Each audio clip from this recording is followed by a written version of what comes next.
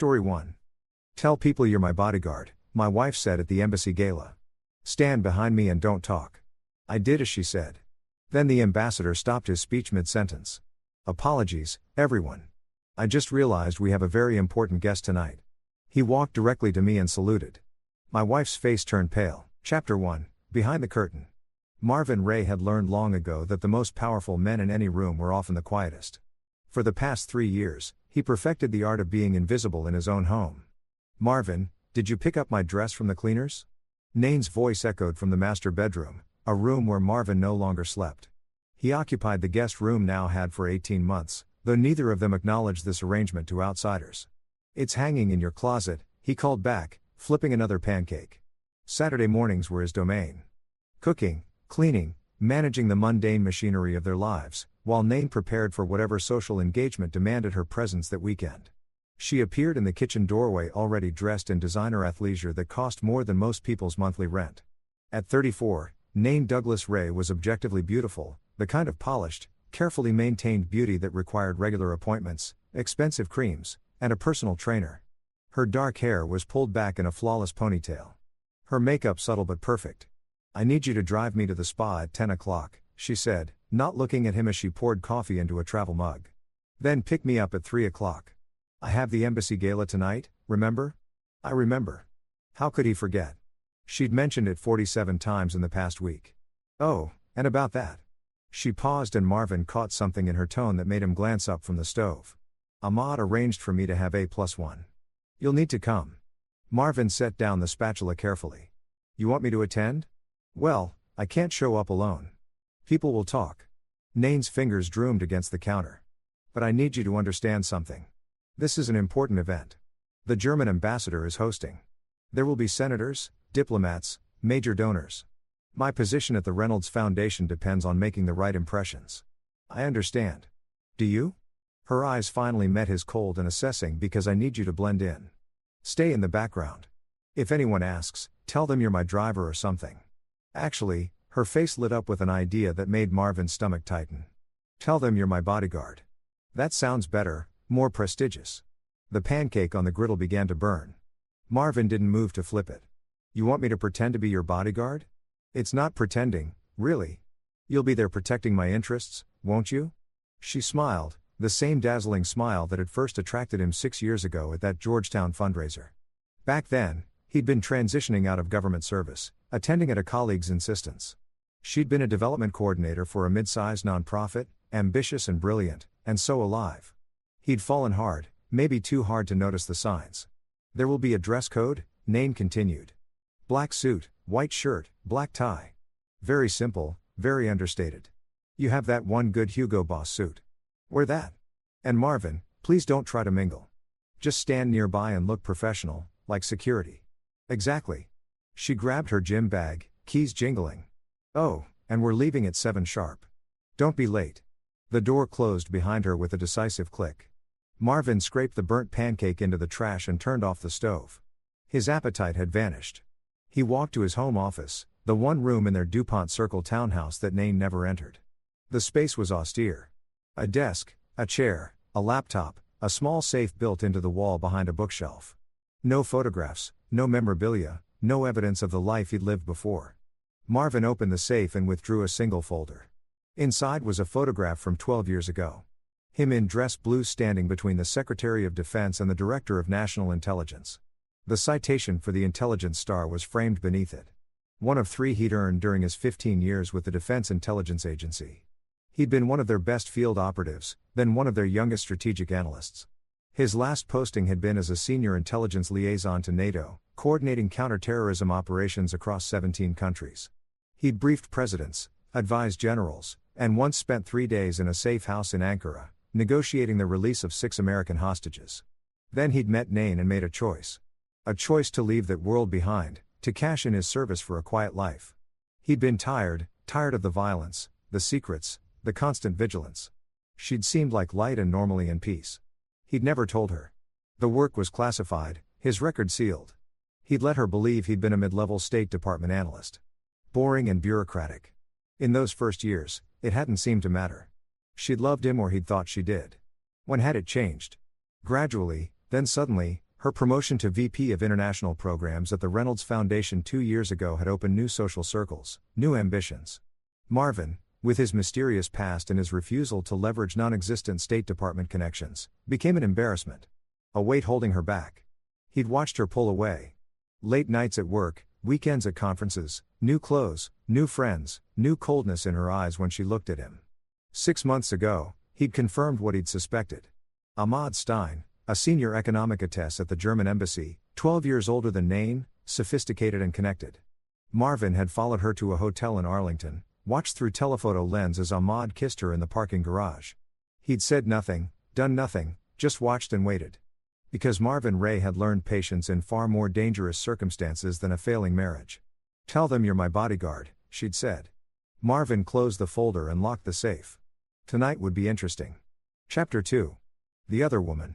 The Wolfgang Schaefer Gallery in Georgetown was hosting a private preview and Nain Douglas Ray was in her element.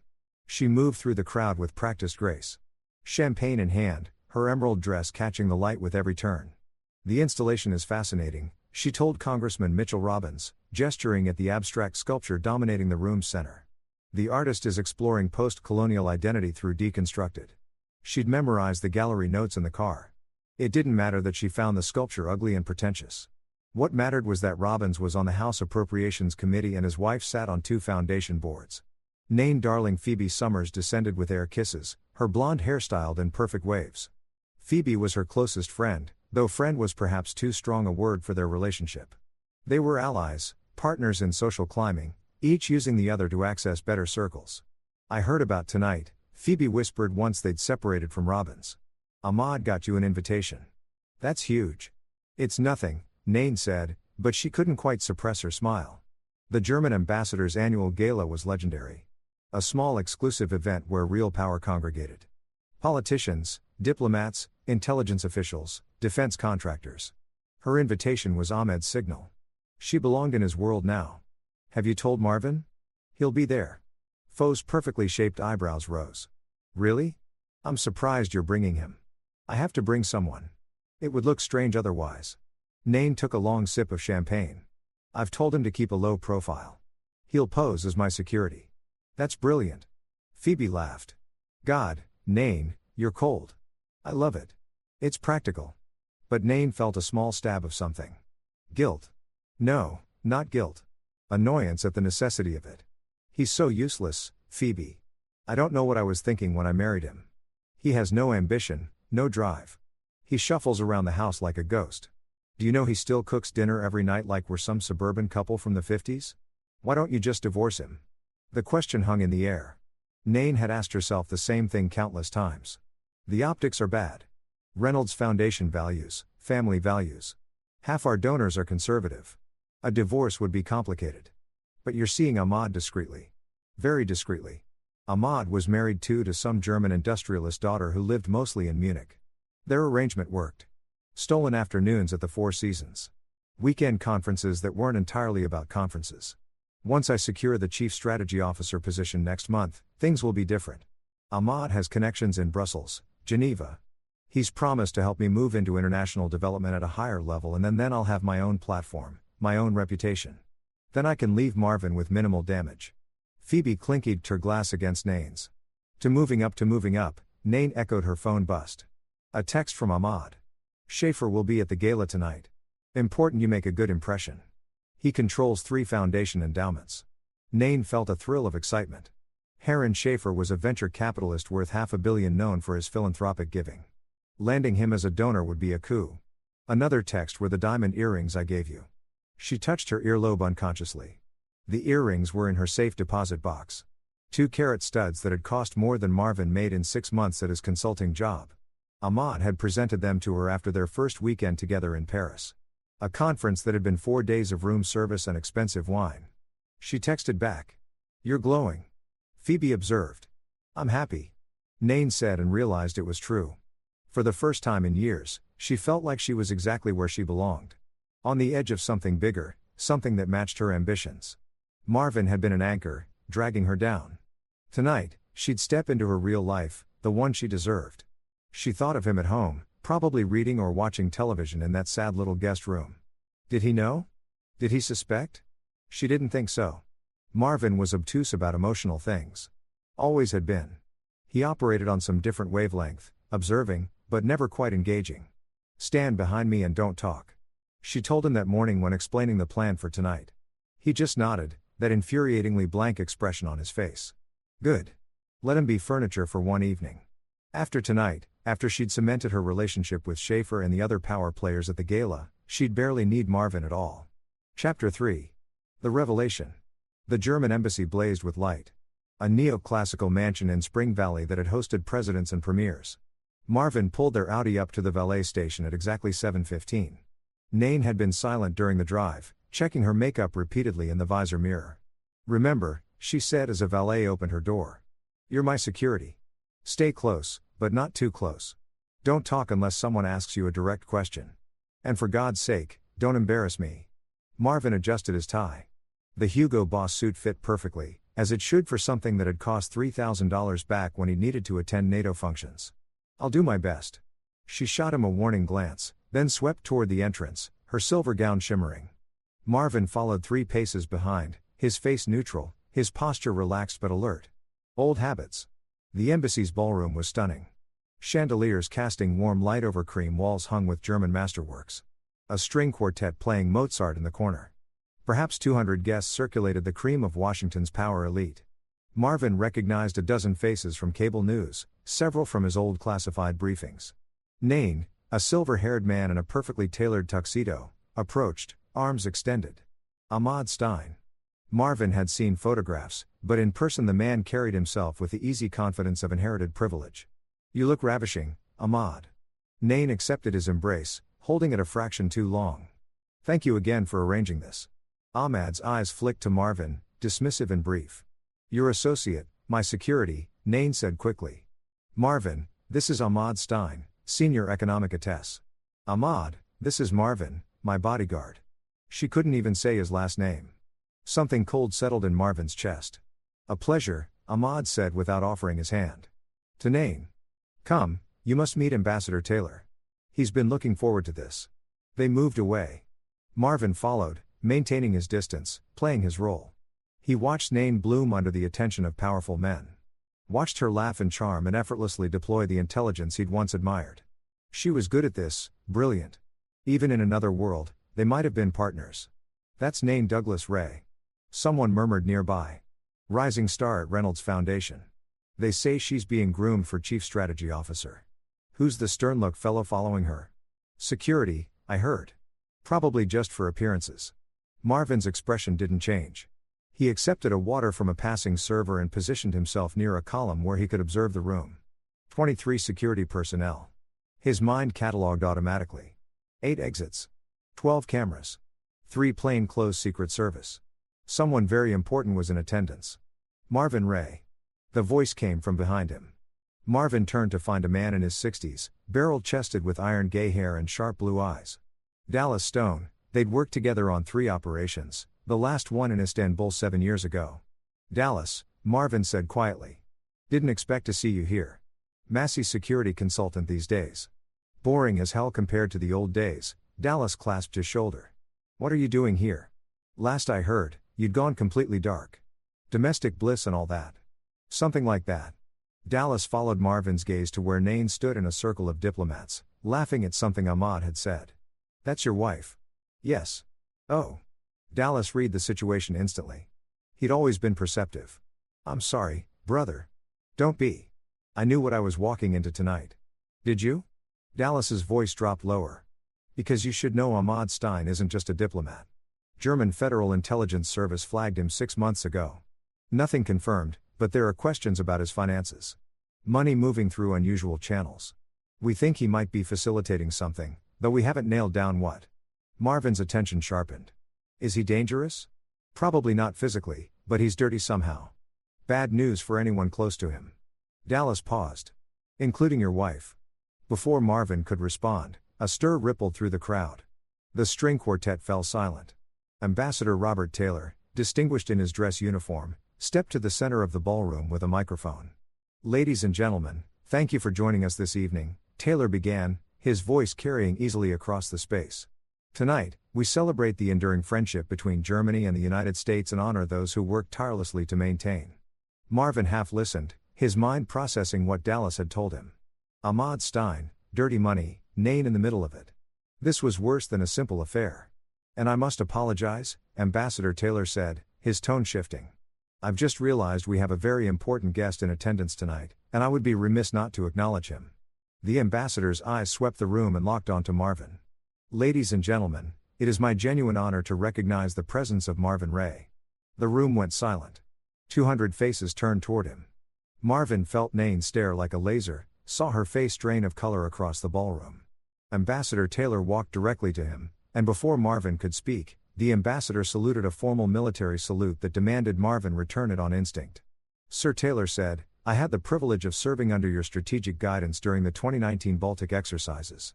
Your intel probably saved 30 lives, including mine. The room erupted in murmurs. Dallas grinned beside him. Marvin saw Nain's mouth fall open, saw Ahmad Stein's confused frown. I'm retired ambassador, Marvin said quietly. Once a sentinel, always a sentinel, Taylor replied, using the nickname for top-tier DI analysts. Ladies and gentlemen, allow me to properly introduce Marvin Ray. Colonel Ray served 15 years with the Defense Intelligence Agency, earning 3 intelligence stars and the Defense Superior Service Medal.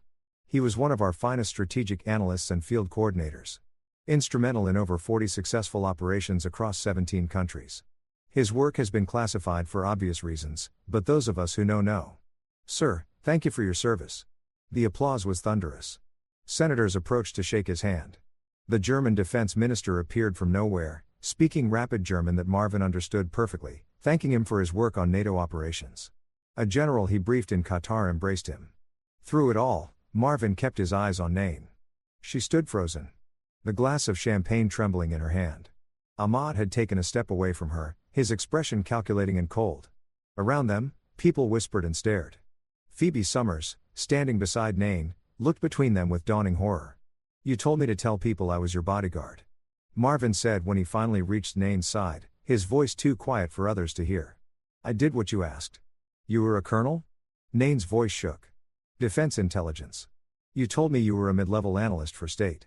You never asked for details. I couldn't share them anyway. Classified. He watched her try to process this. Watched her social calculations running behind her eyes. But you're right about one thing. I have been protecting you, just not the way you thought. Ahmad materialized. His charm turned to ice. Nain, darling, perhaps we should discuss. Mr. Stein, Marvin said pleasantly. Or should I say Herr Stein? I wonder what the Federal Intelligence Service would make of your little money laundering operation through the Schaefer Gallery. Did you think no one was watching? Ahmed's face went white. I don't know what. Harlan Schaefer's gallery isn't just showing art. It's a front for moving untraceable funds into U.S. political campaigns. You've been facilitating it through your diplomatic immunity. Marvin's voice remained conversational, but his eyes were steel. I've known for 3 months. I have documentation, bank records, encrypted communications, everything. You're bluffing. Ahmad hissed. I spent 15 years hunting people smarter than you. Try me. Nain's champagne glass slipped from her fingers, shattering on the marble floor. Heads turned. Ambassador Taylor started toward them, concern on his face. Marvin leaned close to Nain, close enough that only she could hear. You wanted me to be your bodyguard. I've been protecting you from yourself. But that ends tonight. He turned and walked away, leaving his wife standing in the wreckage of her carefully constructed world. The war had begun. Chapter 4. Dismantling the facade. Marvin didn't go home that night. He drove to a small apartment in Alexandria he'd kept under his old security clearance. A bullet hole Nain didn't know existed. Inside, he opened his laptop and began typing. The first email went to Dallas Stone. Need to talk. Secure line tomorrow. The second went to an old colleague at the Treasury Department's Financial Crimes Enforcement Network. Remember Istanbul? I'm cashing in that favor.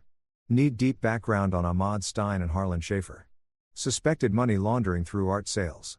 The third surprisingly went to his lawyer. Draft divorce papers grounds adultery. Need them ready but not filed yet. By dawn responses had come in. Dallas would meet him at noon. Treasury was already investigating Schaefer. Marvin's intel would accelerate their timeline. The lawyer had questions but would comply. Marvin showered, changed into jeans and a sweater, and felt something he hadn't felt in years. Purpose. His phone buzzed constantly. Nain. 23 calls, 14 texts. He read the first few. How could you humiliate me like that? Everyone is talking about this. Where are you? We need to talk right now. This is insane.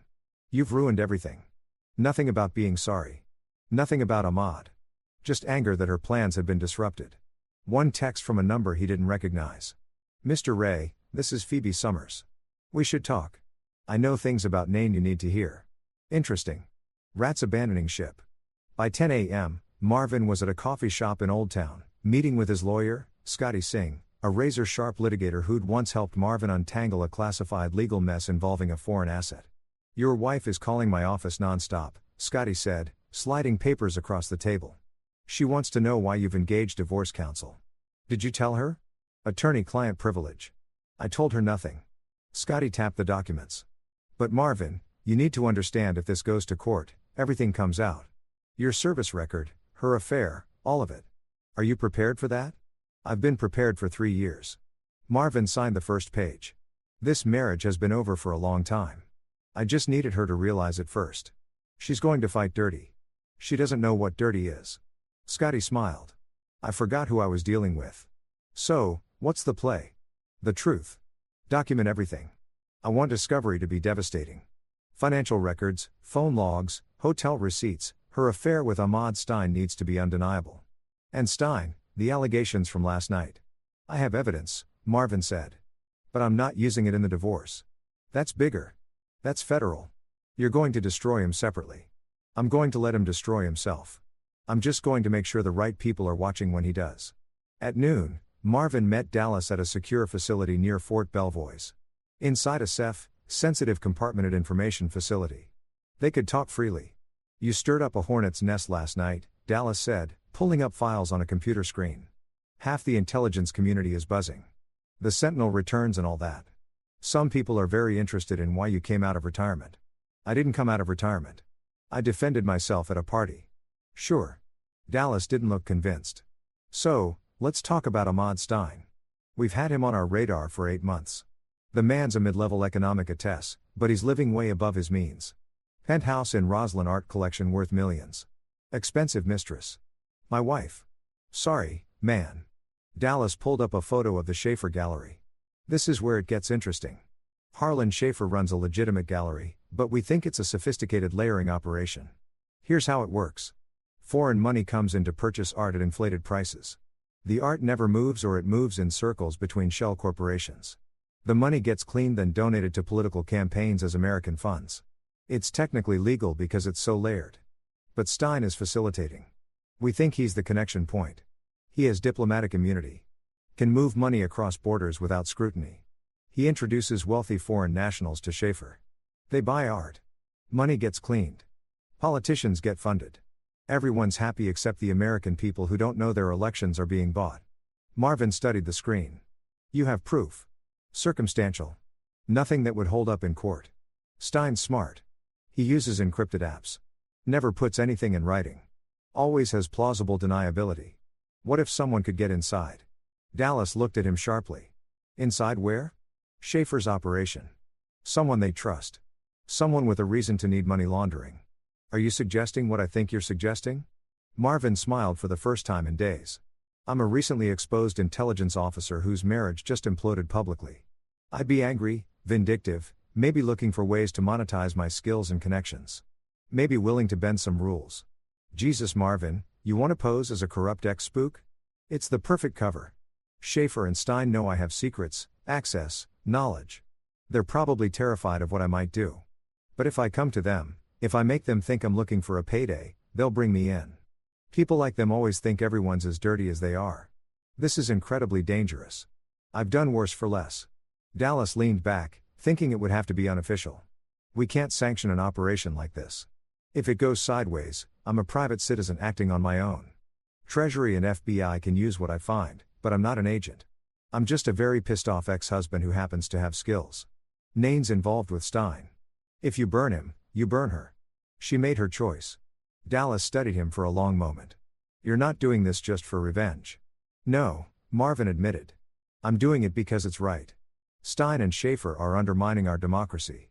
They're using my wife to legitimize themselves, giving them cover in social circles. They need to be stopped. The fact that it also destroys the people who betrayed me is just efficient. Chapter 5. The Approach. 3 days after the gala, Marvin returned to the townhouse. Nain's car was in the driveway. Inside, he found her in the living room with Phoebe Summers. Both women looked up when he entered. Nain's face a mask of rage. Phoebe's expression harder to read. "Where the hell have you been?" Nain stood, her hands clenched. "You disappear for 3 days. You humiliate me in front of everyone who matters. You spread lies about Ahmad." "I didn't lie about anything. You accused him of money laundering. He could sue you for slander." "He won't." Marvin set his keys on the table because it's true. And filing a lawsuit would open him up to discovery. His lawyers have probably already told him that. Nain's face flushed. "You bastard. You couldn't stand that I was finally succeeding. That I'd found someone who actually appreciated." Phoebe, Marvin interrupted, looking at the blonde woman. "Did you tell her yet?" Phoebe shifted uncomfortably. "Tell me what?" Nain spun to face her friend. "I'm sorry, Nain," Phoebe said quietly. "But you need to know. Ahmad is using you. He's not going to leave his wife. He never was." "What are you talking about?" "I overheard him 2 nights ago at the Watergate. He was on the phone with someone speaking German. I understood enough to know he was laughing about the American girl who thinks she's going to Brussels with him." Foe's voice was genuinely sad. "He called you his useful idiot. Said you'd served your purpose giving him access to foundation donors." Nain's face crumpled. "That's not your lying. You're both lying because you're jealous." "I'm not jealous," Phoebe said. "I'm trying to save you from making a huge mistake. Ahmad Stein is bad news, Nain." And Marvin was right. There's something illegal going on. The FBI has been asking questions at the gallery. Harlan Schaefer fired his entire accounting staff yesterday. Marvin watched his wife process this. Saw the moment her fury turned to fear. "The FBI? They're investigating." Marvin confirmed. "And everyone associated with Schaefer and Stein is going to be questioned, including you." "I didn't do anything." "You accepted expensive gifts from Stein. You attended meetings with Schaefer. You introduced them to Reynolds Foundation donors. At best, you look naive. At worst, you look complicit." Nain sank onto the couch. "This can't be happening." "It is happening." Marvin sat across from her, his voice gentler than it had been in years. "And I'm going to help you." She looked up, suspicious. "Why would you help me?" "Because, believe it or not, I don't want to see you go to prison. You were stupid and selfish, but I don't think you knew what Stein was really doing." It wasn't entirely true. Marvin's feelings were far more complicated, but he needed her cooperation.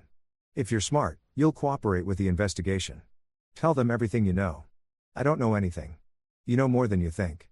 Conversations with Ahmad, meetings at the gallery, names of people he introduced you to.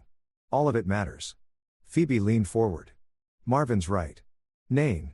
If you want to come out of this without criminal charges, you need to get ahead of it. Be a witness, not a target." "And my job, my reputation already damaged," Marvin said bluntly. "The question is whether you want it to be temporarily damaged or permanently destroyed." Nain buried her face in her hands.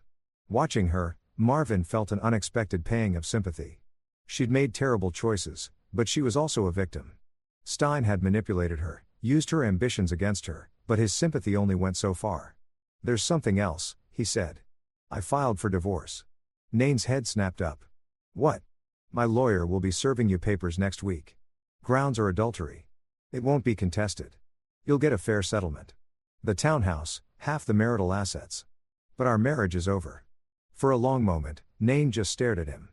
Then, unexpectedly, she laughed. A harsh broken sound. "You know what's funny? I spent 3 years thinking you were nobody. A failure. Someone holding me back, and the whole time you were." She shook her head. "Who are you, Marvin? Really?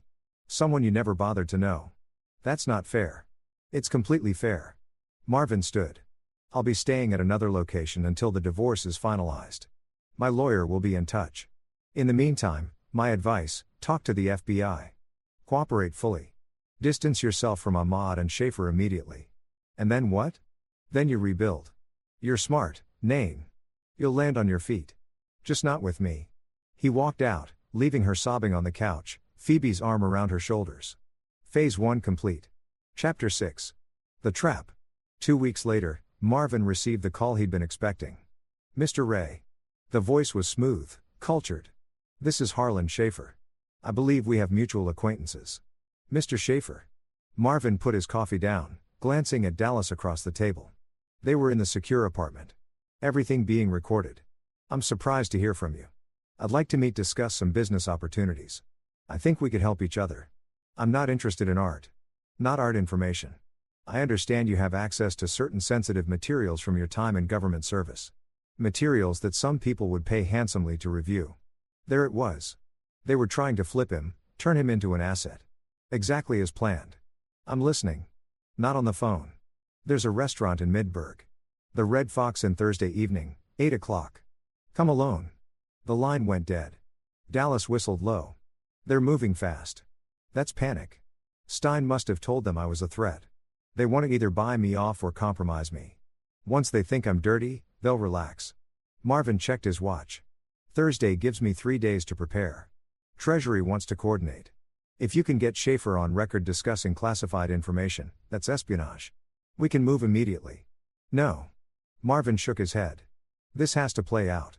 If we arrest him now, Stein walks. Diplomatic immunity. And anyone else in their network disappears. I need to get deeper. Find all the players. You're talking about weeks of undercover work. Maybe months. I've done worse. Thursday evening found Marvin driving through Virginia horse country to Midburg. The Red Fox Inn was elegant and historic, the kind of place that valued discretion. Schaefer had chosen well. Harlan Schaefer himself was waiting in a private dining room. A man in his early 50s, silver-haired and distinguished with cold gray eyes that sized up Marvin immediately. Another man sat beside him, younger, harder Raffo Ryan, who Marvin recognized from intelligence briefings as a known fixer for foreign interests. Colonel Ray Schaefer said, "Thank you for coming." "Just Marvin. I'm retired." "Of course." Schaefer poured wine. "Expensive Bordeaux. I'll be direct. Recent events have been unfortunate. Your wife's involvement with Ahmad created complications." "My soon-to-be ex-wife." "Yes, I understand divorce can be costly.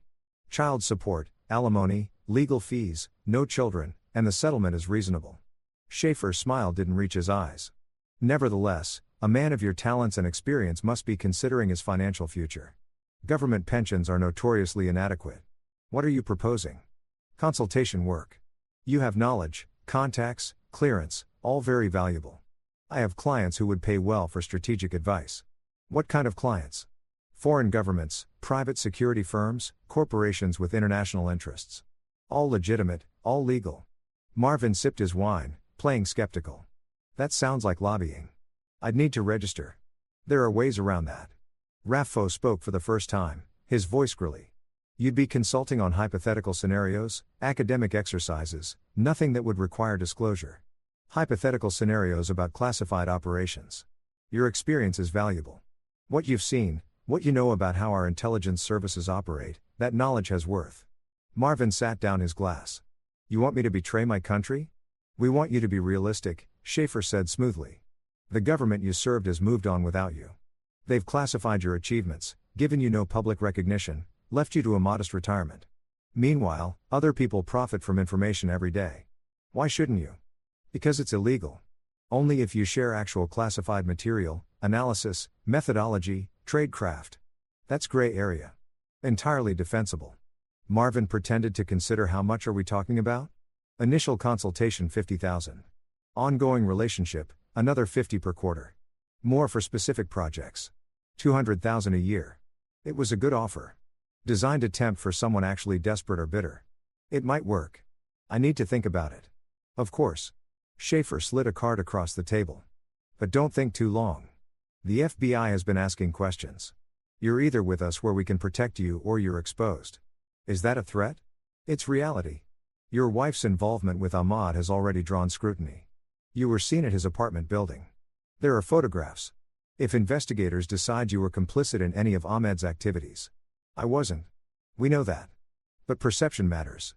Unless you have powerful friends willing to vouch for you." Schaefer spread his hands. "These investigations can take on a life of their own." Marvin stood. "I'll be in touch." Outside, he sat in his car for 5 minutes, then drove to a 24-hour diner 20 meters away. Dallas was waiting in a booth at the back. "They took the bait," Marvin said. "They're trying to compromise me. Offering money for classified information." "Did you record it?" Marvin handed over a thumb drive. Everything. They threatened me with the FBI investigation. Tried to make it sound like I'd be implicated in Ahmed's crimes unless I cooperated with them. That's conspiracy, attempted bribery, and intimidation. We can move now. Not yet. Schaefer mentioned clients and protection. There are more people involved. I need to meet them. Dallas looked worried. The deeper you go, the harder it is to get out clean. I know, but we have to finish this. What neither of them saw was the car parked at the far end of the diner's lot, Ahmad Stein behind the wheel, watching them through binoculars, his expression dark with fury. Chapter 7. Convergence. Ahmad Stein made his decision in the early hours of Friday morning. He'd watched Marvin Ray meet with Dallas Stone, clearly a handler, and knew he'd been played. Ray was working with federal law enforcement, probably had been since the gala. Everything was unraveling. He couldn't run. Too visible. Too many watchers. But he could still salvage something. Heron would have to be sacrificed along with Ralpho and the other visible players. Ahmad had always kept himself insulated. Always had contingencies, including one desperate final play. He called Nain at 6 a.m. She answered groggy. Ahmad, I told you not to contact me. I need to see you today. It's urgent. I'm done. Ahmad. My lawyer said, your lawyer doesn't know that you transferred $75,000 to my account last year. Silence. Then that was a loan for your son's medical treatment. You said, I said a lot of things, but in writing that transfer looks like payment for services rendered, especially when the FBI starts connecting dots. You're threatening me. I'm giving you a chance. Meet me at the Toac Overlook. Noon, come alone. 1 hour, then we never speak again. He hung up before she could respond. Marvin learned about the meeting from Phoebe, who called him at 9 a.m. in a panic. Nain just texted me. Phoebe said she's going to meet Ahmad at some park. She sounded scared. Marvin, I think he threatened her. Where? Toac Overlooked Park. Noon. Marvin checked his watch. 3 hours. He called Dallas. We need to move. Ahmad is panicking. Meeting with Nain today. If he's desperate enough to reach out to her, he might try something stupid. How stupid? Worst case, she's a liability who can testify against him. He has diplomatic immunity. He could leave the country any time, but not if there's a witness who can destroy his defense. Jesus, you think he'd hurt her? I don't know, but I'm not taking chances. By 11:30, Marvin was positioned in the park, concealed in the tree and above the overlook point. Dallas had a team on standby, but they couldn't move without cause. Ahmed's diplomatic status made him untouchable unless they caught him in a crime. Nain arrived first, parking her Audi and walking to the overlook platform. She looked thinner than she had 2 weeks ago, her face drawn. Marvin felt an unexpected surge of protectiveness. Ahmad appeared 10 minutes later, alone. They stood at opposite ends of the platform, the Toac rushing below. You didn't need to threaten me, Nain said. I was never going to testify against you. Your cooperation isn't optional anymore. Ahmed's voice was cold. The FBI has frozen Schaefer's accounts. They've arrested Ralpho. They'll come for me next, but I have immunity. The question is, what story gets told? What do you want? I want you to take responsibility. Say you introduced me to Schaefer, helped facilitate connections, but you believed everything was legitimate. You had no knowledge of money laundering. You were the innocent dupe. That's the truth, is it? You took expensive gifts. You spent weekends in Paris on my dime. You introduced me to a dozen foundation donors who ended up contributing to campaigns we were funding. You're not innocent, Nain. You're just ignorant. I loved you, she said quietly. Ahmad laughed. You loved what I represented. Access, power, sophistication. You were useful, Nain. That's all. You're a bastard. I'm a realist. You pulled out a folder, sign this affidavit. It says, you introduced Schaefer and me, but had no knowledge of financial impropriety. It protects both of us. My lawyer said, your lawyer is wrong. If you don't sign this, I'll make sure investigators know about every meeting, every introduction, every donation you facilitated. I'll bury you to save myself. Nain took the folder with shaking hands. Where do I sign? That's when Marvin stepped out of the tree lane. Don't sign anything, Nain. Both of them spun. Ahmed's hand moved inside his jacket toward a gun. Marvin's instinct screamed. Ahmad. Marvin's voice cut through the air. Don't. Ahmed's hand froze. For a long moment, they stared at each other across the platform. Colonel Ray, Ahmad said finally. I should have known. Is this where you reveal you've been recording everything? Very clever. This is where you make a choice. You can try to run, But you won't make it to your car.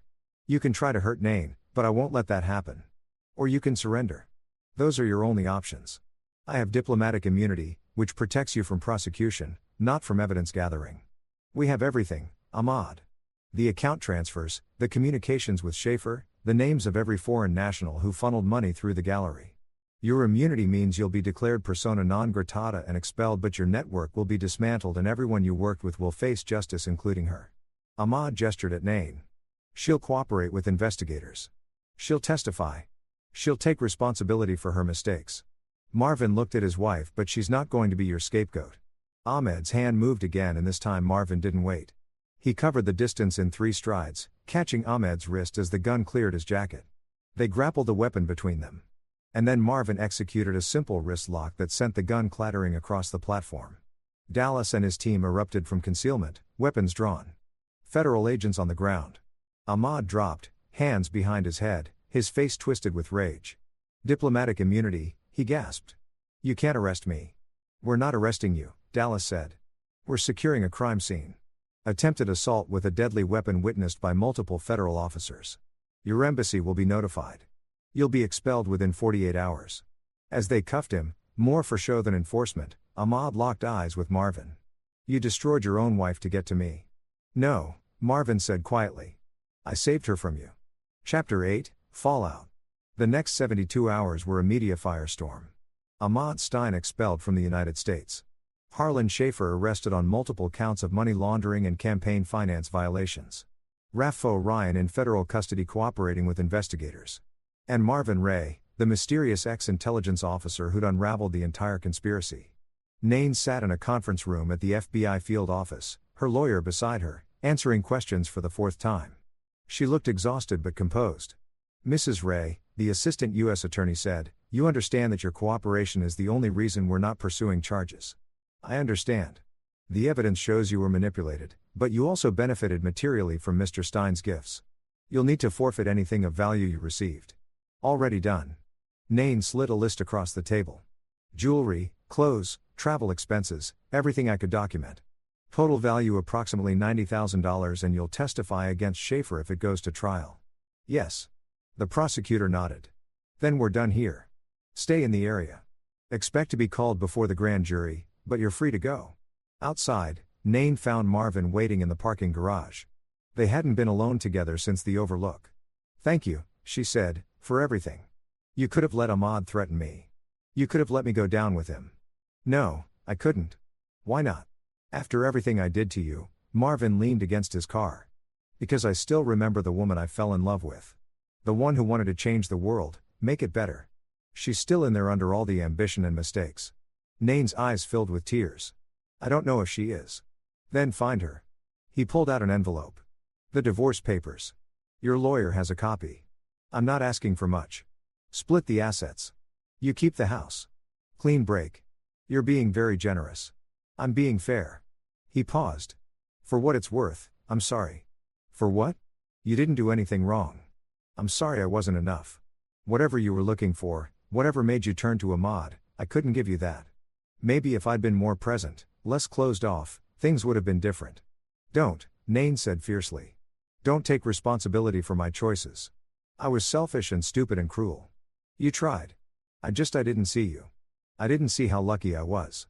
They stood in silence for a moment. The weight of 6 years settling between them. What will you do now? Marvin asked. Reynolds Foundation asked for my resignation. I gave it. Fo's been helpful. She has connections at a smaller nonprofit.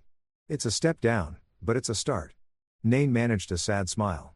Turns out I'm better at building things up than climbing over people. You'll land on your feet. Will I? She looked at him seriously.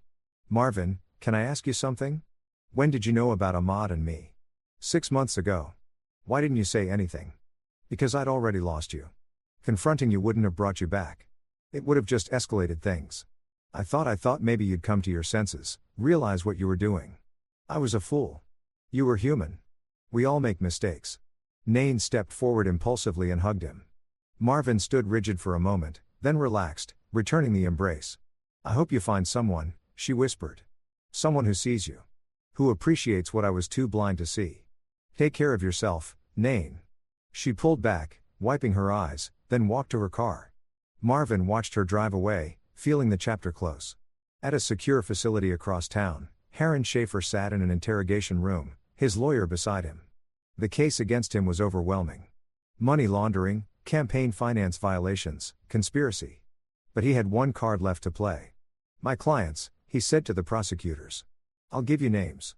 Foreign nationals, shell corporations, politicians who knowingly accepted dirty money, everything in exchange for reduced sentence, minimum security facility, protection." The prosecutors exchanged glances. "We'll consider it. Start talking." Schaefer talked for 6 hours. By the end, 12 more investigations had been opened, spanning 4 countries, and involving 2 sitting senators, 5 congressional representatives, and dozens of foreign operatives. The scandal would rock Washington for years. But for Marvin Ray, it was already over. Chapter 9. The Sentinel Rises. 3 months later, Marvin stood in a small ceremony room at the Pentagon. The gathering was private, just a dozen people, all with HIL clearances. Ambassador Taylor was there, as was Dallas Stone and the current director of the Defense Intelligence Agency. "Colonel Ray," the director said, "you were awarded the Intelligence Star for your service, but that ceremony was classified. Today, we're here to present you with a 4th star for your actions in Operation Sunset, the dismantling of the Schaeferstein network." Marvin accepted the medal, knowing it would go back in a safe, classified, and hidden. But the gesture mattered. "Your work prevented foreign influence from corrupting dozens of political campaigns," the director continued. "You exposed a network that had operated for years, and you did it while protecting an innocent civilian, your wife, from becoming collateral damage." "Ex-wife," Marvin corrected gently. "The divorce finalized last week. Even so, your integrity throughout this operation was exemplary. The agency would be honored if you'd consider coming back. Not field work, strategic analysis, teaching, mentoring the next generation." Marvin had already decided. "Thank you, sir. But no, I think it's time I actually retired. For real this time." "What will you do?" "I have some ideas." That evening, Marvin met Dallas for a drink at a quiet bar in Georgetown. They toasted the successful operation, the dozens of prosecutions underway, the diplomatic nightmare Ahmad Stein had created for Germany by violating his immunity. "You could have come back," Dallas said. They meant it. "You'd be running the analysis division within a year." "I know, but I spent 15 years in the shadows. I think I'd like to try living in the light for a while." "And Nain working at a non-profit in Richmond. We exchange emails occasionally." "Cordial. She's rebuilding. Still love her?" Marvin considered the question. "I love who she was, who she could be again. But we're done. That door is closed." "So, what's next for the great Marvin Ray?" "Consulting, actually.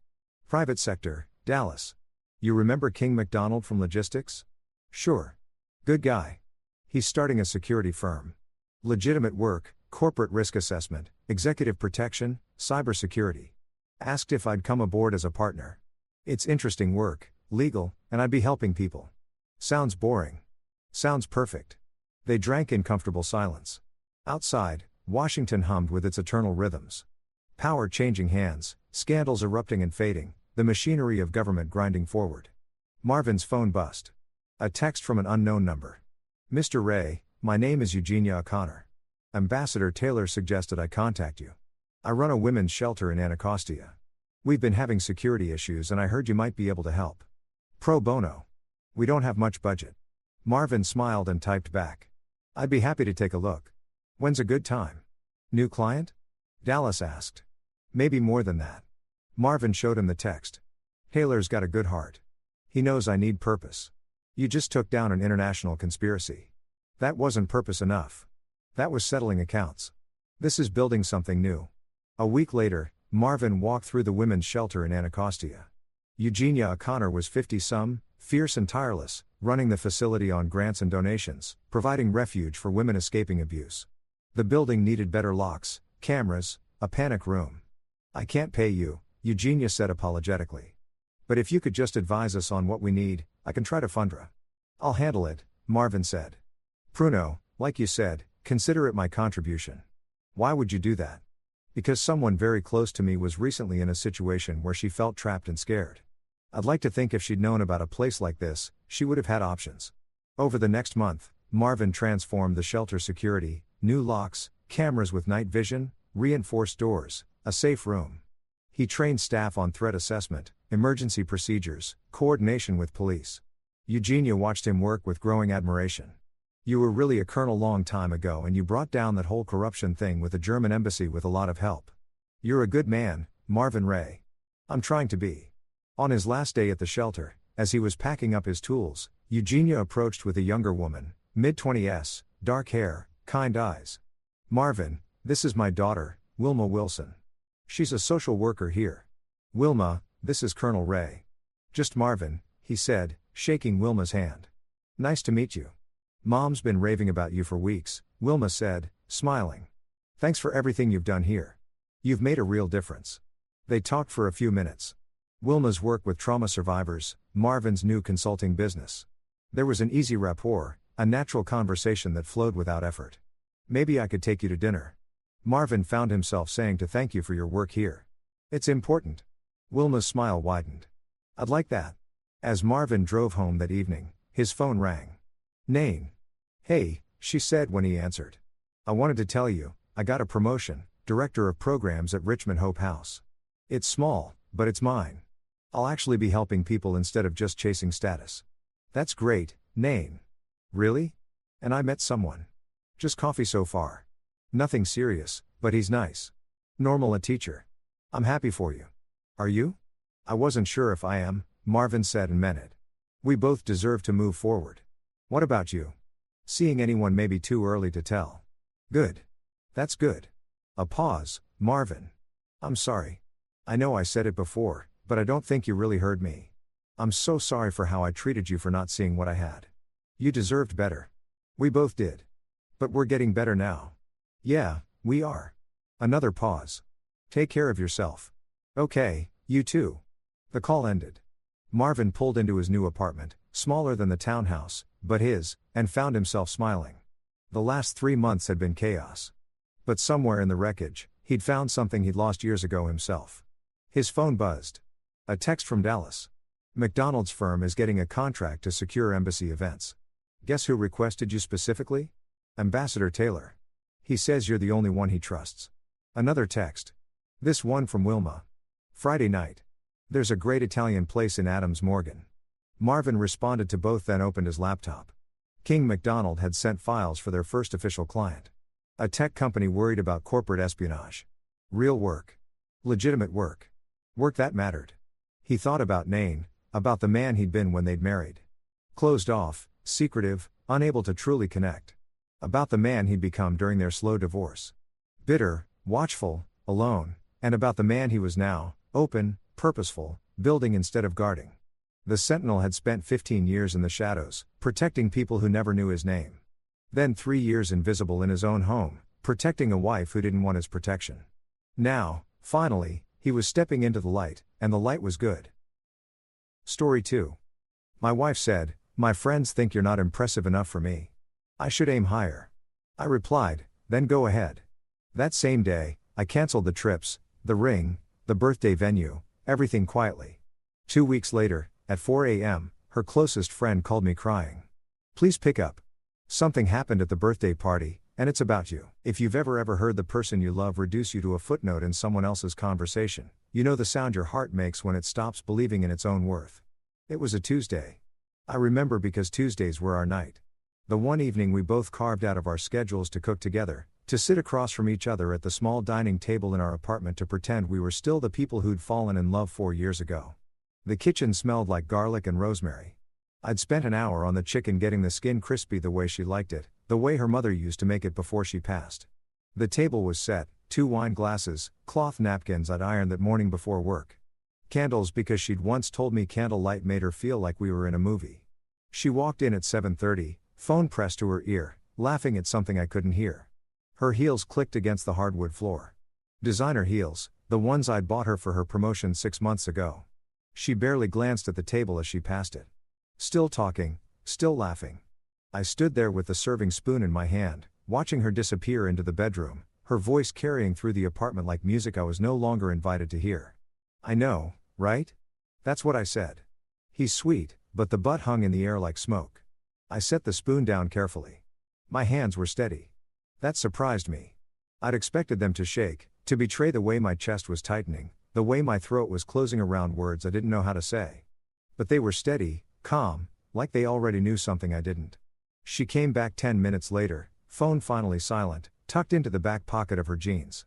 She smiled at me, the smile she used when she was about to ask for something or when she was trying to smooth over a rough edge she'd created. "Sorry about that," she said, sliding into her chair. "Manda was having a crisis. You know how she gets." I nodded, poured her wine, served her plate first, the way I always did. She took a bite, made a pleased sound, and for a moment, I thought maybe I'd misheard. Maybe the but had been about something else. Someone else. "This is really good," she said. "You've perfected it." "Thanks. You should cook more often. You're better at it than I am." I smiled. It felt like a mask. "You've been busy. God, you have no idea." She took a long sip of wine, leaned back in her chair. "Work has been insane, and planning this birthday thing is taking over my life. I swear Amanda and the girls have opinions about everything. The venue, the theme, the guest list. It's exhausting. Her birthday 3 weeks away. I'd been planning it for months. A surprise trip to the coast. The boutique hotel she'd bookmarked on Instagram. The dinner reservation at the restaurant where we'd had our first date. I bought the ring 2 months ago. Platinum, a single diamond, simple and elegant, the kind she'd pointed out in a jewelry store window last spring when she thought I wasn't paying attention. "I'm sure it'll be perfect," I said. "It has to be." She leaned forward, her eyes bright with something I couldn't name. Excitement, anxiety. Everyone's going to be there. My whole friend group, some people from work. It's going to be this whole thing. Sounds like a lot of pressure. It is. She paused, pushed her food around her plate. "Actually, I wanted to talk to you about something." My stomach dropped. The way she said it, "talk to you about something." The careful neutrality of it. The way she wouldn't quite meet my eyes. I knew that tone. It was the tone people used when they were about to deliver bad news and wanted you to think it was for your own good. "Okay," I said. She took another sip of wine, set the glass down, looked at me. "So, the girls have been asking about you, about us, and I've been thinking. I don't know how to say this without sounding awful. Just say it." She exhaled slowly, like she was releasing something she'd been holding on to for too long. "They don't think you're impressive enough for me." The words landed between us like stones dropped into still water. Heavy, final, rippling outward. I didn't say anything. Couldn't. My brain was trying to process what I'd just heard, trying to arrange the words into something that made sense. But they kept sliding apart, refusing to form a coherent thought. "I mean, they love you," she continued quickly, as if that made it better. "They think you're sweet and kind and, stable, but they think I could do better, that I should aim higher." "Higher," I repeated. The word tasted like ash. "You know what I mean? Someone more ambitious. Someone with more presence, I guess. Someone who makes an impression when they walk into a room." I looked at her across the table. This woman I'd loved for 4 years. This woman I'd built a life with. This woman whose opinion I'd valued above almost anyone else's.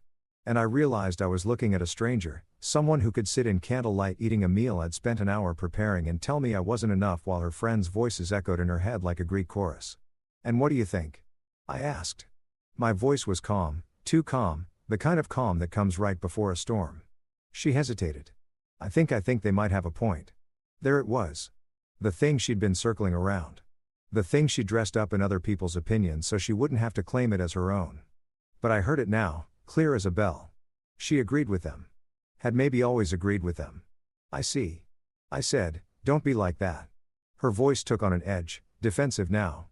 "I'm just being honest. Isn't that what we're supposed to do? Be honest with each other." "You're right." I said, "Honesty is important." She relaxed slightly, mistaking my agreement for acceptance. "I knew you'd understand. You're so understanding. That's one of the things I love about you. But I think I need to explore what else is out there. See if there's someone who's more aligned with where I'm going in life." The candles flickered between us. Outside, I could hear traffic, the distant wail of a siren, the ordinary sounds of a city going about its ordinary evening. Inside, something was ending. Something was shifting. The tectonic plates of my life were moving, grinding against each other. And when they settled, the landscape would be different. "Then go ahead," I said. She blinked. "What?" "Go ahead. Aim higher. Explore. Find someone more impressive." Are you breaking up with me?" I almost laughed. "Almost. No, you're breaking up with me. I'm just agreeing with you." That's not what I said. I just think we need to talk about this, about where we're going. We just did. I stood up, began clearing the plates. She was still sitting there, her wine glass half full, her expression caught somewhere between confusion and offense. I think we're done talking. You're being dramatic. Am I? I turned to look at her. Really look at her. Tried to find the woman I'd fallen in love with and the woman sitting at my table wearing my gift, telling me I wasn't good enough. Couldn't find her. Maybe she'd never existed. Maybe I'd been in love with a fiction, a projection, a story I'd told myself about who we were. I just think I know what you think. Your friends made it pretty clear and you agreed. So, let's not drag this out. You want someone more impressive? Go find them. I won't stand in your way. She stood up too, her chair scraping against the floor. Fine, maybe I will. Good luck, I said. Meant it too in the way you wish someone luck when you know they're about to learn a lesson the hard way. She grabbed her purse, her phone, her keys. Hesitated at the door like she was waiting for me to stop her, to call her back, to apologize for not being impressive enough. When I didn't, she left. The door closed behind her with a soft click that sounded like finality. I stood in the kitchen for a long time after she left, staring at the candles burning down, the wine glasses, the dinner I'd made. Then I walked to my office, opened my laptop, and started making phone calls. The Coastal Hotel canceled. Full refund. They were very understanding. The restaurant reservation canceled. The surprise helicopter tour I'd booked canceled. The birthday venue she thought I didn't know about. The one she'd been planning with her friends. The one I'd put a deposit on 2 months ago because she'd mentioned it offhandedly and I'd wanted to surprise her. I kept that one, but I made some changes. Added a few guests to the list. Made a note about the timing. Then I opened the drawer in my desk, pulled out the ring box, and set it on top of a file folder I'd been keeping for the last 6 months. The folder was thick. Documentation, proof, numbers that told a story she didn't know I'd been writing. My phone buzzed. A text from my business partner. Board meeting moved to next week. They want the full presentation. Are you ready? I looked at the ring, at the folder, at the remnants of a life I'd been living in the shadows because I thought it was what she wanted. Stability, predictability, someone who didn't make waves, more than ready, I typed back. I closed the laptop, turned off the lights, and went to bed. Slept better than I had in months. Because sometimes the truth is this. When someone shows you who they really are, when they tell you exactly what they think of you, the kindest thing you can do for yourself is believe them. And then quietly, methodically, without drama or declaration, you build the life they said you weren't capable of living. 2 weeks. That's how long it took for everything to change. For the carefully constructed narrative she'd built about us, about me, about who was impressive and who wasn't to come crashing down. 2 weeks until her friend called me at 4 a.m. crying. 2 weeks until the truth saw out the eye, elegant, data-backed, undeniable finally came to light. But that night, standing in my apartment with the candles burning down to nothing. I didn't know any of that yet. I just knew that something had ended. And something else, something quieter and more powerful had begun. The morning after she left, I woke up to silence, not the comfortable silence of shared space. The kind where you can hear someone breathing in the next room, and it feels like home. This was different, empty. The apartment felt larger somehow, like the walls had expanded overnight to fill the void she'd created. I lay there for a moment, staring at the ceiling, waiting for the grief to hit, for the regret, for that crushing weight of loss that's supposed to follow when someone you love walks away. It never came. Instead, what I felt was clarity, sharp, clean, like I'd been living in fog for years, and someone had finally turned on a light. I got out of bed, made coffee, and opened my laptop. There was work to do. If you've ever had to untangle yourself from someone else's life, you know it's not dramatic. It's administrative. A series of small, methodical steps that add up to a separation so complete it's like you were never connected at all. People think breakups are all tears and shouting matches and thrown belongings. Sometimes they are, but sometimes they're just this quiet clicks on a keyboard, phone calls made in a steady voice. Boxes checked one after another until the shared life you built becomes 2 separate existences again. I started with the apartment. It was in my name, had been since before we met. She'd moved in 2 years ago, brought her clothes and her books and her opinions about where the furniture should go, but the lease had always been mine. I called the landlord, asked about the early termination clause, told him I'd be moving at the end of the month. He was surprised. I'd been a model tenant for 5 years, but he didn't ask questions. Said he'd start showing the place next week. Next, utilities, subscriptions, the streaming services she'd added to my accounts, all transferred or cancelled. I went through my phone, Deleted the photos, not out of anger, but out of necessity. Why keep evidence of something that never really existed? The woman in those photos, smiling at holiday dinners, laughing on beach vacations, kissing me at midnight on New Year's Eve, she wasn't real.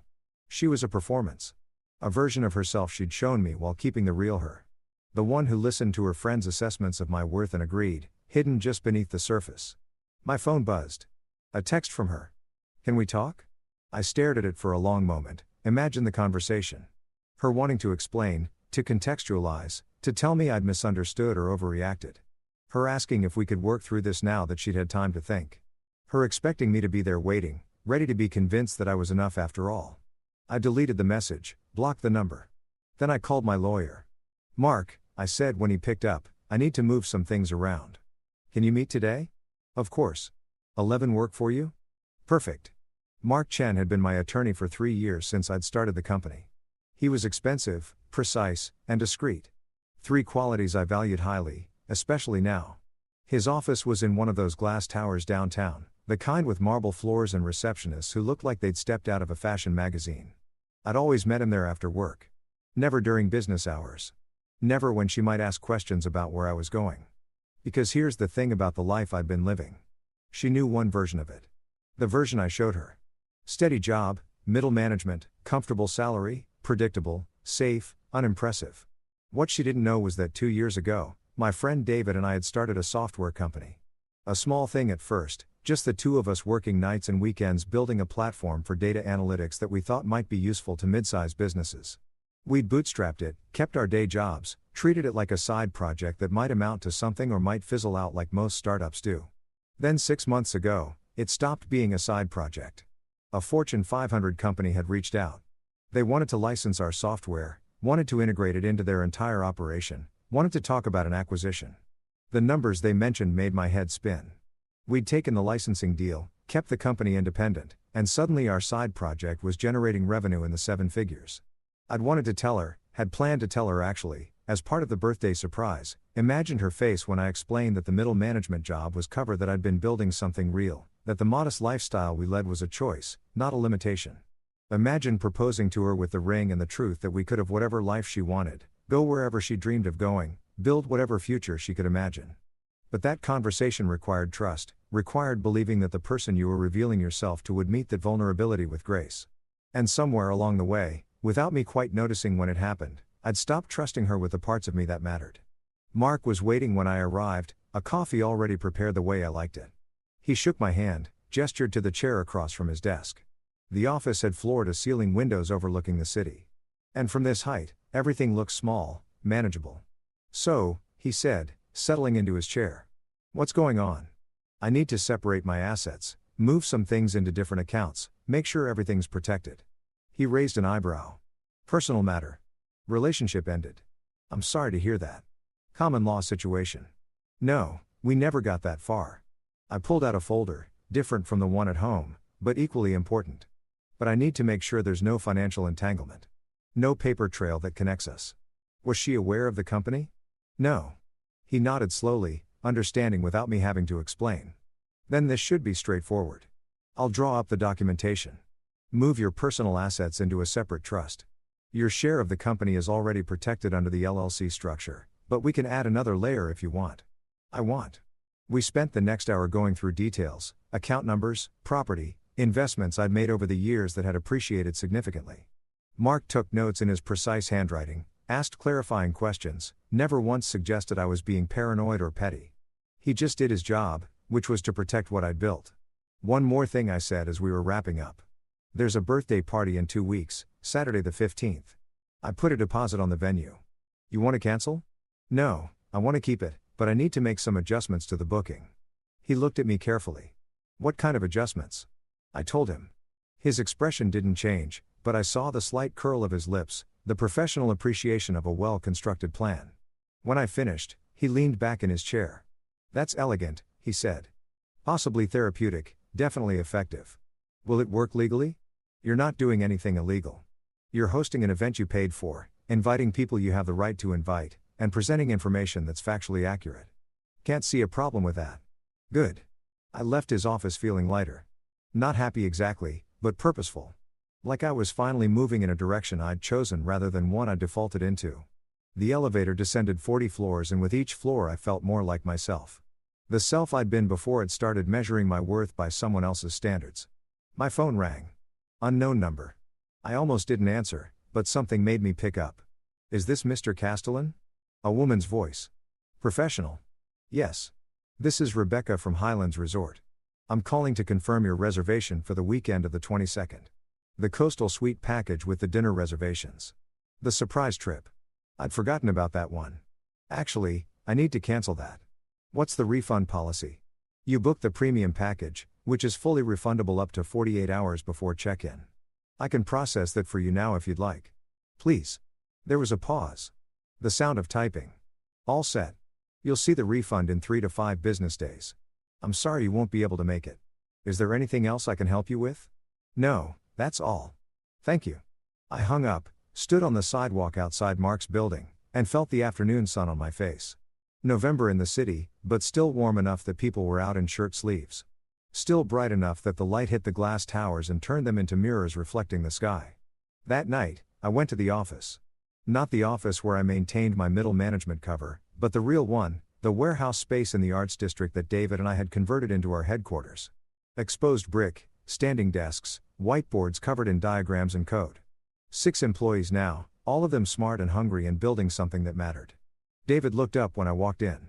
Hey, thought you weren't coming in today. Change of plans. He studied my face. Read something there that made him set down his coffee. What happened? I told him. Not all of it, but enough. The conversation at dinner, the friend's opinions, her agreement, the decision to end it. He listened without interrupting. The way good friends do when they know you just need to say the words out loud. I'm sorry, man, he said when I finished. That's brutal. It is what it is. You okay? Better than I expected to be, actually. He nodded, pulled up a chair. So what now? You finally going to stop hiding this place from people? I told David from the beginning why I was keeping the company quiet. Had explained about wanting to build something real before announcing it. About not wanting the attention or the pressure or the way people change when they knew you had money. He'd understood, had agreed to keep it between us and our small team. But I knew he thought I was being overly cautious, that I should be proud of what we'd built. Maybe he was right. Yeah, I said. I think it's time. About damn time, he grinned. We've got that board meeting next week. The investors are ready to talk second round funding. We could be looking at 10 times current valuation. I know that means I know what it means, David. He leaned back, his grin widening. So, you're going to finally stop living like a monk and buy yourself something nice?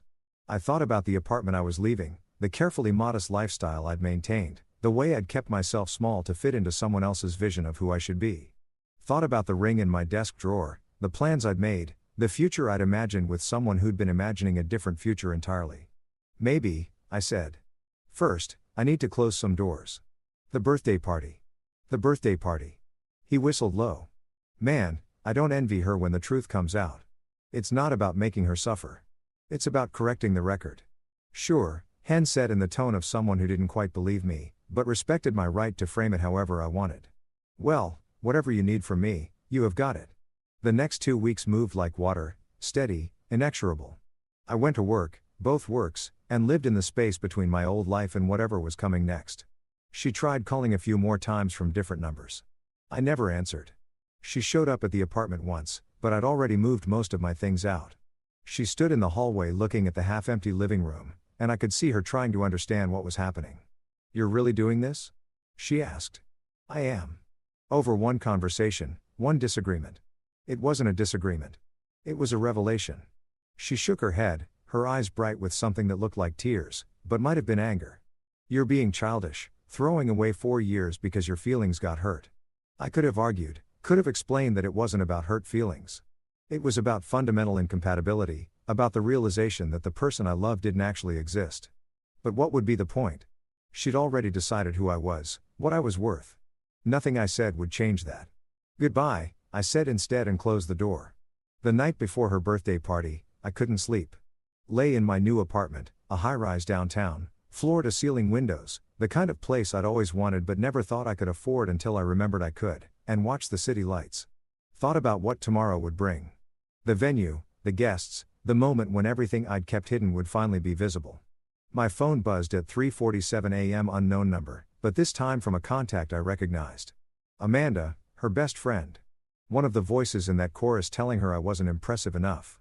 I let it ring, then ring again.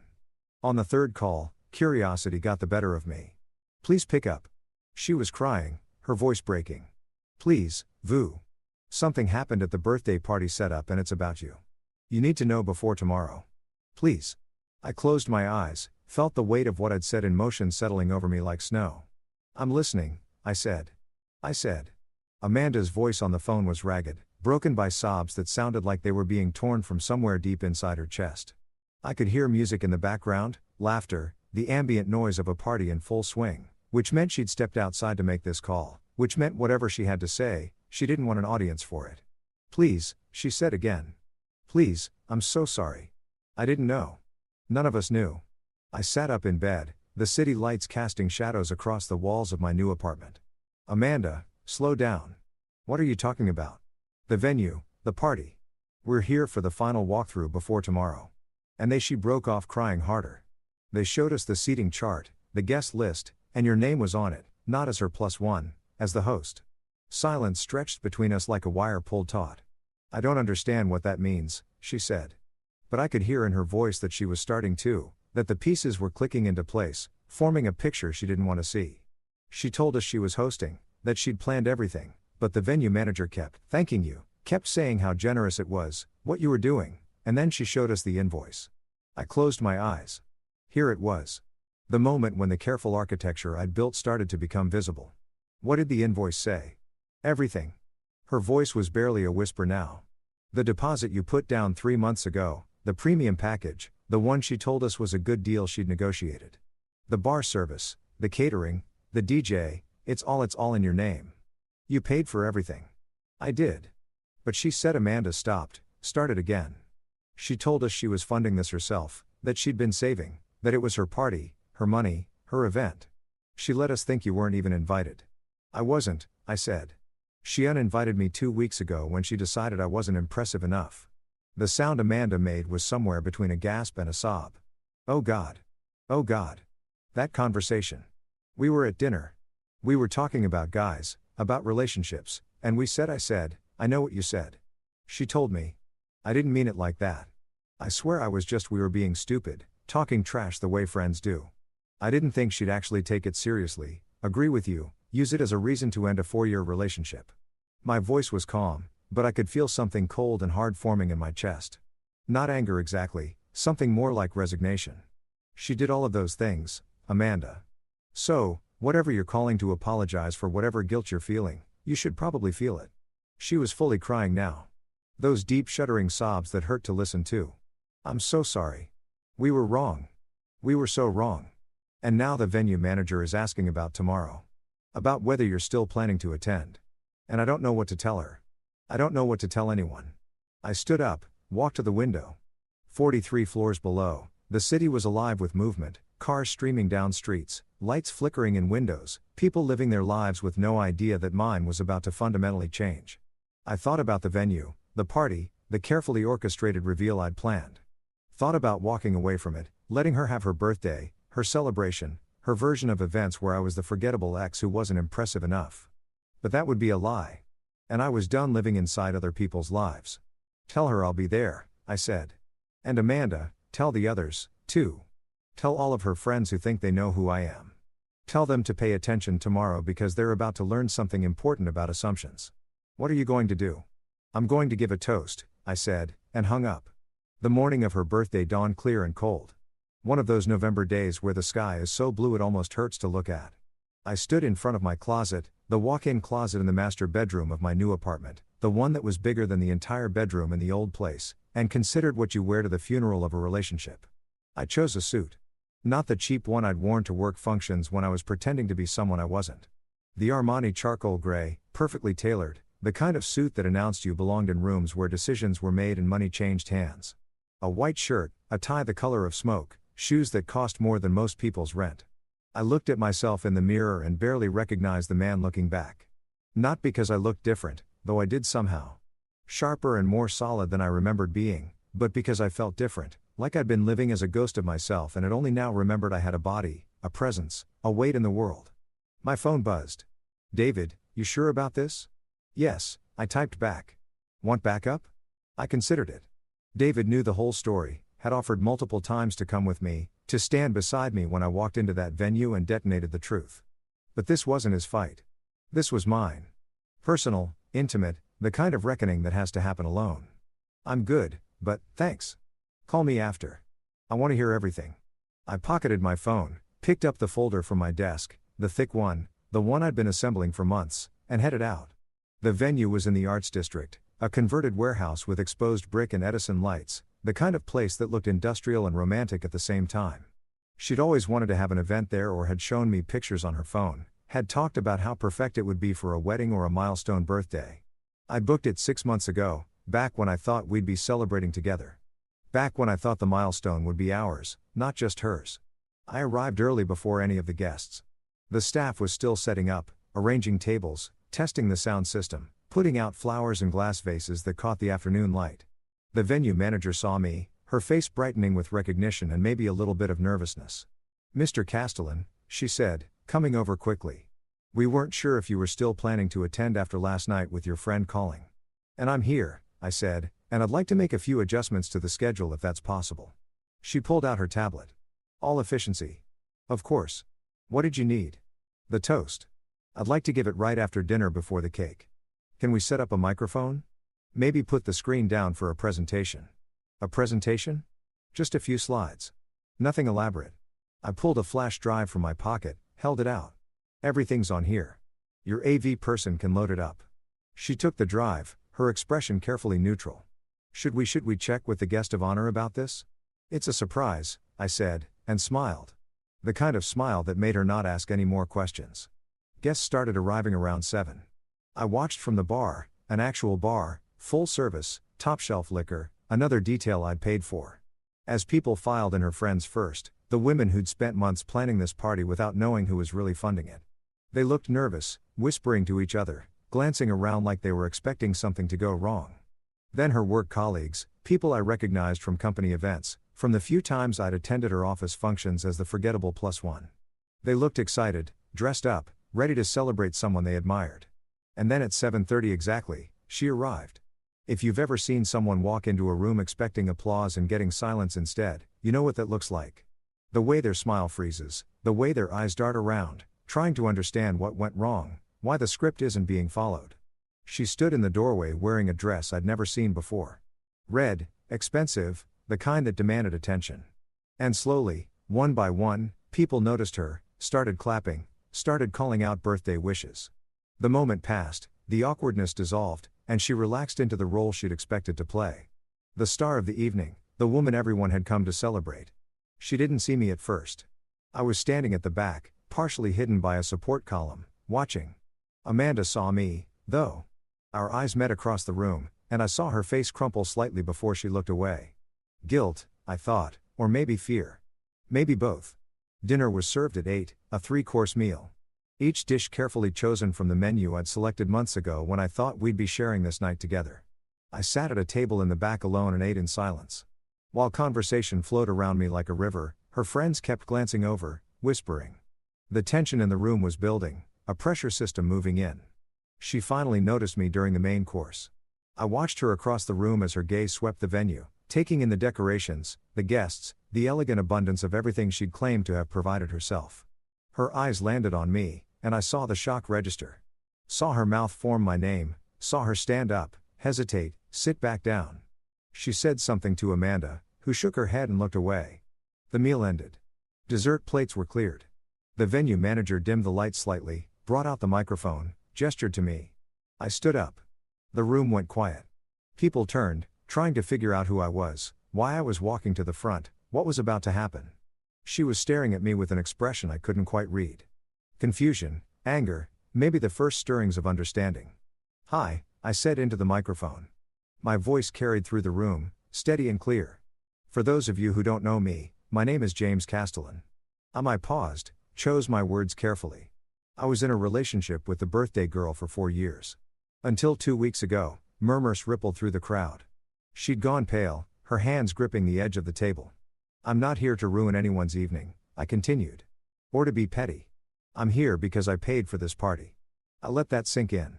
Watched the realization spread through the room like a wave. And I thought it was important that everyone knew the truth before we celebrate. Truth matters, doesn't it? The screen behind me flickered to life. The first slide appeared, a copy of the venue invoice. My name at the top, the amount paid, the date, 3 months ago. I booked this venue in August. Why? I said paid for everything you have seen tonight. The food, the bar, the music. I did it because I loved her. Because I wanted to give her the birthday she deserved. Because I thought we had a future together. Next slide. See, receipts, dozens of them. 4 years of dates, gifts, trips, surprises, all annotated, all time-stamped. A financial history of a relationship. These are receipts from our relationship. Not all of them. That would take all night, but enough to show a pattern. I'm showing you these not to prove I'm generous or good, but to prove I was present, invested, committed. Her friends were staring at her now, questions forming on their faces. Next slide, a photograph of her from 2 weeks ago, the night she told me I wasn't impressive enough. She looked happy in it, beautiful, sure of herself. 2 weeks ago, she told me her friends thought I wasn't impressive enough for her, that she should aim higher. And you know what? She was right to listen to them because clearly I wasn't giving her the full picture of who I was. Final slide, the logo of my company, Data Core Solutions, and beneath it, the recent press release about our licensing deal, the valuation, the projected growth. I'm the co-founder and CEO of Data Core Solutions. We're a data analytics company that's currently valued at $43 million. We signed a licensing deal with a Fortune 500 company 6 months ago. We're looking at acquisition offers that would increase that valuation tenfold within the year. The room was dead silent now. You could have heard a pin drop. I never told her this because I wanted to build something real before announcing it. I wanted to be sure it wasn't just luck or timing. I wanted to earn the success, and I was planning to tell her tonight actually as part of a birthday surprise. I was going to propose. I pulled the ring box from my pocket, held it up so everyone could see. But 2 weeks ago, she told me I wasn't enough. So instead of a proposal, you get a presentation. Instead of a celebration of our future, you get the truth about our past. And the truth is this. I was impressive the whole time. I just didn't need to announce it to feel valuable. I set the microphone down, pocketed the ring, and walked toward the door. Behind me, chaos erupted. Voices rising, chairs scraping, someone crying. But I didn't look back. Amanda caught me in the parking lot, breathless from running. "Wait," she said. "Please, just wait." I turned. She looked wrecked, mascara smeared, her face blotchy from crying. "I'm sorry," she said. "For all of it. For what I said, for not knowing. For it's done," I said quietly. "What happens now is up to her and all of you. She's devastated in there." "Good," I said. "Maybe now she knows what it feels like." I got in my car and drove away, leaving the party, the venue, the life I'd built with someone who'd never really seen me. And as I drove through the city streets with the night closing in around me, I felt something I hadn't felt in years. Free. I drove for an hour with no destination in mind, just movement. The city lights blurring past my windows like stars and fast forward. My phone was buzzing constantly in the cup holder, texts, calls, notifications piling up so fast the screen never went dark. I ignored all of it. Let the messages accumulate. Let the chaos I'd created spin itself out without me there to witness it. If you've ever detonated the truth in a room full of people living uncomfortable lies, you know the aftermath isn't immediate. It's not like in movies where everything explodes at once and then resolves in a single dramatic conversation. Real life is messier, slower. The truth spreads like cracks in ice. One fracture leading to another. The whole surface suddenly unstable and dangerous to walk on. I ended up at the waterfront, parked in an empty lot overlooking the harbor. The water was black and smooth, reflecting the lights from the bridges, the buildings, the planes descending toward the airport. I sat there with the engine off, the heater slowly fading, and let the cold seep in. My phone buzzed again. I finally looked at it. 47 missed calls, 62 text messages, 3 voicemails. I scrolled through the notifications. Amanda multiple times. Her other friends, Jessica, Lauren, Kim, women I'd met at dinners and parties. Women who'd smiled at me while probably thinking exactly what Amanda had said out loud. Not impressive enough. My business partner, David, checking in on her. 23 messages from her, each one more desperate than the last. I didn't read them. Not yet. Instead, I opened the voicemail from a number I didn't recognize. Mr. Castellan, this is Patricia Moreno from the venue. I wanted to let you know that the party, well, it ended early. After you left, there was quite a bit of discussion and the guests of honor decided to leave. Several of the guests left with her. The rest stayed for about another hour, but the energy had shifted. I just wanted to check in, make sure you're okay. What you did tonight was well, it was something. Call me if you need anything. I saved the message, moved to the next one. James, it's David. Dude, I don't know what happened tonight, but my phone is blowing up with LinkedIn requests from people who were apparently at some party. They're looking at our company page, asking questions. Whatever you did, it's making waves. Call me when you can. The third voicemail was from Amanda again, recorded an hour after the first call. I know you probably don't want to hear from me. Her voice was tired. But I need you to know what happened after you left. She tried to God. She tried to explain it away. Said you were exaggerating, that the company wasn't really yours, that you were just trying to make her look bad. But then Jessica pulled up the press release on her phone, the article from Forbes about emerging tech companies. Your picture was right there, CEO and co-founder, and the valuation you mentioned, it's conservative. The article says you could be looking at $100 million in the next 2 years. A pause, the sound of wind like she was outside. Everyone just stared at her and she kept trying to explain, kept saying she didn't know that you'd hidden it from her. But Lauren asked why you would hide success from someone you loved unless you didn't trust them. And then Kim asked if she'd ever or actually asked about your work, about your life, or if she just assumed she knew everything worth knowing.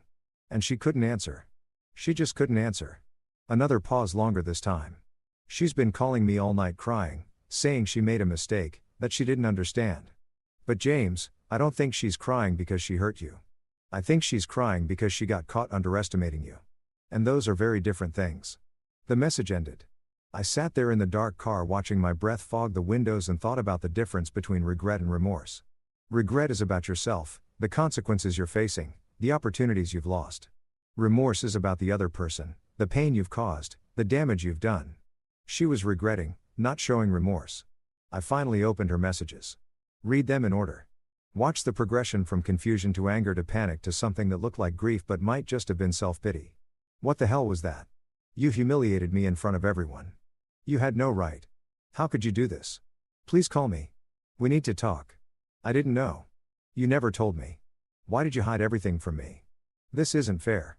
Everyone is looking at me like I'm a monster. I made a mistake. I'm sorry. Please, James. Please. I love you. I didn't mean what I said. We can fix this. Please don't throw away 4 years over a misunderstanding. Call me, please. I'm begging you. I read them twice, looking for the moment where she took responsibility. Looking for the place where she acknowledged that her friends' opinions had mattered more to her than our relationship, that she'd valued surface impressiveness over substance. That she'd ended things because I didn't meet some arbitrary standard of worth that had nothing to do with who I actually was. That moment never came. Every message was about her feelings, her embarrassment, her pain. Not once did she ask how I felt. Not once did she acknowledge that she'd hurt me. I deleted the messages. All of them. Watched them disappear one by one until my phone showed nothing but the time and the background image. A photograph I'd taken of the harbor on a winter morning before I'd met her, before I'd tried to reshape myself into someone I thought she could love. Then I called David. Finally, he said when he picked up, "Man, oh, I've been waiting." What happened? I told him everything. The toast, the slides, the ring, the walk out.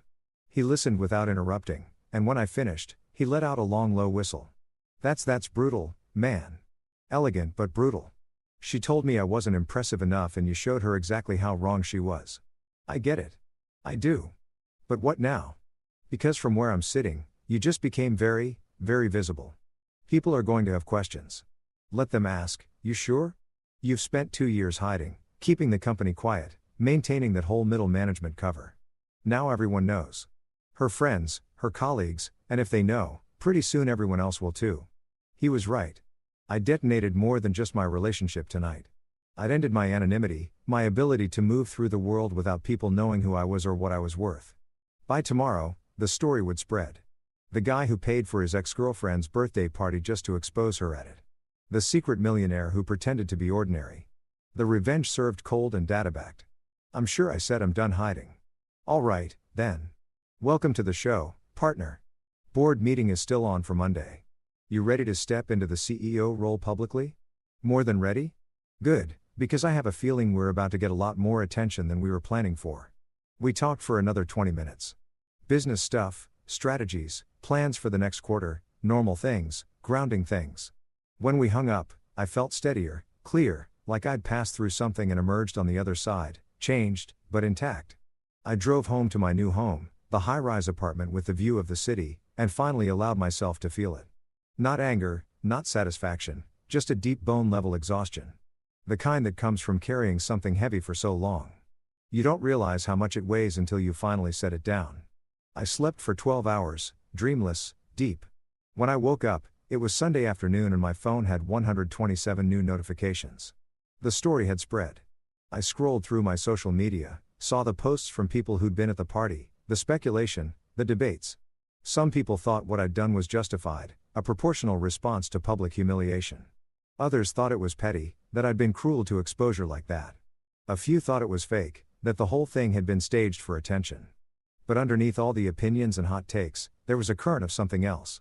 Admiration maybe, or recognition. The sense that I'd done something a lot of people wished they could do proved wrong everyone who'd ever underestimated them. My inbox was flooded. Interview requests from business publications, messages from investors I'd never heard of, congratulations from old friends who'd seen the news. And buried in all of it, another email from her. Subject, please read this. I almost deleted it without opening. Almost. But something made me click. James, I know you probably don't want to hear from me. I know I don't deserve your time or your forgiveness, but I need you to understand that I never meant to hurt you. I never meant for any of this to happen the way it did. When my friends said those things at dinner, I should have defended you. I should have told them they were wrong, that you were exactly impressive enough, that you were more than enough. Instead, I agreed with them because I was confused and scared, and I let their voices matter more than my own feelings. I didn't know about your company, about your success. And I'm not saying I should have known. You had your reasons for keeping it private, and I respect that. But I wish you had trusted me enough to tell me. I wish I had been someone you could trust with that part of yourself. What you did last night hurt. It embarrassed me in front of everyone I know. But I understand why you did it. I understand that I hurt you first and worst because I made you feel like you weren't worthy of love unless you were impressive by someone else's standards. I was wrong. I was so wrong. I don't know if we can fix this. I don't know if you even want to try. But I need you to know that I'm sorry. Not because everyone found out the truth. Not because I'm facing consequences. But because I hurt someone I loved. Because I let external voices matter more than what we built together. If you can forgive me, if you can give me another chance, I promise I'll spend the rest of my life proving that I see you. Really see you. Not your bank account or your company or your impressive credentials. Just you. I love you. I think I always have. I just forgot what that meant. Please call me. Yum. I read it 3 times, looking for sincerity, trying to determine if this was genuine remorse or just sophisticated regret dressed up in prettier words. She said the right things, took responsibility, acknowledged the hurt, admitted her mistake, but something about it felt performative, like she'd workshopped it with her friends, polished it until it sounded like the apology I might want to hear rather than the truth of what she actually felt. Maybe I was being unfair. Maybe my trust in her had been so thoroughly broken that I couldn't see genuine contrition even when it was right in front of me. Or maybe I'd learned something important about the difference between someone who loves you and someone who loves what you can do for them. I closed the email without responding. Outside my window, the city was alive with Sunday afternoon energy. People in parks, couples walking dogs, families having brunch, life continuing despite the small personal apocalypse I'd orchestrated the night before. The world didn't care about my revenge, my revelation, my pain. It just kept turning. My phone rang, unknown number, but with a local area code. Hello, Mr. Castellan. This is Marcus Webb from Tech Innovation Magazine. I was hoping I could ask you a few questions about data core solutions and last night's incident. How did you get this number? I'm resourceful. Listen, this is a story people want to hear. The secret CEO, the dramatic reveal, the relationship fallout. It's got everything. I'd love to get your side of it. Set the record straight. I thought about it. Thought about stepping into the light fully, owning the narrative, making sure the story that spread was the true one and not the distorted version that would inevitably emerge from gossip and speculation. Give me your email, I said. I'll send you a statement. I hung up and opened my laptop, typed for 20 minutes, editing and refining until I had something that felt honest without being vindictive, clear without being defensive. When I hit send, I felt something shift. The last piece falling into place. The door closing on who I'd been and opening on who I was about to become. Chapter 5. The Shift. Monday morning arrived with the weight of inevitability. I stood in front of the bathroom mirror, knotting my tie with the practiced precision of someone who'd done it 1,000 times and tried to recognize the person looking back at me. Same face, same hands. But something fundamental had shifted. Like the internal geography had been redrawn overnight. Today was the board meeting, the one David had been preparing for, the one where we'd present our 5-year plan to investors who were ready to inject serious capital into DataCore solutions. Except when we'd scheduled this meeting 3 weeks ago, I'd still been living in the shadows, still maintaining the careful fiction of who I was supposed to be. Now everyone knew. My phone buzzed with the morning news alerts I'd set up over the weekend. Tech blogs were running the story. Secret CEO's birthday party revenge goes viral. DataCore Solutions of founder exposes exit-own party. The most expensive birthday gift ever. The truth. Some of the articles were sympathetic. Others accused me of being petty, cruel, unnecessarily dramatic. A few questioned whether someone who'd staged such a public confrontation was emotionally stable enough to run a company. I read them all with the detached interest of someone reading about a stranger's life. Let them speculate. Let them judge. The truth was documented, time-stamped, undeniable. I grabbed my briefcase, actual leather, expensive, the kind of accessory I'd never let myself buy when I was pretending to be ordinary, and headed out. The DataCore offices looked different somehow, though nothing had physically changed. Same exposed brick, same open floor plan, same whiteboards covered in code and diagrams. But the energy was different. Electric. When I walked in, conversation stopped. People looked up from their desks, and I saw something in their expressions I'd never seen before. Recognition, respect, maybe a little bit of awe. Sarah, our lead developer, was the first to speak. "Boss, hell of a weekend you had." That's one way to put it. For what it's worth, she leaned back in her chair, arms crossed. "I think you handled it perfectly. People who underestimate you deserve to be educated publicly." A few others murmured agreement. I felt something loosen in my chest. The worry I'd been carrying that my team would see what I'd done as unprofessional, as a liability. But they were tech people, coders and engineers and data analysts who'd spent their whole lives being underestimated by people who thought impressive meant loud or flashy or obvious. They understood. David emerged from his office, coffee in hand, grin on his face. There he is, the man of the hour. "You ready for this?" "As ready as I'll ever be." "Good, because the investors are already here. They arrived early. And James," he lowered his voice. "They saw the news, all of it." My stomach dropped. "And they want to talk about it. Not in a bad way, just they want to understand who they're investing in." Of course they did. Venture capitalists didn't pour millions into companies run by people they couldn't predict. And I'd just proven myself spectacularly unpredictable. We walked to the conference room together. Through the glass walls, I could see them. 4 people in expensive suits, laptops open, coffee cups steaming: Michael Torres, the lead investor from Apex Ventures, Jennifer Kim from Summit Capital. 2 others I recognized from previous calls but had never met in person. When we entered, they all stood professional, courteous, but I could see the assessment happening behind their eyes, the rapid calculation of risk versus reward. "James," Michael said, extending his hand. "Good to finally meet you in person. Hell of a way to go public." I shook his hand firmly. "Not how I planned it, but here we are. Let's sit." Jennifer gestured to the table. "We have a lot to discuss."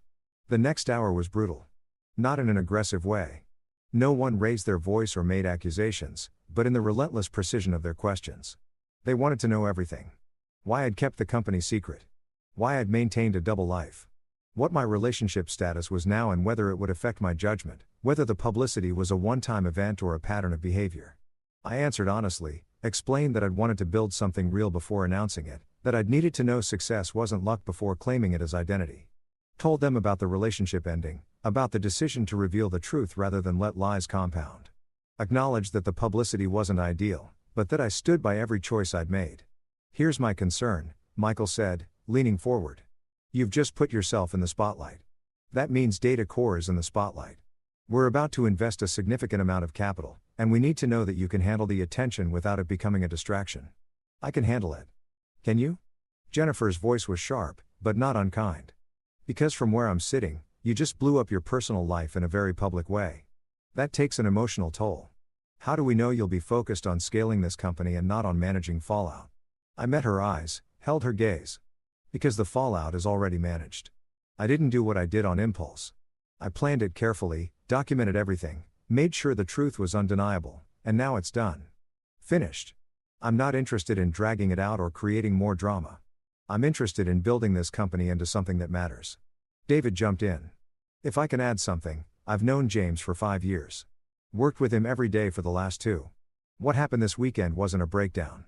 It was a recalibration. He was living half a life and now he's not. And honestly, I think that makes him a better CEO, not a worse one. The room went quiet. I could hear the hum of the air conditioning, the distant sound of someone typing in the main office, the city traffic 40 floors below. Finally, Michael nodded. All right, let's talk numbers. The meeting lasted another 3 hours. By the end, we had a deal. $20 million in Series B funding, a valuation that made my head spin, a timeline for scaling that would require hiring 30 new people in the next 6 months. It was everything we'd been working toward, everything we dreamed about. When we started this company in David's garage 2 years ago. When the investors left, David and I sat in the conference room in stunned silence. We did it, he said finally. We actually did it. Yeah. You know what this means, right? No more hiding. No more pretending. You're about to become very, very public. Tech conferences, industry panels, magazine covers probably. I thought about that, about the life I'd carefully constructed to stay invisible, to avoid attention, to be overlooked.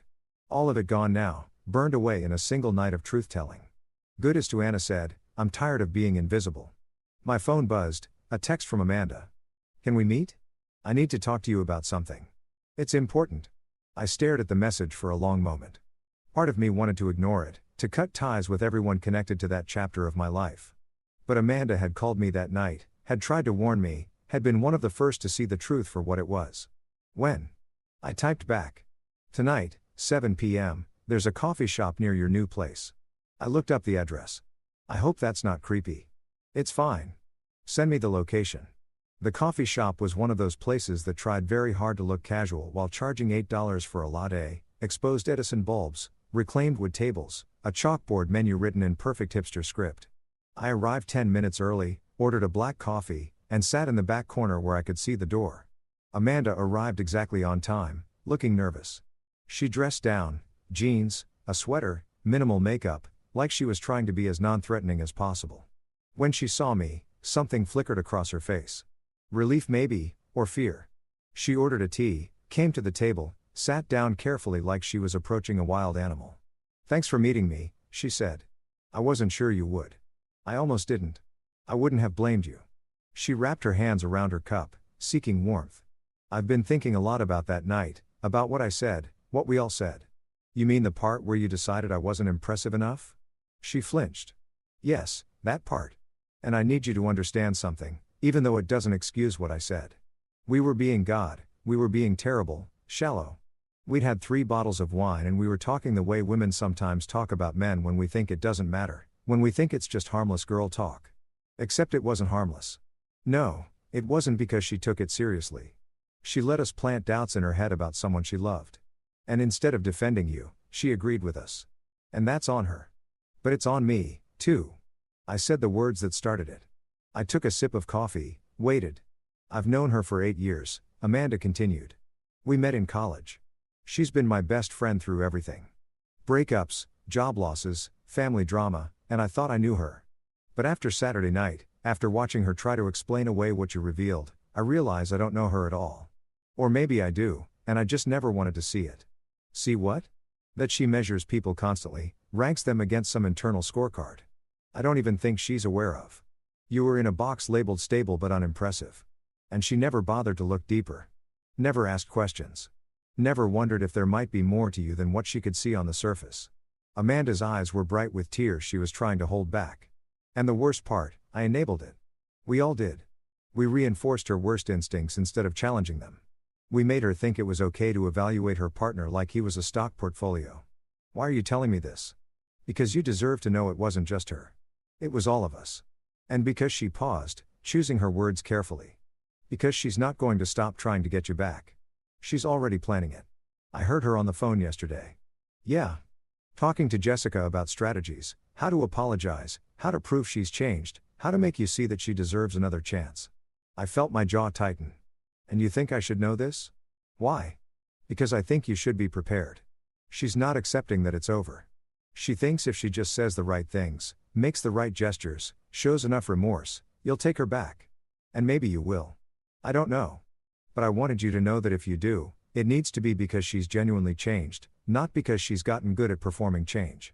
The distinction landed like a stone in still water. Can people change? I asked. Really change? Not just perform it. Amanda was quiet for a long time. I don't know, she said finally. I want to believe they can.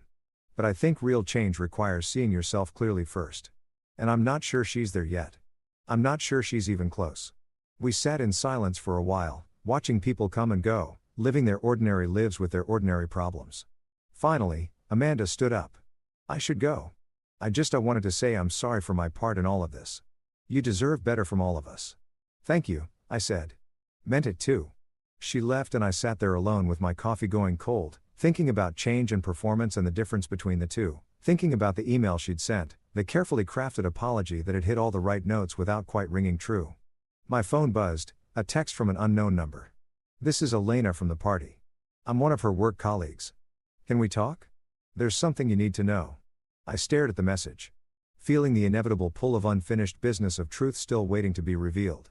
Tomorrow I type back my office 2 p.m. because here's what I'd learn. When you crack open the truth, you don't get to control what spills out. You just have to stand there and watch it flow. Watch it reshape everything it touches. Watch it force everyone to decide who they really are when the comfortable lies fall away. And sometimes the truth keeps coming long after you think you're done revealing it. Tuesday morning arrived wrapped in fog, the kind that makes the city look like it's dissolving at the edges, buildings fading into gray nothing. I stood at my office window, watching it roll in from the bay, thick and cold, and thought about how appropriate it was, how everything that had seemed solid a week ago was now indistinct, reshaping itself into forms I didn't quite recognize yet. The morning passed in a blur of productivity. Emails, conference calls, contract reviews. The ordinary machinery of running a company made extraordinary by the fact that I was doing it publicly now. No more hiding behind David. No more deflecting questions about who was really in charge. My name was on everything.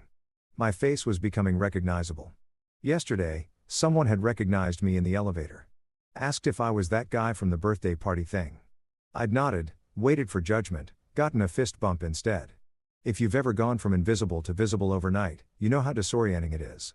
Like you've been walking around in a costume your whole life and suddenly someone ripped it off and you're standing there exposed and you can't remember what you're supposed to do with your hands.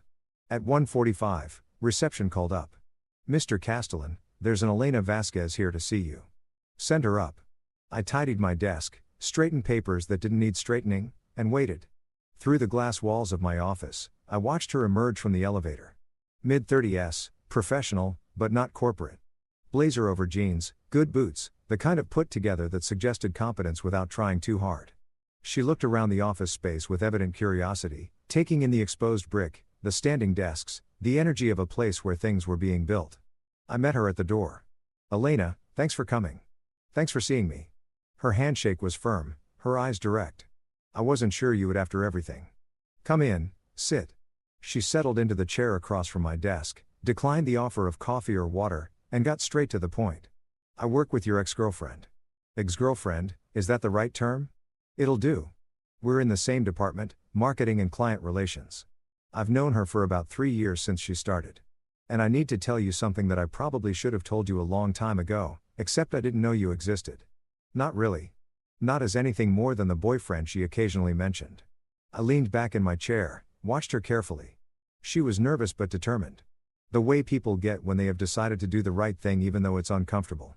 Go ahead, I said. She talks about you at work. Talked, I guess, past tense now, but it was always diminishing little comments that seemed harmless on their own but added up over time. My boyfriend's not really ambitious. He's sweet, but kind of boring. He has a good job, but nothing special. She made you sound like an accessory, like something she was settling for until something better came along. The words landed with the dull ache of confirmation. Not surprising exactly, but painful to hear, stated so plainly. And none of us questioned it, Elena continued. Because we believed her. She presented you as this perfectly nice but unimpressive guy and we all just accepted that narrative. When she'd talk about going on vacation, she'd say she paid for it. When she'd mention the nice apartment, she'd imply it was hers. She was always the one with money, with taste, with ambition. You were just there. Why are you telling me this? Elena leaned forward, her expression intense. Because at the party when you showed those receipts, those invoices, that press release, I realized she'd been lying. Not just to you, to all of us. She'd constructed this entire fiction about her life, and we'd all been living inside it without realizing it. She pulled out her phone, scrolled through something, turned it to face me. This is from the company Slack from about 6 months ago. I read the message thread, her name at the top, responding to someone asking about weekend plans. Taking my boyfriend to this new restaurant I found. He's not really a foodie, but I'm trying to expand his horizons. Sometimes I feel like I'm dating a child. Lol. Below it, responses from her colleagues, laughing emojis, sympathetic comments. Girl, I've been there. Why do we do this to ourselves? You deserve someone on your level. There are dozens of these, Elena said quietly. Maybe hundreds years of little comments, little put-downs, painting you as someone who needed her to elevate him. And the thing is, we all believed it because she was so confident, so sure of herself. It never occurred to any of us that she might be lying or that she might not actually know who you were. I handed her phone back, felt something cold and hard settling in my chest. She was embarrassed by me. Yes, but not because of who you were. Because of who she'd decided you were without ever bothering to find out the truth. Elena stood up, walked to the window, looked out at the fog-wrapped city. I'm telling you this because I've been where you are. Different circumstances, but the same fundamental betrayal. My ex-husband spent 5 years telling people I was difficult, demanding, impossible to please. Made me sound like a shrew who was never satisfied. And I believed him. Eventually, started seeing myself through his descriptions. It wasn't until after we divorced that I found out he'd been telling everyone I was the problem while he was cheating on me with 3 different women. She turned back to face me. The point is, when someone controls the narrative about you, when they define you to everyone else, it's a form of violence. A quiet one, but violence nonetheless, and you deserve to know the full extent of it. How bad was it? Bad enough that when you revealed the truth Saturday night, half the office was texting about it by midnight. Bad enough that yesterday when she came to work, people couldn't look at her the same way. Bad enough that I heard she met with HR this morning about a hostile work environment. I raised an eyebrow. She's claiming harassment.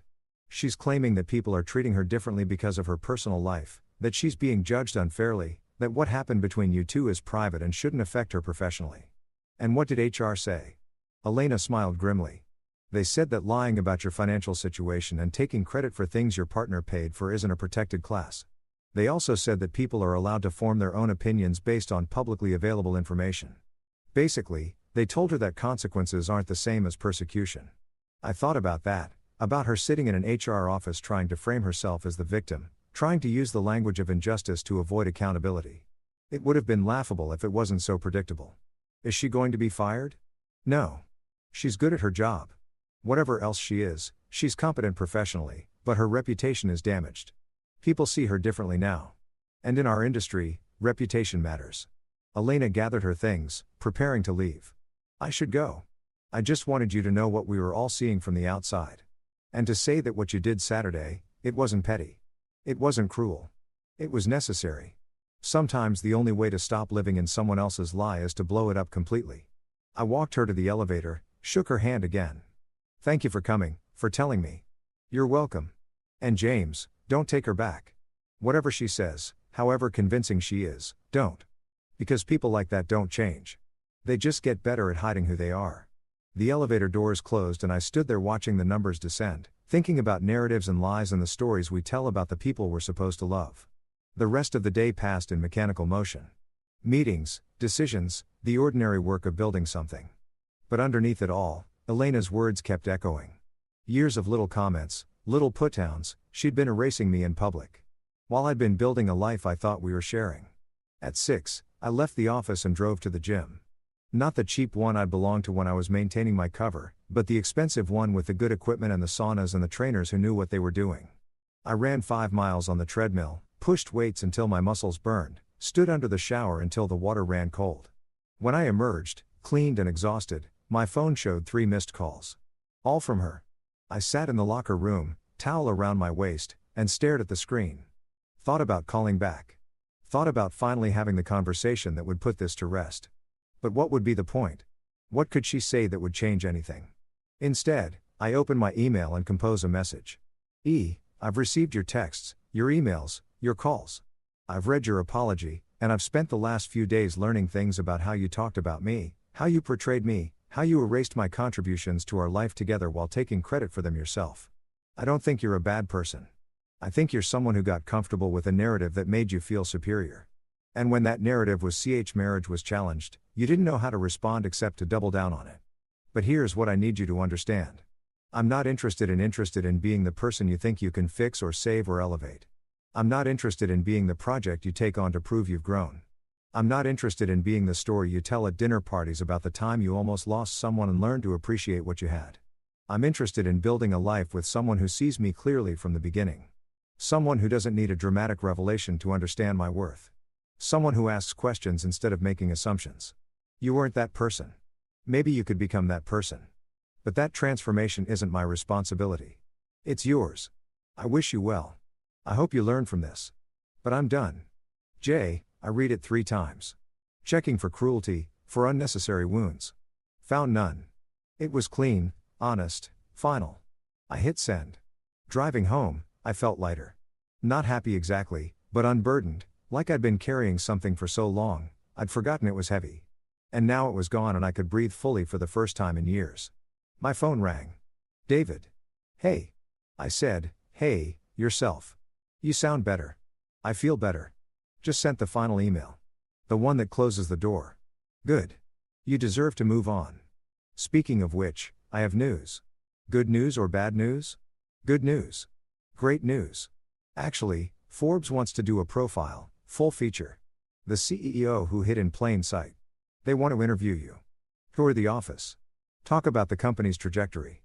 This is huge, James. This is the kind of publicity that takes companies from successful to unstoppable. I pulled into my parking garage, sat in the car with the engine idling. When they want to start next week, writer and photographer, multiple sessions, they're talking about a cover story. A month ago, this would have terrified me. Would have sent me scrambling to decline, to stay hidden, to maintain the careful fiction of ordinariness. Now set it up, I said. I'm ready. Yeah. No more hiding. If I'm going to be visible, might as well be impossible to miss. David laughed. That's what I like to hear. Oh, and one more thing. We got 3 acquisition inquiries today. 3. Everyone wants to know if we're for sale. Are we? That's up to you, partner. But the numbers they're floating are insane. 9 figures with a commitment to keep us both on as executives. 9 figures. The kind of money that changes not just your life, but the lives of everyone you know. The kind of success that makes every sacrifice worthwhile. Let's hear them out, I said. But I'm not making any decisions until we see the full picture. Fair enough. All right, I'll let you go. Sounds like you've had a day. That's putting it mildly. I hung up and took the elevator to my floor, let myself into the apartment, stood at the window, looking out at the city lights piercing through the thinning fog. Somewhere out there, she was receiving my email, reading it, realizing that the door I'd opened Saturday night, the one that revealed who I really was, had closed just as firmly on who we could ever be together. And somewhere else, the future was arranging itself into shapes I couldn't quite see yet. Interviews, acquisition talks, a version of success I'd spent years building toward and never quite believing would arrive. The fog was lifting. The city was emerging, and I was standing in the middle of it all, fully visible at last, ready for whatever came next. The Forbes writer's name was Claire Martinez, and she had the kind of presence that made you understand why people told her their secrets. Not aggressive, not pushy, just deeply attentive in a way that made silence feel unbearable. She arrived at the office on Thursday morning with a photographer named Marcus. Both of them professional and prepared, ready to excavate the story I'd been living in the shadows for 2 years. If you've ever had to explain yourself to someone whose job is to find the cracks in your narrative, you know that peculiar vulnerability, the way every answer feels like it's being weighed and measured, filed away for later use. Claire settled into the chair across from my desk, recorder between us like a small black judge, and smiled. So, she said, let's start at the beginning. When did you know you were building something that mattered? I thought about that. Really thought about it. Not the easy answer, the day we got our first client, the day the licensing deal closed, the day we saw our first 7-figure recorder. But the real moment, the one that mattered. 2 years ago, I said, David and I were working on the prototype in his garage. It was 2 o'clock in the morning. We'd been coding for 8 hours straight, and suddenly the algorithm worked. Just clicked into place. We ran the test data through it and it processed in seconds what would have taken a human analyst days to calculate. And I looked at David and he looked at me and we both knew this was real. But you didn't tell anyone? No. Why not? I leaned back, chose my words carefully. Because I'd spent my whole life watching people change. When they found out you had money or success or potential, they started treating you differently, started seeing you as an opportunity instead of a person. I didn't want that. I wanted to build something authentic before the weight of expectation crushed it. Claire made a note. And your girlfriend at the time, you didn't tell her either? No. Well, she not. Can you help me understand that decision? Most people would want to share that kind of excitement with their partner. This was the part everyone wanted to understand. The part that seemed from the outside like either profound distrust or cruel game playing. But the truth was more complicated than that. I was going to tell her. I said I had it planned. Actually, her birthday. I was going to propose and explain everything at once. Here's who I really am. Here's what we've built. Here's the life we can have together if you want it. But to do that, I needed to trust that she loved me for who I was, not for what I could provide. And somewhere along the way, I realized I didn't have that trust. Because she'd never actually asked who I was. She just assumed, and I'd let her assume. And we'd both been living in that assumption for so long, it had calcified into fact. Until it didn't. Until it didn't. Marcus moved around the office while Wish talked to a camera clicking softly capturing the space, the whiteboards full of equations, the team working at their desks, building the visual narrative that would accompany whatever story Claire decided to tell. Walk me through the party, Claire said. The decision to reveal everything publicly. That couldn't have been easy. It wasn't about easy. It was about necessary. I stood up, walked to the window. Below the city stretched out in geometric patterns, streets and buildings and lives intersecting in ways that looked random, but followed rules you could map if you paid attention. She told me I wasn't impressive enough, that her friends thought she should aim higher. And I realized that she'd spent 4 years looking at me and never seeing me, never asking, never wondering if there might be more beneath the surface. So you showed her. I showed everyone because the lie wasn't just between us. She'd been telling people, her friends, her colleagues, that I was less than I was, that she was carrying me, that I was lucky to have her. And those lies had power. They shaped how everyone saw me, saw us, saw our relationship. The only way to break that power was to tell the truth louder than she'd told the lies. Claire was quiet for a moment, and I could feel her deciding something. Which angle to take, which story to tell. Finally, she spoke. Some people think what you did was vindictive. That you weaponized the truth to humiliate her. Some people would be wrong. I turned back to face her. The truth isn't a weapon. It's just the truth. If someone feels humiliated by it, that's not because I wielded it cruelly. It's because they've been living in a lie that made them comfortable. And comfort isn't the same as honesty. Fair enough. She made another note. Tell me about Data Core, what you're building, why it matters. The next hour was easier. I talked about the company, the technology, the vision. This was the part I could control, the part that wasn't tangled up in emotion and betrayal. Claire asked smart questions, pushed on the details, wanted to understand not just what we did, but why it mattered in the larger landscape of tech innovation. By the time she left, with promises to send a draft for fact-checking and a timeline for publication, I felt drained but oddly energized. Like I'd been carrying this story alone for so long that speaking it out loud to someone whose job was to tell it to the world had lifted something I didn't know was weighing on me. That evening, I met David at a bar downtown. Not the dive bars we used to frequent when we were scraping together capital and living on ramen. This one had craft cocktails and exposed copper piping and prices that made tourists wooz. We sat at the bar, ordered drinks we couldn't pronounce, and let the week settle around us. How'd the interview go? David asked. Hard, good. She asked all the questions I didn't want to answer. And you answered them? Most of them, some of them, I deflected. But enough of them that she'll have a story. You ready for what happens when it publishes? I took a sip of my drink, something with bourbon and bitters and a sphere of ice that caught the light like a small planet. I don't think you can ever be ready for that kind of visibility, but I'm not hiding from it anymore. Good. David signaled the bartender for another round because I've been thinking about those acquisition offers and I think we should hear them all out. Really consider them. You want to sell? I want to win. And sometimes winning means knowing when you've built something big enough that it needs resources you don't have. We could keep grinding, keep growing organically, probably hit a 100 million valuation in 3 years. Or we could take one of these offers, get the resources to scale globally, and hit $1 billion in the same time frame. $1 billion. The word hung between us like something tangible, something you could reach out and touch. What would we do with that kind of money? Ixie, I asked. David laughed. Whatever the hell we want. Travel, invest, start other companies, buy islands. I don't know, man. The point isn't what we do with it. The point is we'd have options. Real options. The kind of security that means you never have to compromise yourself for someone else ever again. He didn't say her name. Didn't need to. We both knew what he was talking about. The years I'd spent making myself smaller to fit into someone else's vision. The careful management of expectations, the hiding of success, the diminishment of self. Let's take the meetings, I said. All of them. See what's out there. That's what I like to hear. David raised his glass.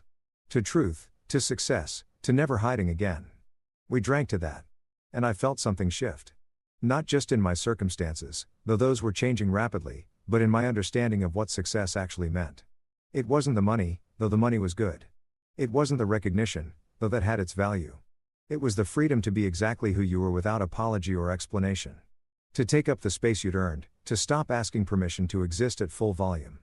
My phone buzzed, a text from an unknown number, but the message made my stomach drop. James, this is Rebecca. I'm Elena's manager. We need to talk. There's been a development with your ex-girlfriend's employment situation. Can you call me? I showed David the message. He read it, his expression darkening. What do you think happened? Nothing good. I stepped outside to make the call. The night air was cold, sharp, carrying the smell of rain that hadn't fallen yet. Rebecca answered on the second ring. Mr. Castellan, thank you for calling back. What happened? She sighed and I could hear the exhaustion in it. Your ex-girlfriend Pan filed a formal complaint against several employees, including Elena, claiming they've created a hostile work environment. She's alleging that they've been harassing her about her personal life, making comments about the party incident, treating her differently because of information you disclosed, and an HR is taking it seriously because they have too. But during the investigation, some things came to light that I think you should know about. Things that paint a very different picture of what was happening before any of this became public. I'm listening. We pulled Slack logs, email communications, meeting notes. Your ex-girlfriend has been taking credit for work that wasn't hers for at least 18 months, presenting other people's ideas as her own in client meetings, making herself look good by diminishing her teammates. And when people tried to call her on it, she'd frame it as them being jealous or unsupportive. I closed my eyes, felt the cold concrete wall against my back. Of course she'd been doing at work what she'd been doing in our relationship, constructing a narrative where she was the star and everyone else was supporting cast. What happens now? Honestly, we're probably going to let her go. Not because of the party thing. That's personal. And we don't police people's personal lives, but because the pattern of behavior we uncovered violates our values around collaboration and integrity. We're still doing due diligence, but it's not looking good for her. I didn't want this, I said. I didn't want her to lose her job. I know Elena told me you're not vindictive, but Mr. Castellan, you didn't do this. She did. She built a house of cards and you just happened to be the breeze that knocked it over. The collapse was inevitable. You just accelerated the timeline. We talked for a few more minutes and she promised to keep me updated. When I hung up, I stood there in the cold for a long time trying to figure out how I felt.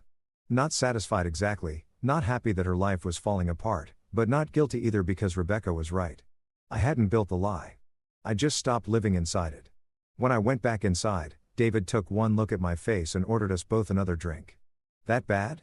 She's probably going to get fired for the same things she was doing to me. Taking credit, diminishing others, building herself up by tearing other people down. Karma's I guess. So, I took the drink, held it without drinking. I keep waiting to feel something. Satisfaction or vindication or even guilt, but I just feel tired like I've been running a marathon and I can finally all stop. Then stop. Let it be over. She's facing consequences for her actions. That's not your responsibility. Your responsibility is to build the life you want. Everything else is just noise. He was right. I knew he was right. But knowing and feeling are different things. And I was still caught somewhere between the two. My phone buzzed again. This time a message from Claire. Got some fact-checking questions. Also found some interesting public records about business filings. Want to give me a quote about your projected growth? This story is getting bigger than I thought. I type back, send the questions. I'll answer tonight because that's what moving forward looked like. Not forgetting what happened, but refusing to let it define what happened next. Not pretending the past didn't matter, but not letting it hold me hostage either. I finished my drink, said goodbye to David, and headed home. Tomorrow, there would be more meetings, more interviews, More decisions about acquisition offers and company direction. Tomorrow, the story would continue to unfold, would continue to reshape itself into something I couldn't quite see yet. But tonight, standing in my apartment with the city lights spread out below me like a map of possibility, I felt something close to peace. The kind that comes not from having all the answers, but from finally asking the right questions. Who was I without the weight of someone else's diminishment? What could I build when I stopped hiding? Where would I go when I stopped asking permission to take up space? The questions hung in the air like promises waiting to be kept. And for the first time in longer than I could remember, I was ready to find out. The Forbes article went live on a Tuesday morning, and by noon, my phone had become unusable. I watched it happen in real time. The article appeared online first, a long-form piece with the headline, "The Invisible CEO, How James Castellan Built a $43 million Company While Everyone Was Looking the Other Way." Marcus's photographs accompanied it. Me at my desk, the team working in the open office space. A particularly striking shot of the city skyline taken from my apartment window at golden hour. Claire had done her job well. The piece was thorough, balanced, unflinching. She'd included everything. The relationship, the party, the revelation, but she'd framed it not as petty revenge, but as a case study in the cost of hiding yourself. The price you pay when you let someone else write the story of who you are. The comments section exploded immediately. Half the readers thought I was a hero. Half thought I wasn't, and everyone had an opinion about what it meant. By 10 a.m., we'd gotten 16 interview requests from major publications. By 11, 3 podcasts wanted me as a guest. By noon, my LinkedIn had 10,000 new connection requests, and Datacore's website had crashed from traffic. David walked into my office, his face split by a grin so wide it looked painful. "We just got a call from TechCrunch. Want to do a video interview, and Bloomberg is asking if you'll come on their morning show next week." "James, do you understand what's happening? We're not just getting attention. We're getting the kind of attention that makes companies." I looked at my phone at the endless stream of notifications at the world suddenly paying attention to something I'd built in the shadows. If you've ever experienced that particular vertigo going from invisible to everywhere all at once, you know it's not purely exhilarating. It's also terrifying because once the world sees you, it never stops looking. "How do you want to handle this?" David asked. "Because we need a strategy. We can't just wing it. Get us a publicist, someone who knows how to manage this kind of attention. And set up those acquisition meetings for next week.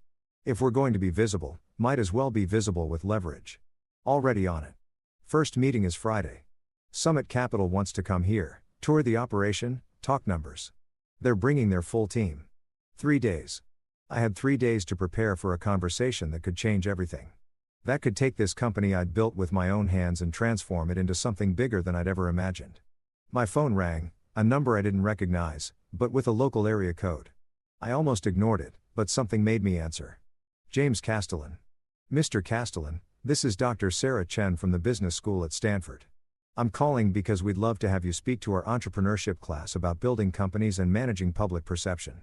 The Forbes piece was extraordinary, and I think our students could learn a lot from your experience. Stanford, one of the top business schools in the world, asking me to teach their students.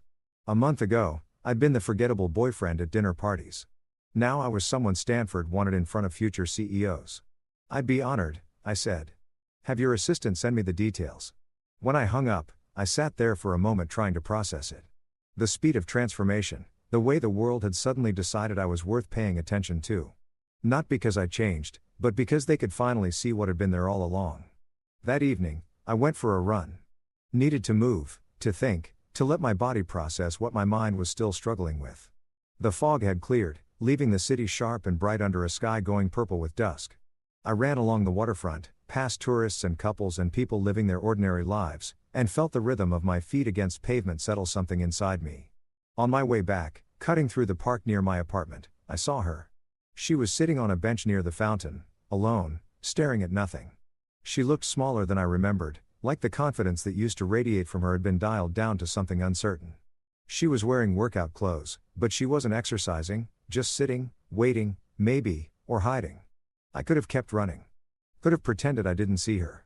Let the moment pass without acknowledgement. But I'd spent 4 years avoiding difficult conversations with her, smoothing over rough edges, pretending everything was fine when it wasn't. I was done with that. I slowed to a walk, approached the bench. She looked up as I got closer, and I watched recognition and about 12 other emotions flash across her face in quick succession. Surprise, fear, hope, resignation. "Hi," she said. Her voice was small. Hi. Can I? She gestured to the bench. Can you sit for a minute? I should have said no. Should have kept walking. Kept the boundary I'd established. Protected the peace I'd been building. But I sat.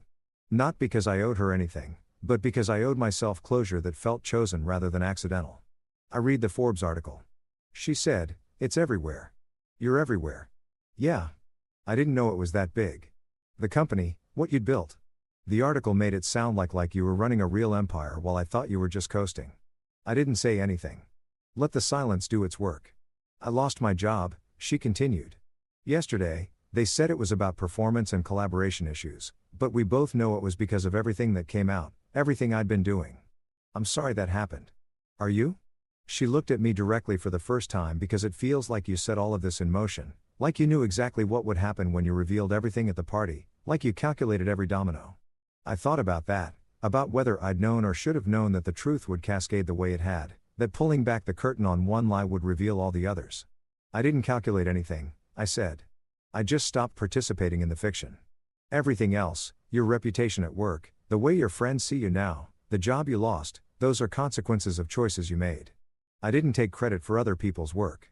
I didn't diminish my colleagues to make myself look good. I didn't tell lies to everyone in my life about who was really pulling weight in our relationship. You did those things. I just stopped covering for them. Her eyes filled with tears, but she didn't let them fall. I know. I did all of that. And I've been trying to figure out why. Why I needed to make you smaller. Why I couldn't just see you. And did you figure it out? She was quiet for a long time, watching the fountain, the water catching the last light of day. I think I was scared that you were actually extraordinary. And if I acknowledged that, I'd have to acknowledge that I wasn't. That maybe I was the one who wasn't impressive enough. So, I convinced myself, convinced everyone that you were the problem, that you were holding me back, when really I was just terrified that you'd realize you didn't need me. It was the most honest thing she'd ever said to me. Raw, undefended. The truth beneath all the other truths. You were right to be scared, I said quietly. Because I did realize it, just not in the way you thought I would. What do you mean? I realized I didn't need you to validate my worth. I realized that I'd been making myself small, not because you forced me to, but because I thought love meant accommodation. That being with someone meant molding yourself to fit their expectations. But that's not love. That's just disappearing slowly while someone else takes up all the space. She wiped at her eyes, finally letting the tears fall. I do love you. I know you don't believe that now, but I do. I just didn't know how to love you without needing you to be less than you were, and that's something I have to live with. Yes, I said it is. Is there any chance? She stopped, started again. Is there any universe where we could try again? Where I could prove to you that I've learned, that I can be different. I looked at her, really looked at her, and tried to find any trace of the feeling I'd had 4 years ago when I thought she was the person I'd spend my life with. Tried to find hope or possibility or even curiosity about whether people really could change. Found nothing. Just a kind of gentle sadness for both of us, for the time we'd wasted, for the people we'd pretended to be. No, I said, there isn't. Not because I don't think you can change. Maybe you can, but because I don't want to be there while you figure it out. I don't want to be the test case for your growth. I want to be with someone who sees me clearly from the start, who doesn't need a dramatic revelation to understand my value. She nodded slowly, accepting it. I understand. I hope you do figure it out, I said, standing. I hope you learn to see people for who they really are instead of who you need them to be. I hope you build a life that doesn't require diminishing other people to feel secure in your own worth. But that's work you have to do for yourself, not for me. James, she looked up at me and in the fading light, she looked very young and very lost. For what it's worth, I'm sorry. Really truly sorry. Not because I got caught, but because I hurt you. Because I wasted 4 years of your life living in a story I made up instead of the reality we could have had. I know, I said, and I did. Could hear the genuine remorse in her voice. The understanding that had finally broken through. But understanding doesn't undo damage. Regret doesn't rewind time. I left her there on the bench and walked home through the darkening park. And with each step, I felt lighter. Not because I'd gotten revenge or proven a point or won some imaginary competition, but because I'd finally let go of the anger, of the hurt, of the need for her to understand what she'd done. She understood now and it changed nothing. And that was okay. Friday arrived with the weight of significance. The acquisition meeting. Summit Capital, one of the biggest venture firms on the West Coast, sending their full team to evaluate whether Data Core was worth the kind of investment that would fundamentally reshape our trajectory. David and I prepared like generals planning a campaign. Slides refined until every word counted, projections verified and re-verified, questions anticipated, and answers rehearsed until they sounded natural instead of practiced. The team arrived at 2 p.m. sharp. 8 people in expensive suits carrying tablets and laptops and the kind of confidence that comes from having 9-figure budgets to deploy. The lead partner was a woman named Margaret Chen, mid-50s, gray hair cut sharp as a blade, eyes that saw through like it was made of glass. Mr. Castellan. She shook my hand with a grip that made it clear she expected to be taken seriously. Thank you for making time. We've been following your company with interest, and after the Forbes piece, that interest has intensified significantly. We settled into the conference room. Margaret's team spread out, pulling up data on their devices, preparing to dissect every claim we made. David and I stood at the front, the screen behind us showing our opening slide, the DataCore logo, and nothing else. Simple, confident. Before we start, Margaret said, I want to address the elephant in the room. You've had a very public personal situation in the last few weeks. Some of my partners are concerned about stability, about whether you're in the right headspace to scale a company. Can you speak to that? I'd expected this, had prepared for it, but standing there facing down the question of whether my personal life disqualified me from professional success, I felt something crystallize. Yes, I said I can. What happened in my personal life was the result of living in a narrative that wasn't true. I was hiding who I was, what I'd built, because I thought that's what maintaining a relationship required. When that narrative collapsed, it was painful, public, messy, but it was also necessary because you can't build something great while pretending to be less than you are. I advanced the slide. Now it showed our growth trajectory. Clean, undeniable. I spent 2 years building in this company in the shadows because I didn't want attention to corrupt what we were creating. I wanted the product to speak for itself before the story of the company became more important than the company itself. That period is over. We're ready to be visible, ready to scale, ready to become what we've always had the potential to be. Margaret leaned back, studying me. And you think you're ready to be the public face of a company that could be worth $500 million in 3 years? I don't think it. I know it. Because I've already done the hard part. Building something real without the benefit of attention or resources or validation. Scaling it with those things. That's just execution. Something shifted in the room. I could feel it. The way Margaret's team looked at each other, the subtle nods, the recalculation of risk and reward. Show us the rest, Margaret said. We presented for 90 minutes every metric, every projection, every piece of data that proved we weren't just a good story, but a good investment. David handled the technical details with the precision of someone who lived and breathed code. I handled the vision, the strategy, the picture of what we could become with the right resources. When we finished, Margaret stood, walked to the window, looked out at the city. You know what impressed me most about the Forbes article? She said without turning around. It wasn't the story about the party. It was the detail about how you'd been profitable from year one. How you'd bootstrapped everything, taken no outside money, maintained complete control while building something most startups need $20 million in funding just to attempt. She turned back to face us. That's rare. That level of discipline, that kind of patient capital creation, it tells me you're not just smart, you're strategic. And strategy is what separates companies that scale from companies that implode under the weight of their own growth. So, David asked, unable to help himself. What do you think? Margaret smiled. I think we're going to make you an offer, a significant one. My team will work up the details over the weekend and we'll have something formal by Tuesday, but I can tell you now we're looking at a valuation north of $100 million with aggressive milestones that could double that within 18 months. 100 million. The number hung in the air like something holy. There's one condition, Margaret added. You need to be visible. Press conferences, thought leadership. The Forbes piece was a good start, but it can't be a one-off. You need to become someone people know, someone they trust with their data, their business, their future. Can you do that? I thought about the years I'd spent hiding. The careful invisibility, the fear that being seen would somehow corrupt what I was building. All of it gone now, burned away in a single night of truth-telling. Yes, I said, I can do that. Good. Margaret gathered her things, signaled her team to do the same. We'll be in touch. But Mr. Castellan, welcome to the big leagues. From here on out, everything you do matters. Everything you say gets scrutinized. Everyone wants a piece of what you've built. So protect it. Protect yourself. And don't let anyone make you small again. She left with her team and David and I stood alone in the conference room, both of us too stunned to speak. Finally, David broke the silence. Did that just happen? I think so. 100 million, James. $100 million. Do you understand what that means? I walked to the window, looked out at the city spread below us. Somewhere down there, she was probably starting over, figuring out who she was without the job, without the narrative she'd built. Somewhere else, Amanda and the others were probably talking about me, about her, about what happens when truth detonates comfortable lies. And here I was, 43 floors up, building something that mattered, being seen, being valued, being exactly who I'd always been, but had been too afraid to show. Yeah, I said. I do. It means we won. 3 weeks after the Forbes article, I stood backstage at a tech conference in San Francisco waiting to give my first keynote speech to an audience of 2,000 people. If you've ever experienced that particular brand of terror, knowing that in 5 minutes you'll walk onto a stage under lights bright enough to blind you and try to sound coherent while your heart attempts to escape through your throat. You understand why I was questioning every decision that had led me to this moment. The acquisition deal with Summit Capital had closed on Tuesday. The final number, $127 million, with performance milestones that could push it past $200 million within 2 years. David and I had both cried when we signed the papers.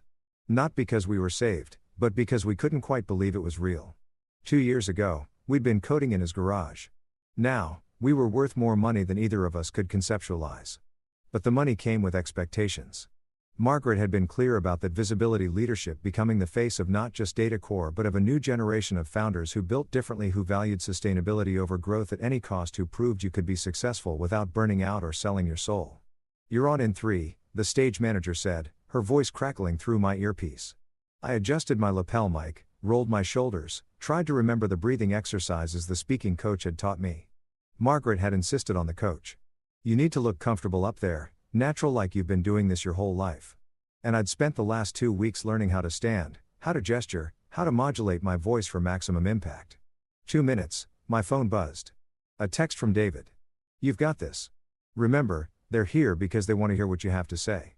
Just tell them the truth." The truth. That seemed to be my currency. Now, the thing people wanted from me, not polished corporate speak or carefully managed messaging, but the raw honesty of someone who'd lived through transformation and was willing to talk about it.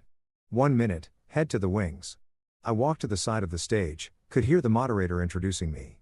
Built a company in complete secrecy, the Forbes profile that went viral. Please welcome James Castian, CEO of DataCore Solutions. The applause started and I walked out into the lights.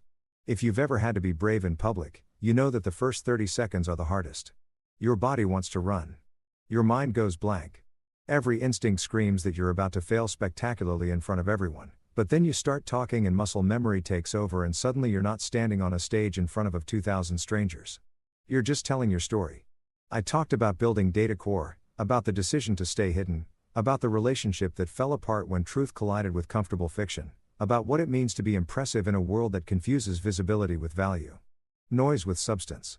For 2 years, I said, pacing the stage the way the coach had taught me, I lived 2 lives. The one everyone could see, which was carefully constructed to look ordinary, forgettable, safe, and the one I was building in private, which was anything but safe. It was risky and ambitious and probably a little bit crazy, but I kept it hidden because I was afraid of what would happen if people knew. I paused, let the silence build. The audience was completely still, focused. And then something happened that forced me to choose. Stay hidden and maintain a relationship built on false assumptions, or reveal everything and risk losing what I thought I wanted. I chose truth and it cost me. But here's what I learned. The things you lose when you choose honesty are the things that were never really yours to begin with. And what you gain, clarity, integrity, the freedom to be exactly who you are, that's worth more than any comfortable lie. The applause when I finished was thunderous. Questions followed about the company, about scaling, about advice for other founders. I answered them all with the same directness I brought to the speech. No corporate hedging, no carefully managed non-answers, just truth. Afterward, in the green room, a line of people waited to talk to me. Founders who wanted advice, investors exploring opportunities, journalists asking for interviews, and standing at the back of the line looking uncertain and out of place was Amanda. I almost didn't recognize her at first. She'd cut her hair short, was dressed more casually than I'd ever seen her. When our eyes met, she gave a small wave, tentative. I worked through the line, shaking hands and exchanging business cards and promising to follow up. Finally, it was just her. "Hi," she said. I hope it's okay that I came. I saw you were speaking and I wanted to hear it. What you've been building. It's fine. Did you enjoy the talk? It was incredible, honest, and powerful, and everything I would have expected from you if I had ever bothered to really see you. She shifted her weight, uncomfortable. Can we talk just for a few minutes? We found a quiet corner away from the crowd. She sat across from me, hands wrapped around a coffee cup she wasn't drinking from, gathering her thoughts. I've been thinking a lot about the conversation we had.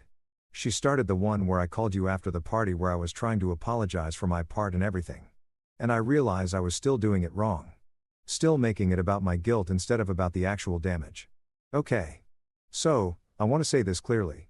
I'm sorry for creating the environment where she felt comfortable diminishing you, for reinforcing her worst instincts, for never once asking you about your life, your dreams, what you were working toward. We were all complicit in treating you like you were less than you were. And that was wrong.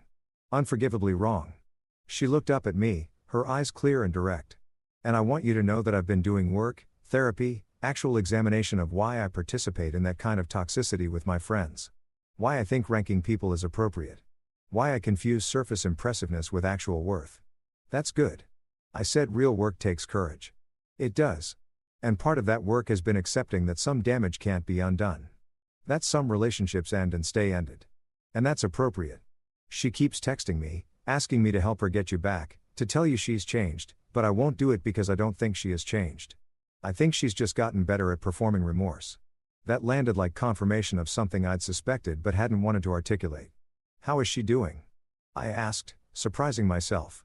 I tried not to think about her, to let that chapter close completely. But curiosity was apparently harder to kill than feeling. Not great. She's struggling to find work. People in the industry know what happened and her reputation is damaged. She's angry about it. Feels like she's being blackballed unfairly. But Amanda leaned forward. She still doesn't really get it. She thinks the problem was getting caught, not what she did. And until she understands that fundamental difference, she's not going to change. That's not my problem to solve. No, it's not. And I'm glad you know that. Amanda stood, preparing to leave. I just wanted to tell you that I see you now. Really see you. And I'm sorry it took something so dramatic for that to happen. You deserved better from all of us. She left and I sat there alone with my coffee, thinking about visibility and recognition, and the strange fact that sometimes people only learn to see you after you've stopped needing them to. That night, I flew back home on a red eye, too wired to sleep. The cabin was dark except for the glow of the screens. People watching movies or working or just staring into space the way you do at 35,000 feet when the world feels both very close and impossibly far away. My phone had been in airplane mode since takeoff, but I pulled it out now, looked at the lock screen. The background was still that photo of the harbor, the one from before I'd met her. I'd kept it all this time, through everything. A reminder of who I'd been before I'd started disappearing myself for someone else's comfort. I opened my photos, scrolled back through the years, stopped at a picture from 2 weeks after we'd met. The two of us at a street festival, her laughing at something I'd said. Me looking at her like she was the answer to a question I'd been asking my whole life. We looked happy, young, completely unaware that we were building something on a foundation of assumptions that would eventually crack under the weight of unexplored truths.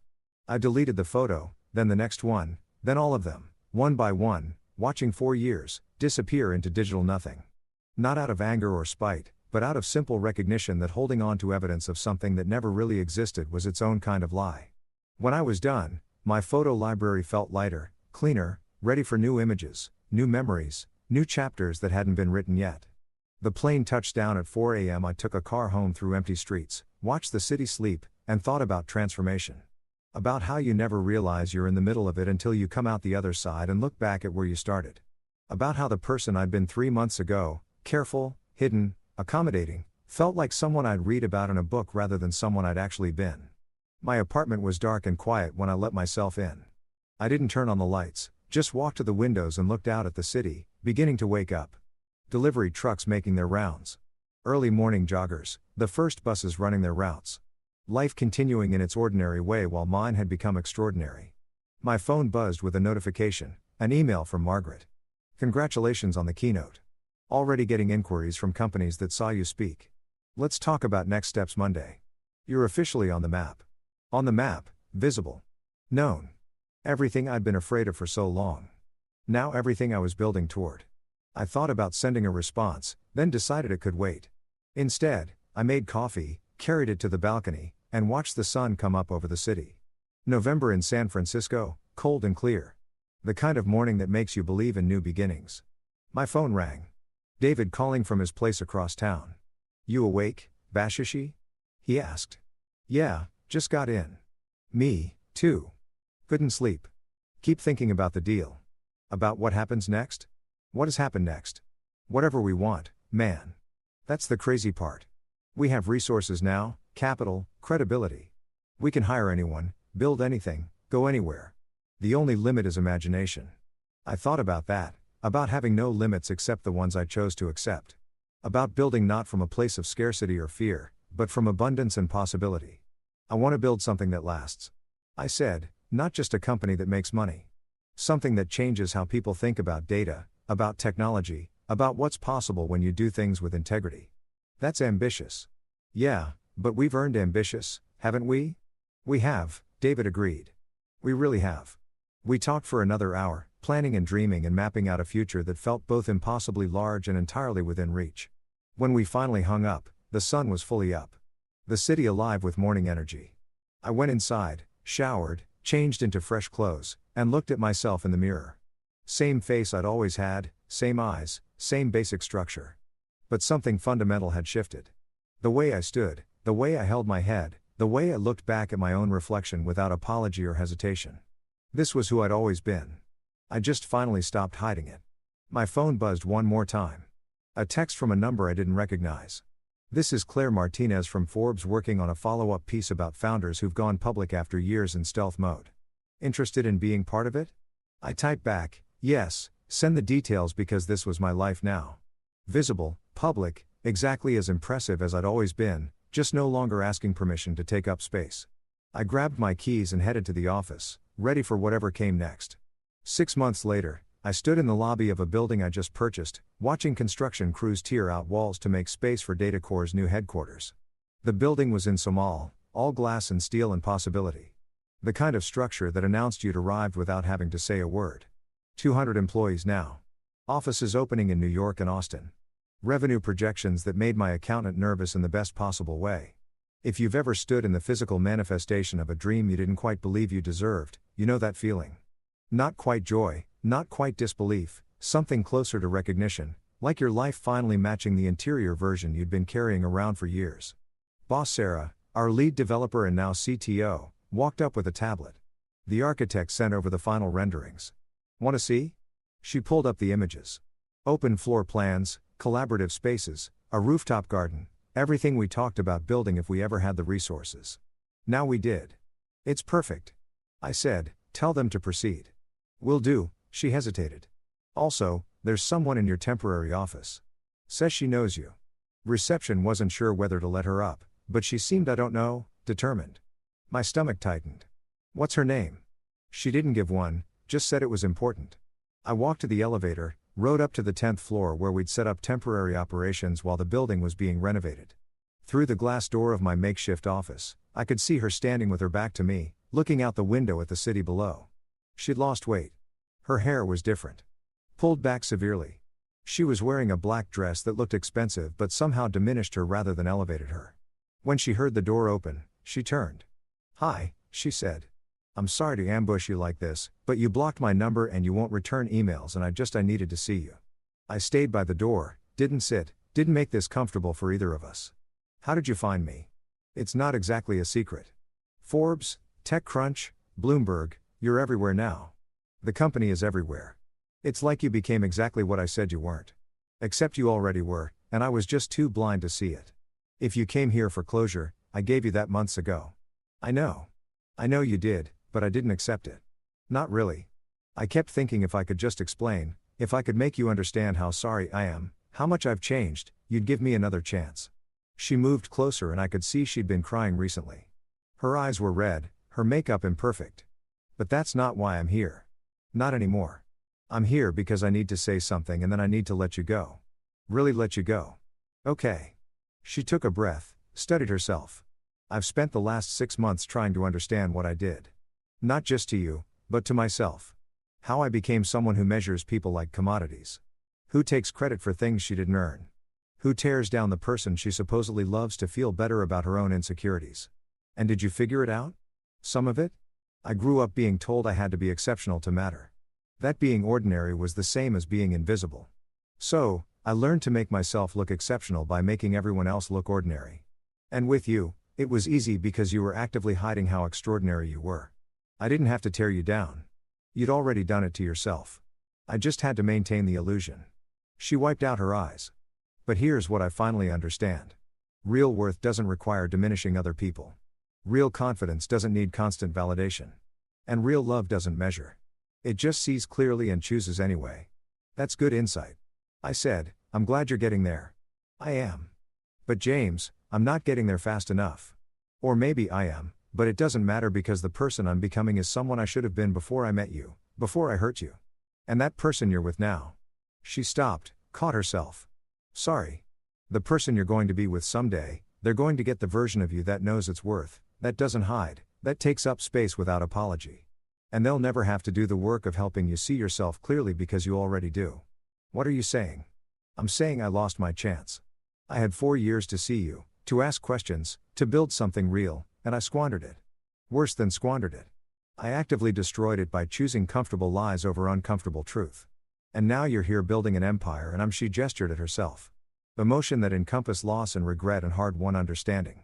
I'm starting over trying to figure out who I am when I'm not taking credit for other people's work or ranking humans like their stock portfolios. I felt something shift. Not forgiveness exactly, but recognition that she was finally doing the work, finally seeing clearly, even if that clarity came too late for us. I hope you figure it out, I said. I really do. I will or I won't.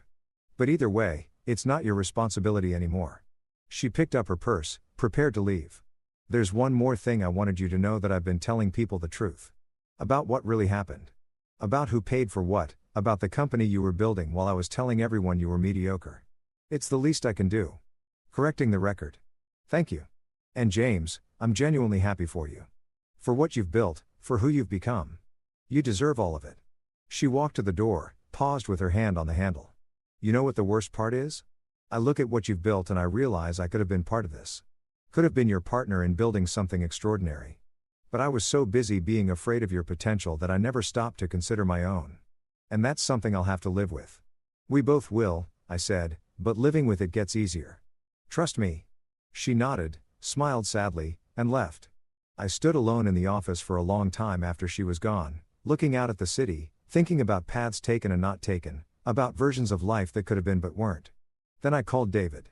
She just came by, I said when he answered, and she finally gets it. Really gets it. But it doesn't change anything. Good. You moving on already have been, but yeah, officially now. No more looking back. Then let's look forward. I'm at the construction site for the Austin office. You should see this place, James. It's going to be incredible. We talked about expansion plans, about hiring and scaling, and the 1,000 ordinary miracles that make up extraordinary growth. When we hung up, I felt settled, complete, like I'd finally closed a door that had been hanging open for months, catching the wind, banging against its frame. That weekend, I drove up the coast. Needed space, air, distance from the city and the company, and the constant demands of being visible. I rented a house on a cliff overlooking the ocean. Nothing fancy, just a small place with big windows and a deck where you could watch the waves come in. I spent 2 days doing nothing, reading, walking the beach, sitting on the deck with coffee, and watching the light change. No phone calls, no emails, no interviews or meetings or decisions. Just silence and space and the sound of water hitting rocks.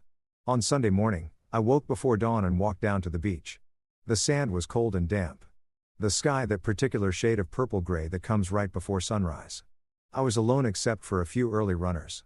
People drawn to the liminal space between night and day. If you've ever stood on a beach watching the sun come up, you know there's something about it that demands reflection. Maybe it's the scale. The ocean so vast, the sky so huge, yourself so small in comparison. Or maybe it's the promise of it. The way each sunrise is both repetition and renewal. The same sun but a different day. A new chance to be whoever you've decided to become. I thought about the last year, the relationship ending, the party, the revelation, the Forbes article and the acquisition and the keynote speeches and all the ways my life had transformed from invisible to impossible to miss. Thought about the person I'd been when this started. Careful, hidden, accommodating, and the person I'd become. Not different exactly, just unobscured. The real version finally matching the visible one. My phone buzzed in my pocket. Against my better judgment, I pulled it out. A text from Margaret. Board wants to discuss international expansion. Preliminary conversations with partners in London and Singapore. You interested in building this thing global? Global.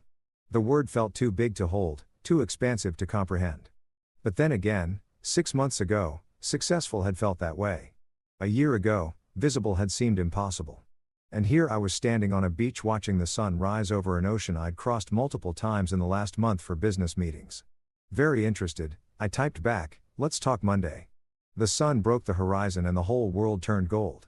I put my phone away and just stood there watching the light spread across the water, feeling the warmth on my face, understanding in a way I hadn't quite grasped before that this was it. This was the life I'd built by refusing to stay small. By choosing truth over comfort, by believing that being seen was worth the risk of judgment. Behind me, I heard footsteps. Turned to see a woman jogging always, headphones in, focused on her run. She didn't look at me. Didn't register my presence. And somehow that felt perfect because visibility didn't mean everyone had to see you. It just meant you stopped hiding. Stopped asking permission to exist at full volume. Stopped making yourself small so other people could feel big. I walked back to the house as the beach filled with people. Families setting up for the day. Surfers wading into the waves. Couples walking hand in hand through the morning light. Life continuing in its ordinary way while mine had become extraordinary. Not because I changed who I was, but because I'd finally stopped pretending to be who I wasn't. Monday morning, I drove back to the city. Traffic was heavy on Highway 1. The kind where you move in increments, starting and stopping. The ocean visible in glimpses between trees and hillsides. I used the time to think about what came next. London, Singapore, markets we'd only dreamed about accessing. The kind of growth that would require everything I'd learned about building with integrity, about maintaining values while scaling, about being visible without losing yourself in the visibility. My phone rang through the car speakers. Claire Martinez. James, hi. Working on the follow-up piece. Want to ask you something off the record first. Okay. How does it feel being the poster child for revenge done right? Because that's how people are talking about you. Like you're proof that the best revenge is living well. I thought about that. About whether what I'd done was revenge or just correction, whether there was a difference. I don't think it was revenge, I said finally. Revenge requires a wanting someone to suffer. I didn't want that. I just wanted the truth to be visible. I wanted people to see what had been there all along. And if that caused discomfort for people who'd been comfortable with lies, that's not revenge. That's just consequence. Can I quote that? Yeah, you can quote it.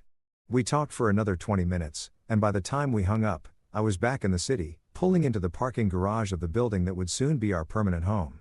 I rode the elevator up, walked through the temporary office, felt the energy of people building something that mattered.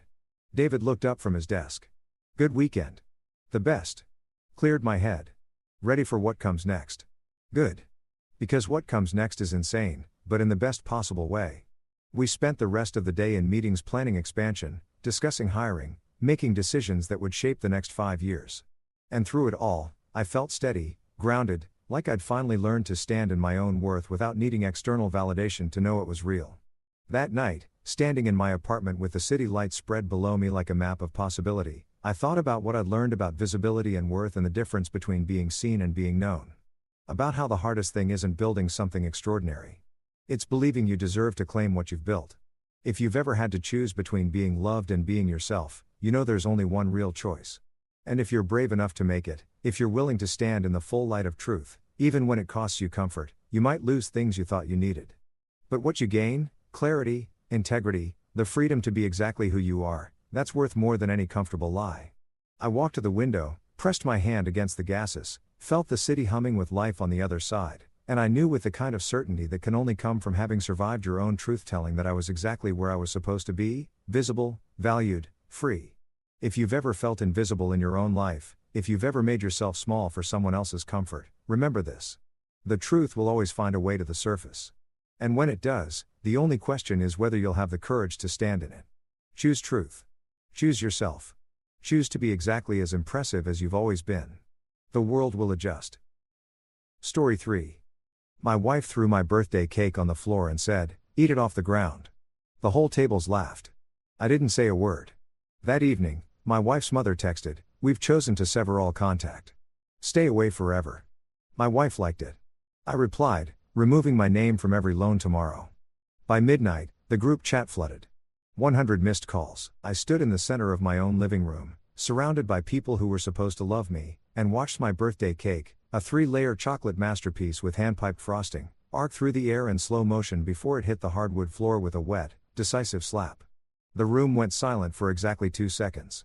Then my wife Sarah said the words that would end our marriage, though neither of us knew it yet. Go ahead, eat it off the ground. The laughter started small. Her sister Emma first. Always the quickest to follow Sarah's lead. Her high-pitched cackle cutting through the air like breaking glass.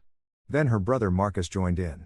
That deep mean laugh he'd perfected in high school when he used to mock the kids who couldn't afford the right sneakers. Sarah's mother, Patricia, didn't laugh outright. She never did anything so undignified. But she smiled thin and sharp as a paper cut, her eyes gleaming with something that looked uncomfortably close to satisfaction. My own mother stood near the kitchen doorway, frozen with a stack of dessert plates in her hands. My sister Jenny had gone pale, her mouth opening and closing like she wanted to say something but couldn't find the words. My best friend Mike, who'd driven 3 hours to be here, looked like he was watching a car accident in progress, horrified but unable to look away. I didn't say a word. Not because I couldn't. Not because I was too shocked, though God knows I was shocked. But because in that moment, standing there with chocolate frosting slowly spreading across the floor I'd refinished myself last summer, I had a moment of perfect crystalline clarity. I saw the pattern. I saw the whole shape of my marriage like a constellation suddenly visible in a night sky I'd been staring at for years without really seeing. Every dismissive comment, every public humiliation disguised as a joke. Every time I'd swallowed my pride and told myself it was just her sense of humor, just her family's way, just a bad day, just stress from work, just anything but what it actually was. I saw it all. And I knew that if I opened my mouth, if I said what I was thinking, there would be a fight. Sarah would cry. Her family would close ranks. I'd be painted as the villain, the oversensitive husband who couldn't take a joke, who had ruined his own birthday party by making a scene. By tomorrow morning, it would be my fault somehow. It always was. So, I said nothing. I bent down, picked up the cake plate miraculously, unbroken, and carried it to the kitchen. I walked past my mother, who reached out to touch my arm, but I shook my head gently. Not now.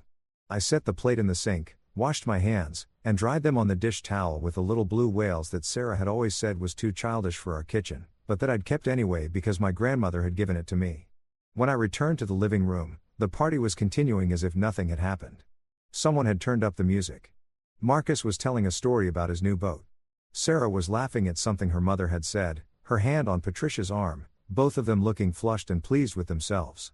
I stood there for a moment, watching my wife laugh in our living room while my birthday cake slowly dissolved into the grain of the floor. I'd spent 3 weekends refinishing because she'd wanted it to look authentic and rustic for her Instagram photos. Then I turned and walked upstairs to our bedroom.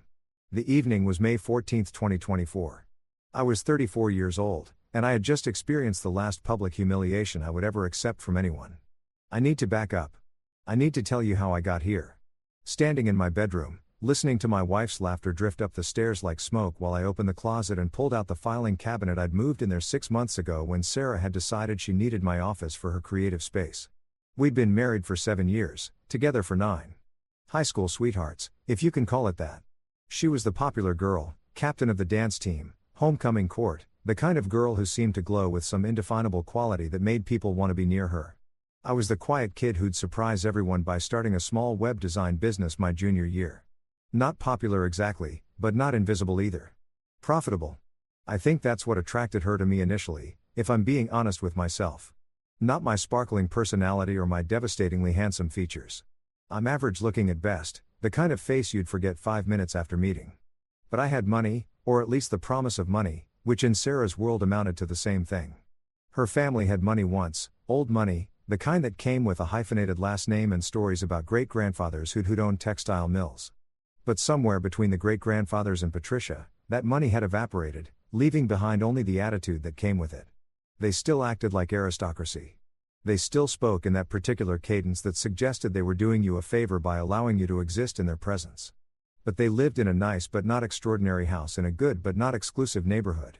And Patricia drove a 10-year-old Mercedes that she refused to replace because it's still perfectly good, which was true, but also maybe not the whole truth. When Sarah and I started dating senior year, Patricia looked at me the way you might look at a stray dog that's wandered into your yard. Potentially useful, but requiring careful observation before any decisions were made. I proposed when I was 25 and Sarah was 24. My business was doing well. I'd expanded from web design to app development, and I'd just landed a contract with a regional healthcare network that would keep me solvent for at least 2 years. I'd saved up for a ring, not huge, but real. A 1-carat diamond in a platinum setting that cost me 3 months of profits. Sarah said yes immediately, squealing and throwing her arms around my neck in the middle of the restaurant where I'd planned this careful romantic proposal. But when we told her family the next day, Patricia had taken one look at the ring, smiled, that paper-cut smile, and said, "How sweet, very economical." I should have known then. I should have seen the pattern forming, the shape of what was to come. But I was in love, or thought I was, and I told myself that Patricia was from a different generation, that her standards were just different, that she'd warm up to me eventually. She never did. The wedding cost $83,000. I paid for most of it. My parents contributed what they could. My father was a high school teacher. My mother a nurse. They'd saved $10,000 in a special account they'd opened when I was born, planning for this moment. Sarah's family contributed nothing, but Patricia had opinions about everything. The venue wasn't prestigious enough. Then it was too ostentatious. The flowers were pedestrian.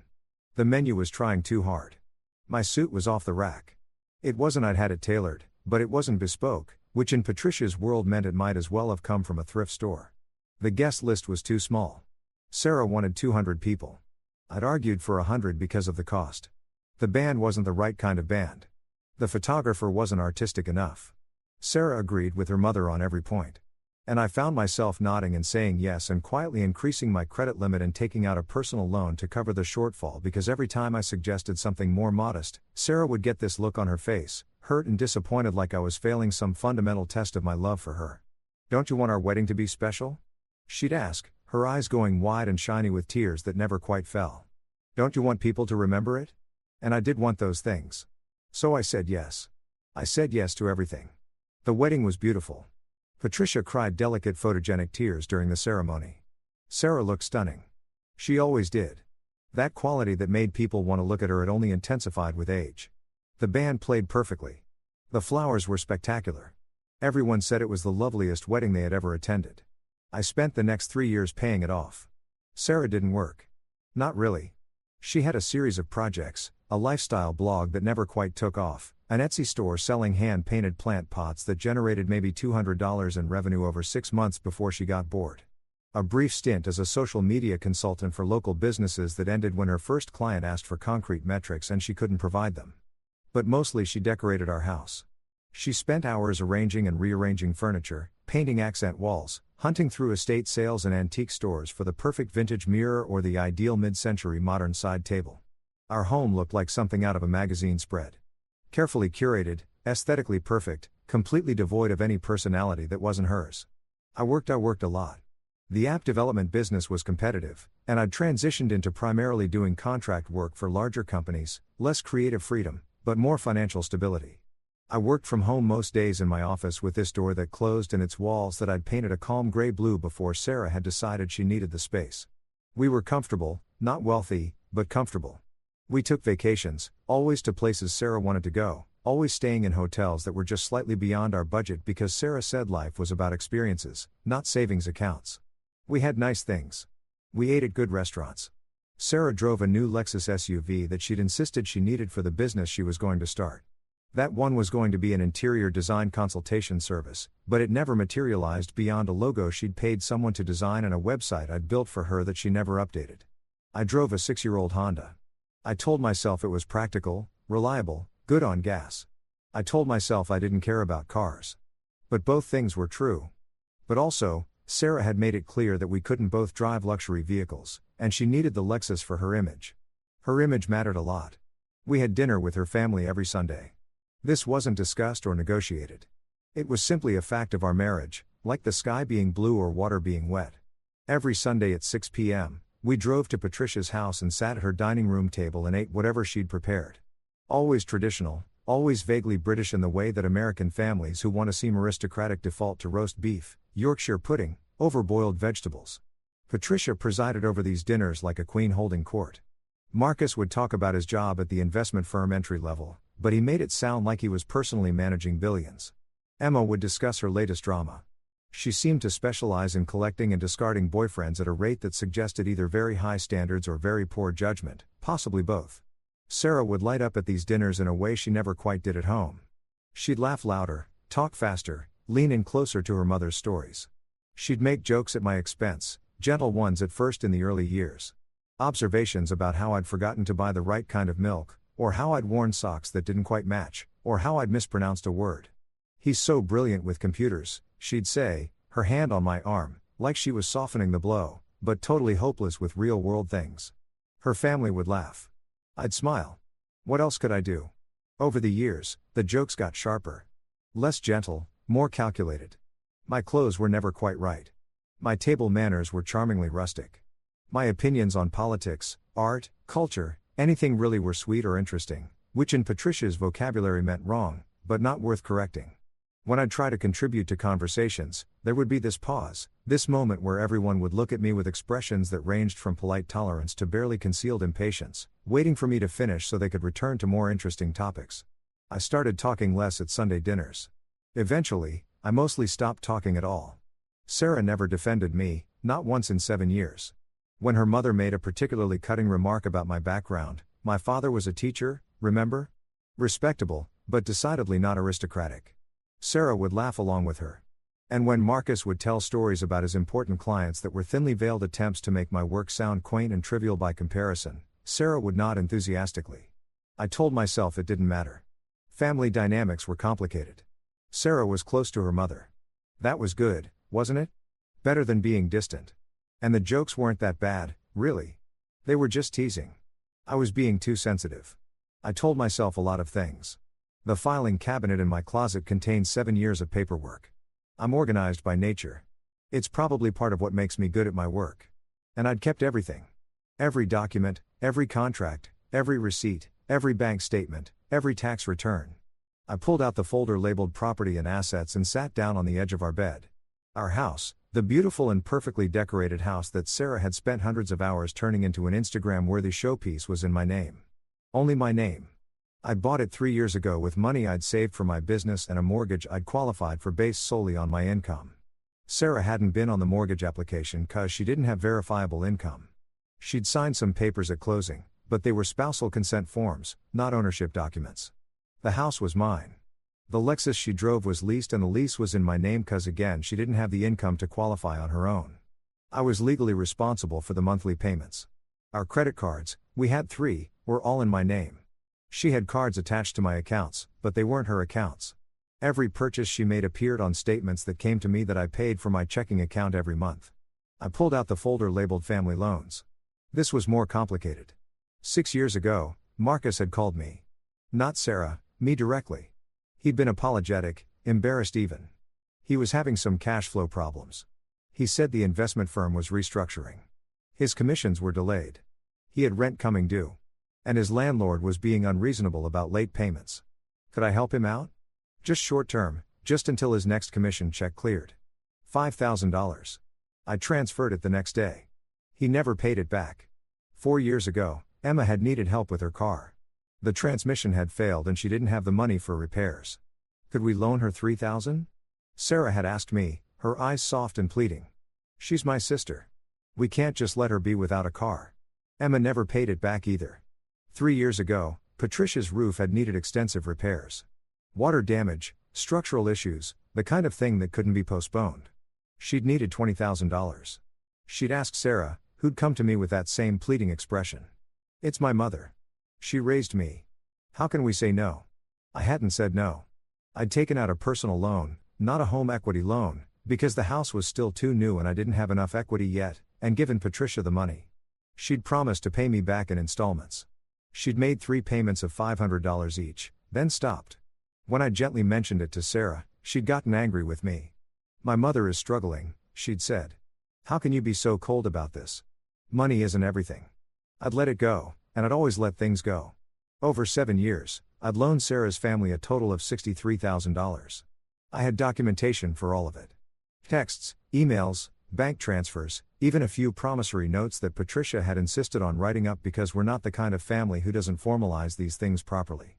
The notes were notarized and everything, though I'd never imagined I'd need to enforce them. I pulled out another folder, joint expenses.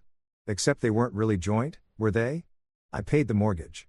I paid the property taxes. I paid the utilities, the insurance, the HOA fees, the landscaping service. Sarah had insisted we needed the house cleaner who came every 2 weeks, the grocery bills, the restaurant tabs, the vacation costs, the car payments, both cars. Actually, 'cause mine was paid off, but I'd financed hers. Sarah contributed nothing financially to our household. She hadn't in years. I sat there on our bed in our bedroom with its perfectly coordinated linens and its carefully selected artwork and its designer lamps, and I did math. Over 7 years of marriage, I'd earned approximately $1.4 million for my business. After taxes and business expenses, that netted out to roughly $900,000. We'd spent about $700,000 on the wedding and on the house down payment and mortgage, on furnishings, on cars, on vacations, on daily living expenses, on loans to Sarah's family that would never be repaid. We had $200,000 in savings and retirement accounts, all in my name. Sarah had contributed zero to any of this. My phone buzzed. A text from my mother. "Are you okay? Do you want me to come up?" I typed back, "I'm fine. Thank you for being here. I'm sorry you had to see that." Her response came quickly. "You have nothing to apologize for. I love you." I could hear the party continuing downstairs. Someone had turned the music up louder. I could hear Sarah's laugh, bright and carefree, like nothing unusual had happened, like she hadn't just thrown a cake on the floor and told her husband to eat it like a dog while her entire family laughed. I opened my laptop. I want to be clear about something. I'm not a vengeful person by nature. I don't enjoy conflict. I don't fantasize about dramatic confrontations or elaborate revenge schemes. For 7 years, I'd absorbed countless small cruelties and told myself they didn't matter. That marriage was about compromise. That love meant accepting someone's flaws and their family's flaws and just making it work. But there's a difference between being patient and being a doormat. There's a difference between choosing your battles and letting yourself be ground down into nothing. And there's a difference between forgiveness and enabling someone to keep hurting you. I thought about the cake on the floor. I thought about Sarah's face when she'd thrown it. Not angry, not out of control, but amused, like she was playing to her audience, performing for her family's approval. The cruelty had been casual, thoughtless, the kind of cruelty that comes from genuinely not seeing someone as fully human. That's what hurt more than anything.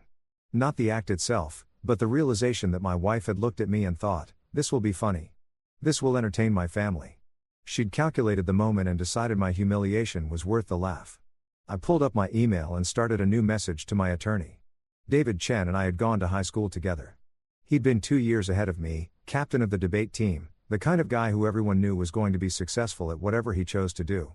He'd become a family law attorney, and ironically, he'd handled the paperwork when Sarah and I had bought the house. He'd suggested then that we might want a post-nuptial agreement given that I was bringing significantly more assets to the marriage, but I'd waved him off. I trusted Sarah. We were in love. "Now," I typed, "David, I need to discuss filing for divorce. Are you available for a call this weekend? Best, James." His response came through within 5 minutes. He was apparently working late on a Saturday night, which I probably should have remembered given that he'd just made partner at his firm. "Sorry to hear that. Yes, I can talk tomorrow afternoon. 3 p.m. work for you. Call my cell." I confirmed and closed the laptop. Then I pulled out my phone and opened my text messages. The family group chat, the Peterson clan, was active as it always was during gatherings. Sarah had created it 2 years ago as a way to coordinate Sunday dinners and share photos and generally maintain the sense of family unity that Patricia seemed to consider essential. I scrolled through the messages from tonight. Emma had posted a photo of the cake pre-throw with the caption, "James turns 34. Looking good," followed by a series of party emojis. Then after the incident, Marcus had written, "Most dramatic cake cutting I've ever seen, Emma. I'm dying, Patricia. Some people are so sensitive. It was just a joke." Sarah had liked that message. I could see the little heart icon next to it with her name attached. I stared at that heart for a long time. My phone buzzed again, but this time it was a new text thread. Just Patricia and me. My stomach clenched even before I opened it. "James, we've been discussing your behavior this evening, and we've decided it's best for everyone if we take some space from you. Your negativity and inability to take a joke has become exhausting for the whole family. We've chosen to sever all contact. Please respect our wishes and stay away forever." You read it 3 times. Then I looked at the timestamp. She'd sent it at 10:47 p.m. It was now 10:51. I switched back to the group chat and watched in real time as Sarah read the message. Her profile showed she was active and then deliberately went to the direct message thread with her mother and liked it. She liked it. My wife had just endorsed her mother's decision to cut me out of the family without talking to me, without coming upstairs to check on me, without apparently any hesitation at all. I sat there for a moment, phone in my hand, and felt something shift in my chest, not breaking that had already happened when I watched the cake hit the floor. This was different. This was something crystallizing, hardening, and becoming permanent. I opened the group chat and typed, "I'll be removing my name from every loan and financial obligation related to the Peterson family tomorrow morning. You should all prepare accordingly." I hit send. Then I turned off my phone. The house got very quiet very suddenly. I could hear footsteps on the stairs. Rapid, heavy. Marcus's footsteps, I thought. Then lighter ones, Emma. Then Sarah's distinctive quick step, the one she used when she was moving with purpose. Someone knocked on the bedroom door. Then knocked again harder. "James, James, open the door." Sarah's voice, higher pitched than normal. I didn't move. "James, this isn't funny. What do you mean removing your name? What are you talking about?" More knocking. Multiple hands now. "Buddy, come on. Let's talk about this." Marcus's voice, trying for reasonable, but landing somewhere around panicked. I opened my laptop and started working. First, the credit cards.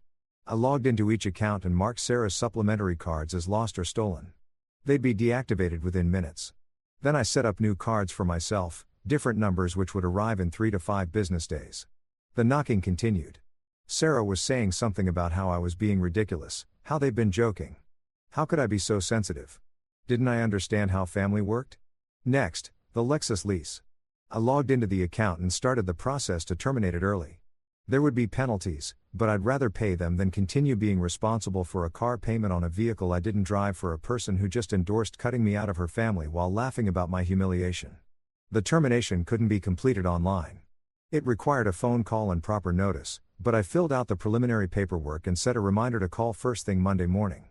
"James, I know, my mother didn't mean it like that." Sarah was really shouting now. She was upset. "You embarrassed us by walking away like that. You made a scene." I'd made a scene by quietly leaving the room after my wife threw my birthday cake on the floor and told me to eat it off the ground. I'd made a scene. I pulled up my bank accounts. We had one joint checking account that we'd opened when we got married. Sarah had insisted on it. Said it was important for married couples to share finances. In practice, it was the account where I deposited money and Sarah withdrew it. Current balance, $8,300. I initiated a transfer to my personal checking account, $8,299, leaving $1 in the joint account. I couldn't close it unilaterally, but I could empty it. I'd close it properly through my attorney. "James, open this door right now." Patricia's voice, now sharp with command. The tone she probably used on service workers who weren't moving fast enough for her liking. I looked at the door. It had a lock, standard bedroom privacy lock, the kind you can open with a pin or a small screwdriver if you need to. I wondered if they'd try. I decided I didn't care. I pulled up the folder labeled Loans Marcus and attached it to a new email to David with the subject line Financial Documentation Marcus Peterson. Then I did the same for Emma's folder and Patricia's folder. Somewhere in the middle of this, my mother knocked on the door. I knew her knock, soft and respectful, even in crisis. "James, honey, your father and I are going to head out. Your sister already left. Please call me tomorrow, okay? I love you." I got up and opened the door just wide enough to hug her quickly while Sarah and her family crowded the hallway behind her, all of them trying to talk at once. "I love you, too, Mom. I'll call you tomorrow. Thank you for coming." I closed the door before anyone else could push their way in, relocked it, and went back to my laptop. My phone, still off, was sitting on the nightstand. I turned it back on. 100 missed calls. The number was so absurd that I actually laughed out loud. A short, sharp bark of sound that surprised me. The group chat had exploded. I scrolled through messages, watching the progression from confusion to panic to anger to desperate bargaining. "Marcus, wait. What do you mean removing your name?" "Emma, James, this is crazy." "Patricia, this is extremely immature behavior." "Sarah, James, answer your phone." "Marcus, buddy, seriously, pick up Emma." "James, please." "Sarah, this isn't funny anymore." "Marcus." "James, I need that money for rent." "You can't just Patricia, we need to discuss this like adults." "Sarah." "James." On and on. Hundreds of messages, the tone shifting from indignant to worried to outright panicked as they realized what I was actually saying. I wasn't removing my name from their family. I was removing my name and my financial liability from their lives. The house loan that Marcus had sworn was temporary and would be paid back within 6 months. That was my money legally, but I documented it carefully, including his written promise to repay. I could pursue it legally if I wanted to. The car repair for Emma. Same situation. Patricia's roof. She'd signed a promissory note. It was legally binding. But more immediately, more urgently for them, I was the one who paid for everything in Sarah's life. The house she lived in, the car she drove, the credit card she used for her daily Starbucks runs and her online shopping and her lunches with friends, the utilities that kept her comfortable, the phone bill that was currently being run up with desperate calls to my number. I opened the phone carrier's website and looked at our family plan. Sarah's line was under my account. So was Patricia's. Actually, I'd added her 2 years ago when she'd complained about her bill being too high, and somehow I'd ended up paying it permanently. I removed both lines from my account, effective end of billing cycle. They'd have 22 days to set up their own service. Someone was trying to use a credit card on the bedroom door lock. I could hear the plastic scraping against the mechanism. It wouldn't work. The lock was designed to prevent exactly that. But the fact that they were trying was almost funny. Almost. I looked at the clock. 11:43 p.m. I pulled up a text message. This one to my sister Jenny. Hey, I'm okay. I'm getting a divorce. Can I stay with you for a few days while I sort things out? I'll leave tomorrow. Her response was immediate. Oh my God. Yes. Come whenever. I'm here. I love you. I'm so sorry about tonight. Then should I come get you now? Do you need an extraction? I smiled. Jenny was a social worker, but she'd clearly been watching too many action movies. No, I'm good. I'll drive over tomorrow afternoon. Thank you. I packed a bag, clothes, laptop, and important documents from the filing cabinet, my passport, my banking information, the external hard drive with my business backups. I packed methodically, calmly, taking my time. Every so often, someone would knock on the door or try to talk to me through it, but I tuned them out. At some point, the house got quiet again. I heard car doors and engine starting. Patricia and Emma leaving probably. Marcus might have driven separately or gotten a ride with them. Sarah was still in the house. I could hear her downstairs talking on the phone. Her voice was high and strained, not quite crying, but close. I finished packing, set my bag by the door, and lay down on top of the covers, still fully dressed. I didn't sleep, but I rested. I stared at the ceiling, and thought about the shape my life had taken. How I'd bent and compressed myself, trying to fit into the space Sarah and her family had allotted to me. I thought about all the times I'd swallowed words, accepted blame that wasn't mine, apologized for things I hadn't done. I thought about the cake on the floor in Sarah's face when she'd thrown it. That casual cruelty, that certainty that I would take it, that I would always take it because I always had. She'd been right until tonight. I had always taken it. But people change. Situations change. There's a breaking point for everything, even patience, even love. Especially love that was never really love at all. Just familiarity and habit and the sunk cost fallacy dressed up in wedding vows. I waited until I heard Sarah go into the guest bedroom and close the door. Then I waited another hour to be sure she was asleep. At 3:15 a.m., I picked up my bag, unlocked the bedroom door, and walked downstairs. The cake was still on the floor. Someone had made a half-hearted attempt to clean it up. There were paper towels laid over the worst of it, but mostly it was still there, slowly congealing into the grain of my beautiful hardwood floor. I stepped over it, walked out the front door, got in my Honda, and drove to Jenny's apartment. My sister lived in a modest 2-bedroom about 45 minutes away. She'd been a social worker for 8 years, specializing in family services, which meant she'd seen every variation of dysfunctional family dynamics that existed. When I knocked on her door at 4 a.m., she opened it immediately like she'd been waiting. She hugged me without saying anything, and I realized I was shaking. "Come on," she said quietly. "Guest room's ready. We'll talk when you wake up." I slept for 12 hours. When I finally woke up, it was late afternoon on Sunday. For a moment, I was disoriented. Wrong room, wrong bed, wrong light coming through the windows. Then I remembered, and the events of the previous night came back in a rush that made my chest tight. I checked my phone. 273 missed calls, 418 text messages, 67 voicemails. The group chat had continued its meltdown throughout the night and into the day. I scrolled through it, watching the progression. 1 a.m. Marcus. James, seriously, Where are you? We need to talk. 2 a.m. Emma, this is insane. You can't just disappear. 3 a.m., please come home. I'm scared. Where did you go? 4 a.m. Patricia, this behavior is unacceptable and childish. 6 a.m. Marcus, my landlord just called. Rent was supposed to clear Friday. What the hell, James? 8 a.m. Sarah James, I'm sorry. Okay, I'm sorry about the cake. Please come home. 10 a.m. Emma, my card got declined at brunch. Did you seriously cancel my card? Patricia, we need to speak immediately. This vindictive behavior is beneath you. Noon. Sarah. James, where are you? 100 p.m. Marcus, I'm going to have to borrow money from mom now. You realize that, right? You're putting her in a bad position. 2 p.m. Patricia, I don't know what's gotten into you, but this stops now. 3 p.m. Sarah, I called your mom and she won't tell me where you are. This is not okay. We're married. You can't just leave. I put the phone down and went to find Jenny. She was in the kitchen making what smelled like chicken soup. She looked up when I came in and studied my face for a moment. How are you holding up? I don't know yet, I said honestly. Ask me again in a week. She nodded and ladled soup into a bowl. Eat, then we'll talk. The soup was good, homemade, the kind of thing our mother used to make when we were sick as kids. I ate slowly, feeling the warmth spread through me, feeling slightly more human with each bite. Okay, Jenny said when I'd finished. Tell me what you need. I need a divorce attorney. I have one actually, David Chen. Remember him from high school? But I need to make sure he's the right choice for this. He's good, Jenny said immediately. I've worked with him on a few cases. He's thorough and he doesn't let people push him around. He'll be good for you. I nodded. I'm calling him at 3. The other thing I hesitated. I need to understand what just happened. I need to know if I'm being crazy. Jenny leaned back in her chair and looked at me steadily. You want me to be honest? Always.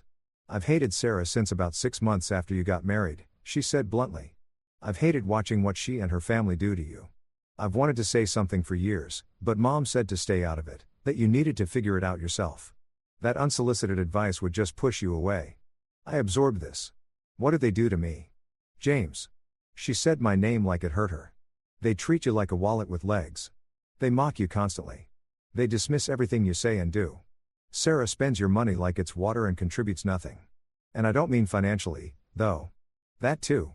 I mean, she contributes nothing to your emotional well-being, your happiness, your growth as a person. She tears you down at every opportunity to make herself feel superior, and her family does the same thing. But I started. No, Jenny interrupted. No buts. I'm a professional, remember? This is literally what I do for a living. I assess family dynamics, and your marriage has been emotionally abusive for years. What happened last night with the cake? That was just the most visible example. But the constant belittling, the financial exploitation, the isolation from your own feelings and perspective, that's abuse, James. That's not normal marriage problems. That's abuse. I sat with that for a long moment. Abuse. The word seemed too big, too dramatic for what I'd experienced. Abuse was violence, wasn't it? Abuse was screaming and threats and visible damage. But Jenny was watching me with professional compassion. The look I'd seen her give her clients when she had to tell them difficult truths. And I realized she was right. She was absolutely right. So, what do I do? I asked. You already started, she said. You left. That's the hardest part. Now you follow through. You get a good attorney. You document everything. You protect yourself legally and financially. You don't let them manipulate you into going back or feeling guilty or believing that you're the problem. Sarah keeps texting that she's sorry. Of course, she is. She's sorry she's losing her cash cow. She's sorry she might actually have to support herself. She is not sorry for how she's treated you. And the minute you go back, it'll be more of the same. My phone rang. Sarah, for what was probably the 50th time that day, I didn't answer. Jenny smiled. Good. Keep doing that. At 3 p.m., I called David Chen. He answered on the second ring, and we spent the next 2 hours going through everything. My documentation impressed him. He actually said, "Damn, James," when I told him about the organized folders with 7 years of financial records. "This is going to be very straightforward," he said. "You have clear documentation of all assets and their sources. You have evidence of loans to her family that were never repaid. You kept your business finances separate. You own the house outright in your name. There are no children involved. Washington is a no-fault divorce state with community property rules." But wait, I interrupted. Community property. Generally speaking, assets acquired during a marriage are considered community property and split 50-50 in a divorce. But there are exceptions, particularly when one spouse brought significantly more assets to the marriage and maintained them separately. And when there's clear evidence that the other spouse that made no financial contribution, so she could get half the house. She could try, but you bought it with your money. It's titled in your name only, and you have documentation showing the source of funds was your premarital business. Plus, you have evidence she contributed nothing financially to the marriage. A judge would likely rule that the house is your separate property. Same with your business, your retirement accounts, your savings. Relief flooded through me. What about the loans to her family? Those are technically debts they owe you. You could pursue repayment through small claims court or civil court, depending on the amounts on. The question is whether you want to. I thought about it. I want them to know I could. I want it documented as part of the divorce proceedings, but I'm not sure I want to actually spend the time and energy chasing them for money. That's fair. We can include it in the divorce petition, a full accounting of marital finances, showing your contributions and her family's debts to you. It'll be part of the official record even if you don't pursue collection. And the credit cards, the phone lines, the car lease, all that. All appropriate to cancel or remove her from since they're in your name and you're solely financially responsible. She's going to be angry, but you haven't done anything illegal or even ethically questionable. You've just stopped paying for her lifestyle. We talked through logistics. I'd need to file a petition for dissolution of marriage. There would be a 90-day waiting period in Washington state. Mandatory cooling-off period. David would handle all the paperwork. We'd start the process first thing Monday morning. One more thing, David said. The text from her mother last night, the one about severing contact. Save that. Screenshot it. Back it up. That's going to be very useful if they try to paint you as the bad guy who abandoned the family. They're already doing that, I said, thinking of the group chat. Save all of it, he said. Every text, every voicemail, every email, everything. This is going to get uglier before it gets better. He was right.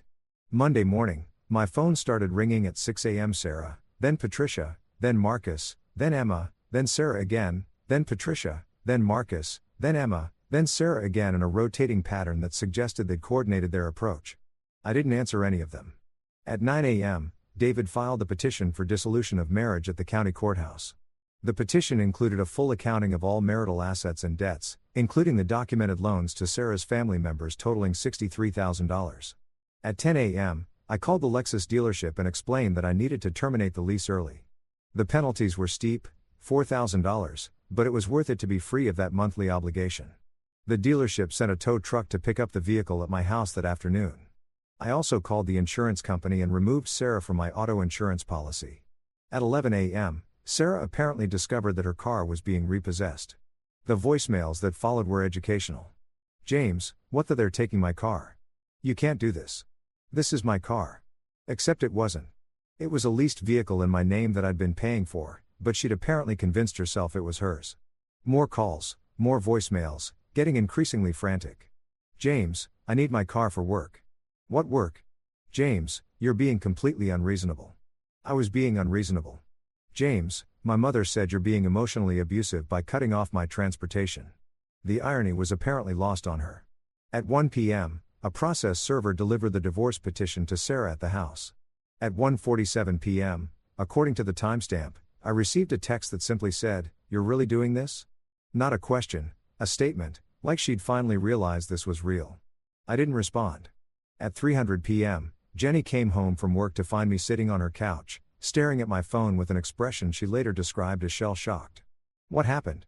She asked immediately. I showed her the latest voicemail.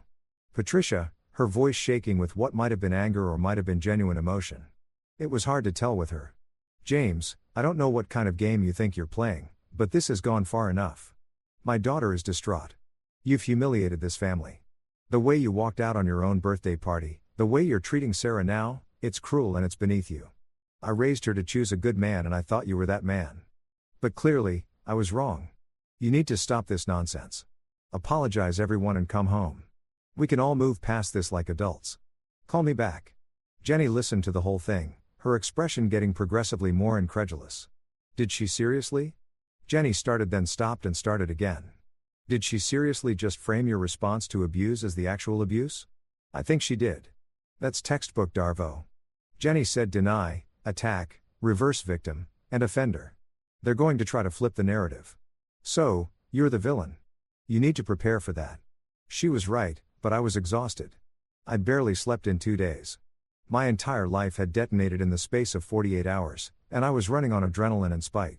I need to go see the house, I said suddenly. I need to get more of my stuff before this gets worse. I'll come with you, Jenny said immediately. You don't have to. I'm coming with you. You're not going there alone. We drove to the house at 5 p.m., hoping Sarah would be out. No such luck. Her friend's car was in the driveway, which meant she'd gotten a ride home after her car had been picked up. Jenny parked on the street. You want me to come in? No. Wait here. If I'm not out in 20 minutes, call me. If I don't answer, come in. You sound like you're planning a heist. I feel like I am. The front door was locked. She'd changed the locks already, which was both illegal since my name was on the deed and also completely expected. But I had a key to the back door that I'd hidden in the garden shed months ago, back when I had locked myself out once and had to wait 3 hours for Sarah to come home and let me in. I let myself in through the back. The house was quiet. I could hear voices upstairs. Sarah and someone else, probably her friend Michelle, who'd always encouraged Sarah's worst impulses. I moved quickly and quietly, gathering things I'd need. My desktop computer from the office, more clothes, my grandmother's watch that I kept in my nightstand, photo albums from before I met Sarah, a few books that mattered to me. I was heading back downstairs with my second load when Sarah appeared at the top of the stairs. What are you doing?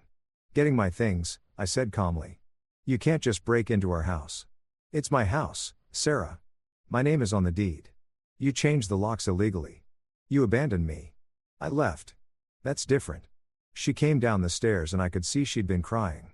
Her eyes were red and swollen, her face blotchy. Part of me wanted to feel sorry for her. That part was smaller than it used to be. James, please, she said, her voice breaking. Please, can we just talk about this? What's there to talk about? Everything. The cake. I know that was wrong. I was just trying to be funny and it came out wrong and I'm so sorry. And the thing with my mom, she was upset because you left the party. She didn't mean it. And I shouldn't have liked that text. I was hurt that you walked away. I stood there with my arms full of belongings, looking at my wife, my soon-to-be ex-wife, and felt nothing but tired. Sarah, you threw my birthday cake on the floor and told me to eat it off the ground. In front of both our families, your family laughed. You laughed. That wasn't a joke that came out wrong. That was deliberate cruelty. I didn't mean it like, yes, you did. You absolutely meant it exactly like that. And your mother's text wasn't just about me leaving the party. She said they were cutting off all contact with me permanently. And you liked it. You endorsed them cutting me out of the family while I was upstairs alone. I was angry. You embarrassed us. I embarrassed you. I couldn't help the bitter laugh. I embarrassed you by quietly removing myself from a situation where I was being humiliated. That's what you're going with, James? Did you know? I said, suddenly curious. That over the course of our marriage, I've loaned your family $63,000 that was never paid back. Did you know that I pay for literally everything in your life? The house, the car, the credit cards, the utilities, the food, the vacations, everything. Did you know that you've contributed exactly zero to our household in 7 years? She stared at me. That's not you make more money. I was building my business. What business, Sarah? The blog that got 3 posts before you gave up. The Etsy store that made $200. The interior design consultation service that never got a single client. You've been building your business for 7 years while I've been paying for your entire existence. That's so cold, she said. And now she was crying again. That's so cruel. I'm your wife. We're supposed to support each other. Support goes both ways. You've never supported me. Not emotionally, not financially, not in any way that actually matters. You've used me. You and your entire family have used me like an ATM machine that occasionally needed to be humiliated to keep it in line. That's not true. Your mother told me to stay away forever, and you liked the message. What part of that suggests you value me as a person? She didn't have an answer for that. I walked past her to the door where Jenny was now standing, looking ready to physically intervene if necessary. The divorce papers were filed today, I said. My attorney will be in touch with yours. If you don't have one, you should get one. The house is mine. I'll be back for more of my stuff later. I suggest you start looking for somewhere else to live because I'll be asking you to vacate once the divorce is final. You can't kick me out. This is my home. It's my house. You'll have 90 days minimum because of the waiting period. But yes, eventually you'll need to find your own place, one that you pay for yourself. I left her standing there crying, calling my name. I felt bad about it for approximately 10 minutes. Then I remembered the cake on the floor and her laughing face, and I didn't feel bad anymore. The next 2 weeks were a blur of legal paperwork and logistics. Sarah hired an attorney. Patricia paid for it, of course, and immediately filed a motion asking for temporary spousal support and exclusive use of the marital home. David filed a counter motion with our complete financial documentation showing that Sarah had no basis for spousal support claims given that she'd contributed nothing to the marriage financially and had demonstrated no effort to become self-supporting. The family group chat had gone quiet after I'd muted it, but individual messages continued. Marcus sent me long texts about how I was ruining his life by suddenly demanding repayment of the loan I'd given him 6 years ago. Emma sent me crying voice messages about how I was tearing the family apart. Patricia sent formal cold texts about my obligations and my character deficiencies. Sarah's messages cycle between apologetic, angry, and desperate. I'm sorry. I love you. Please, can we fix this? You're being incredibly cruel and everyone sees it. I don't know how to pay for anything. You've left me with nothing. My attorney says you're required to maintain the status quo. You can't just cut me off financially. That last one was partially true. There were rules about maintaining status quo during divorce proceeding. But status quo meant I had to keep paying the mortgage on the house and keep the utilities on. And it didn't mean I had to keep paying for her discretionary spending, her car, her phone, or her credit cards. David filed a detailed financial declaration showing exactly what I was maintaining. The house, the utilities, the property insurance, and what I'd legitimately terminated, her personal credit cards, her car lease, her phone line. The judge reviewing the temporary orders agreed with our position. Sarah would have to get a job. The concept seemed to genuinely shock her. What am I supposed to do? She asked in one voice message, her voice high and strained. I don't have any recent work experience. You've made it impossible for me to build a career. I'd made it impossible, but by paying for everything so she could pursue her various business ventures that never materialized into actual businesses. I'd made it impossible by never once discouraging her from working or asking her to stay home. I'd made it impossible by being a financial safety net that enabled her to treat employment as optional. The logic was fascinating in its complete inversion of reality. 3 weeks after I left, I went back to the house one final time to get the last of my belongings. Sarah had finally moved out. She was staying with Patricia, which seemed fitting. The house was in disarray. She'd apparently gone through in a rage and taken or damaged anything she thought of as hers, which included some things that were objectively mine. She'd taken my grandmother's quilt from the guest bedroom, my record player, several books that had been gifts from my parents, and left damage in her wake, holes punched in walls, a broken window, the hardwood floor in the living room, the floor I'd refinished myself, deliberately gouged with what looked like keys. I took photos of everything and sent them to David. She's not helping herself, he said when he called me back. This is going to look very bad in front of a judge. Destruction of property, theft of your personal items. We can use this. I don't want to destroy her, I said. I just want to be done. I know, but she's making choices here that have consequences. Document everything and let me worry about strategy. I packed up the last of my things, my books, my clothes, some kitchen items I brought into the marriage, the few pieces of furniture that were meaningful to me. Jenny helped me load everything into a U-Haul, and I took one last look at the house I'd worked so hard to buy and maintain. It was supposed to be our home, our future, the place where we'd build a life together. Instead, it was just a house, a nice house, objectively speaking. Good bones, great location, beautiful original details that I'd lovingly restored. But it had never been a home. Not really, because a home needs more than good bones and nice finishes. Needs respect and kindness and mutual support, and we'd never had any of those things. I locked the door and dropped the keys into a mailer for David to hold in trust until the divorce was final. Then I drove away and didn't look back. The divorce took 6 months total. Sarah's attorney tried various tactics, claiming she deserved half the house, half my business, half my retirement accounts, ongoing spousal support, compensation for her lost career opportunities, even a portion of my future earnings. David countered every claim with documentation. My meticulous record-keeping became the foundation of our case. The judge was not sympathetic to Sarah's arguments. In the final hearing, her attorney tried to paint me as financially controlling and manipulative. They brought up the fact that I had canceled her credit cards and her phone line and terminated her car lease. Your Honor, David responded. Mr. Peterson maintained the marital home and all associated expenses as required. The items opposing counsel mentions, credit cards, phone service, and a vehicle lease were all in Mr. Peterson's name alone, accounts for which he was solely legally responsible. Ms. Peterson is a capable adult with no disabilities, preventing her from employment, or from establishing her own credit and phone service. Mr. Peterson was under no legal obligation to continue providing these services for someone who had, according to her own mother's text message submitted as Exhibit 17, been cut off from all family contact. He certainly wasn't obligated to continue this support after being served with divorce papers. The judge reviewed the financial records, the documentation of loans to Sarah's family, the evidence of Sarah's complete lack of financial contribution to the marriage, and the text messages from that night, including Patricia's message about severing contact, which Sarah had liked. His ruling was delivered in dry legal language. But the substance was clear.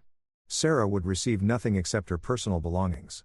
The house was my separate property. My business was my separate property. My retirement accounts were my separate property. There would be no spousal support. Sarah was young, healthy, educated, and capable of supporting herself.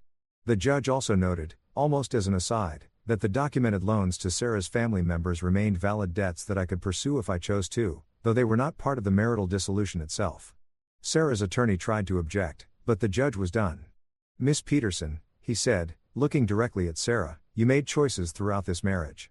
You chose not to pursue employment. You chose not to contribute financially. You chose to depend entirely on your spouse's income while simultaneously, according to the extensive evidence presented, showing him very little respect or appreciation. These were your choices, and choices have consequences. This court sees no basis for transferring Mr. Peterson's separate property to you simply because you married him. Dissolution granted. Sarah was crying. Patricia, who'd attended the hearing, looked like she'd been slapped. I felt empty, not triumphant, not vindicated, just tired and sad and ready for it to be over. That was 8 months ago. I'm writing this now from a different house, smaller than the old one, but mine in a way that place never was.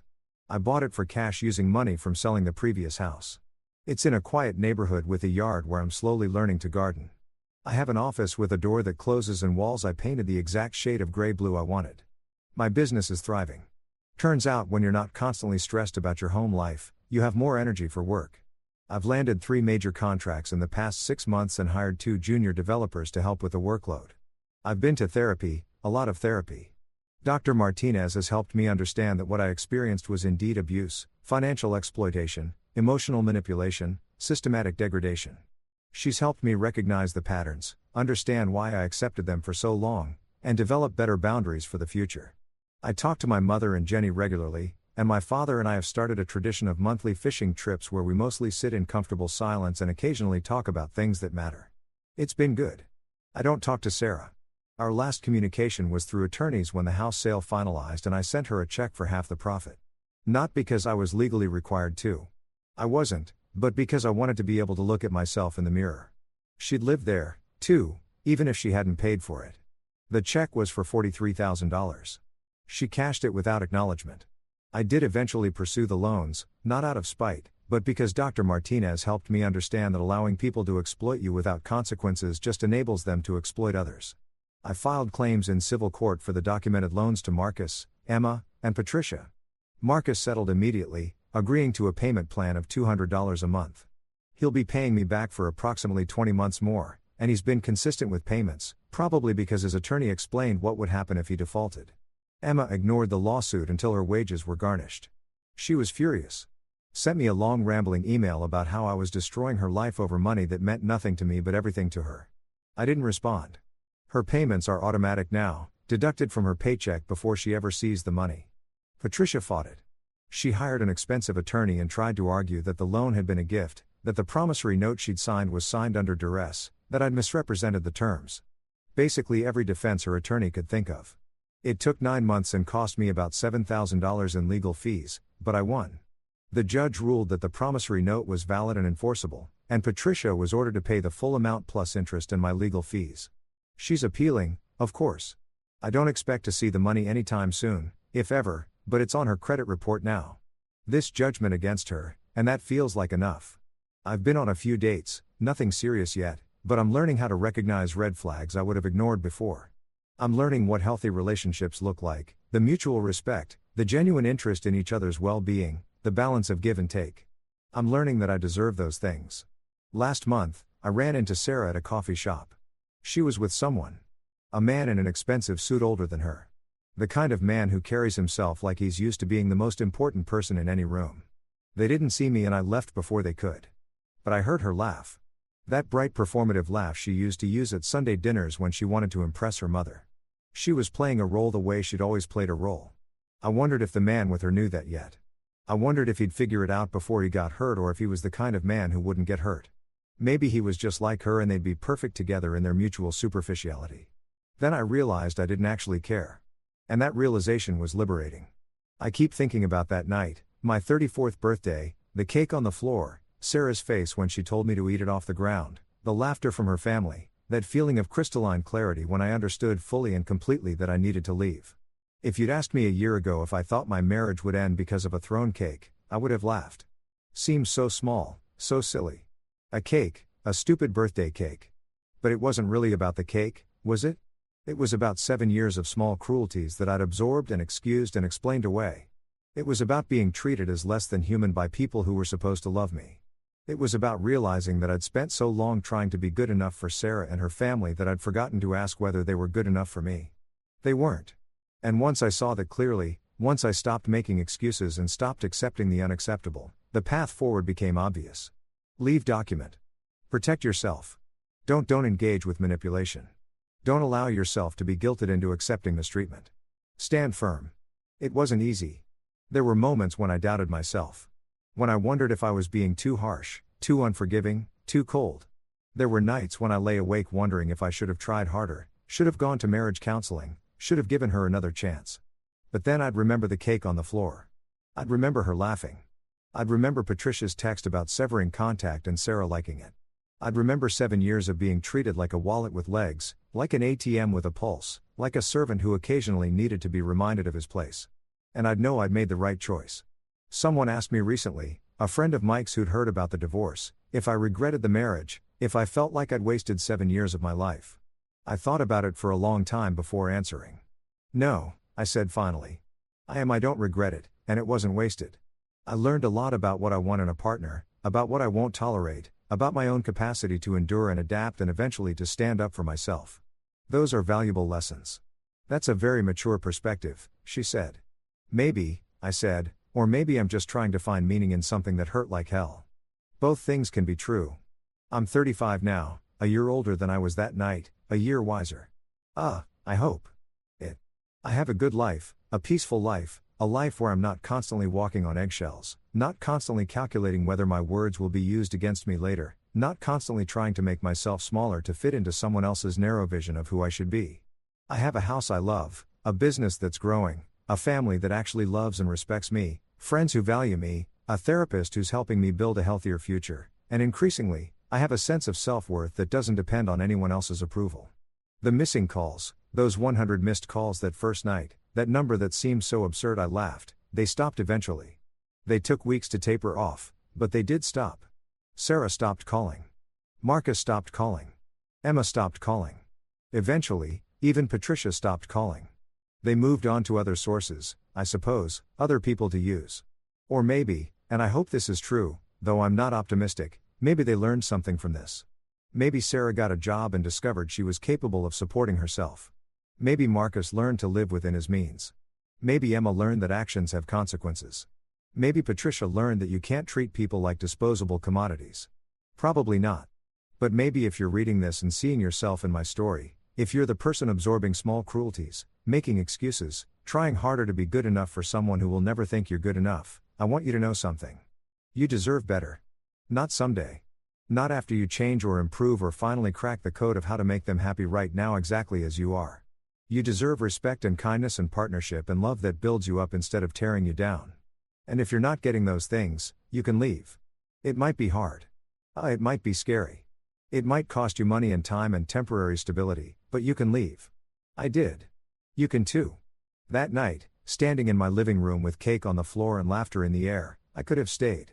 I could have swallowed my pride one more time.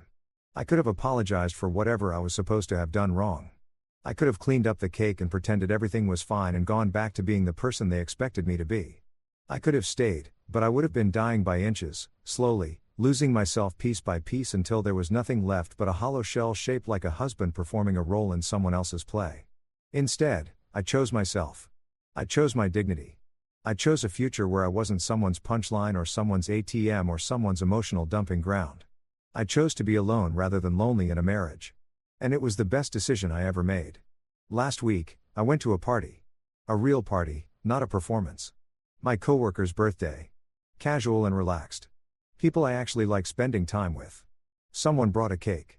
Chocolate, coincidentally, though not as elaborate as the one Sarah had thrown. When it was time to serve it, my coworker's girlfriend picked it up to carry it to the kitchen for cutting. She tripped. The cake didn't fall. She caught herself. But for a split second, I saw it tilting. Saw the trajectory it would have taken. And I felt my heart rate spike. Then she steadied herself, laughed, said, "That was close," and carried the cake safely to the kitchen. And I realized I was shaking. I excused myself and went outside for some air. Mike followed me out a few minutes later. "You okay?" he asked. "Yeah," I said. "Just weird flashback moment." He nodded. He'd been there that night. He'd seen the whole thing. "You know it's different now, right? You're with different people. People who actually give a about you." "I know. Do you?" He looked at me seriously. "Because from where I'm standing, you're still waiting for the other shoe to drop. You're still braced for the cruelty. And I get it. That's what trauma does. But you need to let yourself believe that this is real. That there are people who will treat you with basic decency without you having to earn it or brace for them to take it away." He was right. Dr. Martinez had said similar things. It's one thing to intellectually understand that you deserve better. It's another thing to emotionally believe it. To let yourself relax into trust and connection without constantly waiting for the betrayal. I'm working on it. Sometimes I wonder what Sarah tells people about our divorce. I wonder if she's learned anything or if she's spun it into a story where she's the victim and I'm the villain who cruelly abandoned her. I imagine her at brunch with friends, dabbing her eyes delicately with a napkin, explaining how her husband just snapped one day for no reason and left her with nothing. How he was always so cold and calculating with money. How she tried so hard to make him happy, but nothing was ever good enough. How his family turned him against her. How she's had to rebuild her entire life from scratch because of his cruelty. Maybe that's what she believes. Memory is funny that way. We tend to remember ourselves as the heroes of our own stories, even when we're not. Or maybe she knows. Maybe late at night, alone with her thoughts, she remembers the cake on the floor in her mother's text and the pattern of small cruelties that led to that moment. Maybe she has moments of clarity where she sees what she did, what she was, what she caused herself. I don't know. I'll never know. And increasingly, I'm okay with that. Her interior life isn't my responsibility anymore. Her growth or lack of growth isn't my concern. She's not my problem to solve or my person to fix or my burden to carry. She's just someone I used to know.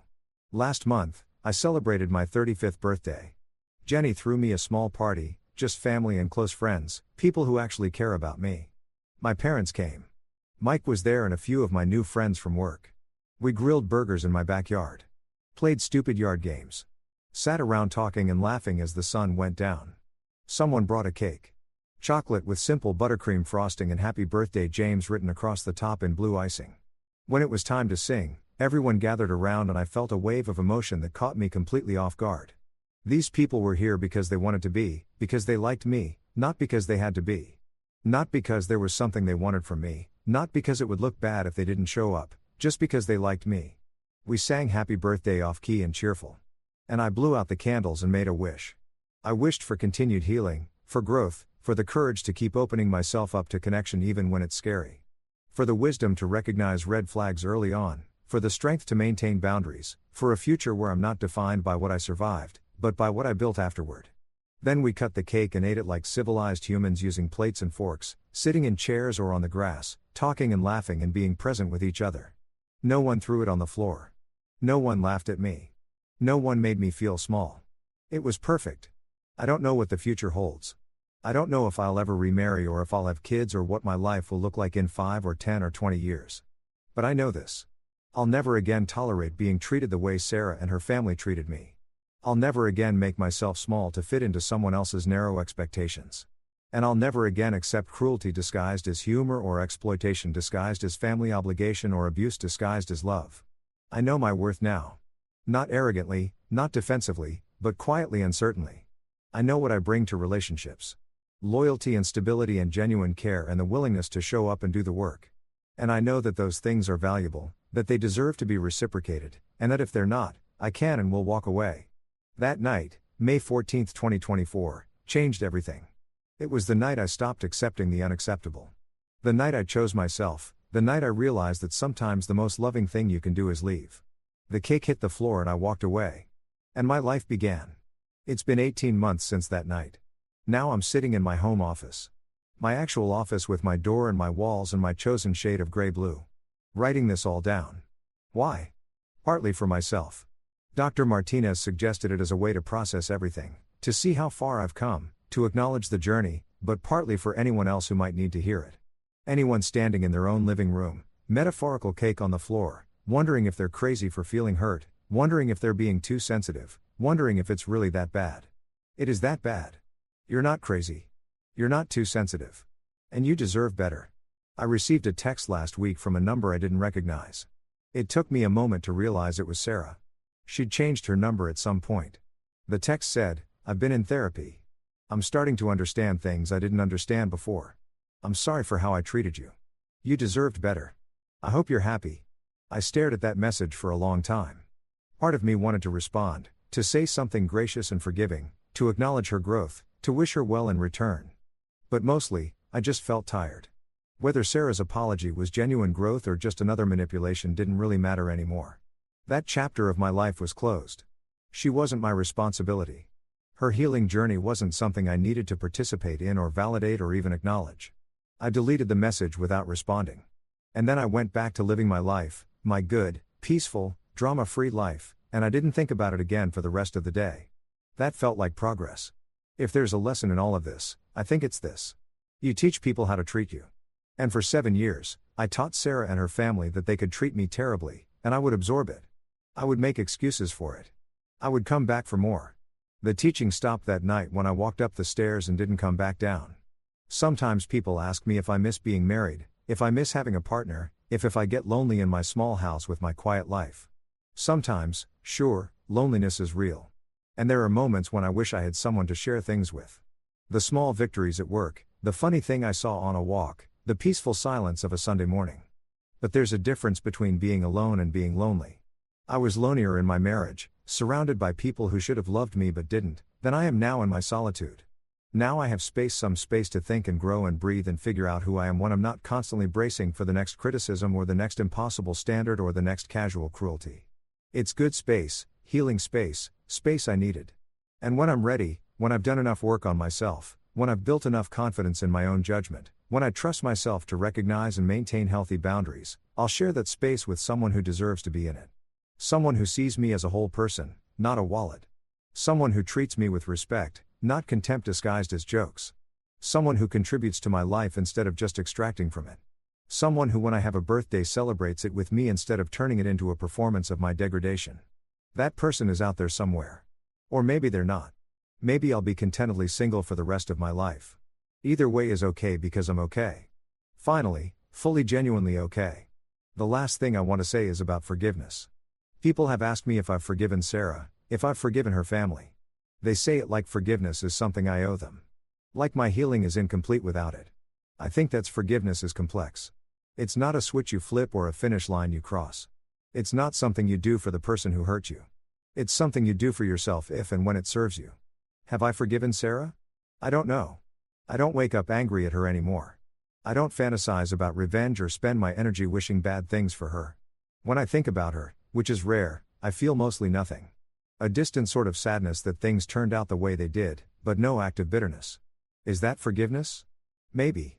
Or maybe it's just indifference, which might be better than forgiveness. Because forgiveness implies a relationship and we don't have one. We won't ever have one. She's not my wife. She's not my friend. She's not my responsibility. She's just someone who taught me a valuable lesson about what I won't tolerate. And for that, paradoxically, I suppose I should be grateful. But gratitude and forgiveness are different things, too. Mostly I just hope she becomes a better person. Not for me. I don't need anything from her but for herself and for whoever comes after me in her life. I hope she learns something. I hope she grows. But whether she does or doesn't, that's not my story anymore. And this is my story. I survived. I left. I rebuilt. I'm thriving. The cake is long gone. Swept up and discarded. The stains scrubbed from the floor. Or I no longer own. But the clarity that came from watching it hit that floor. That's permanent. That's mine to keep. And it's more valuable than any birthday cake could ever be.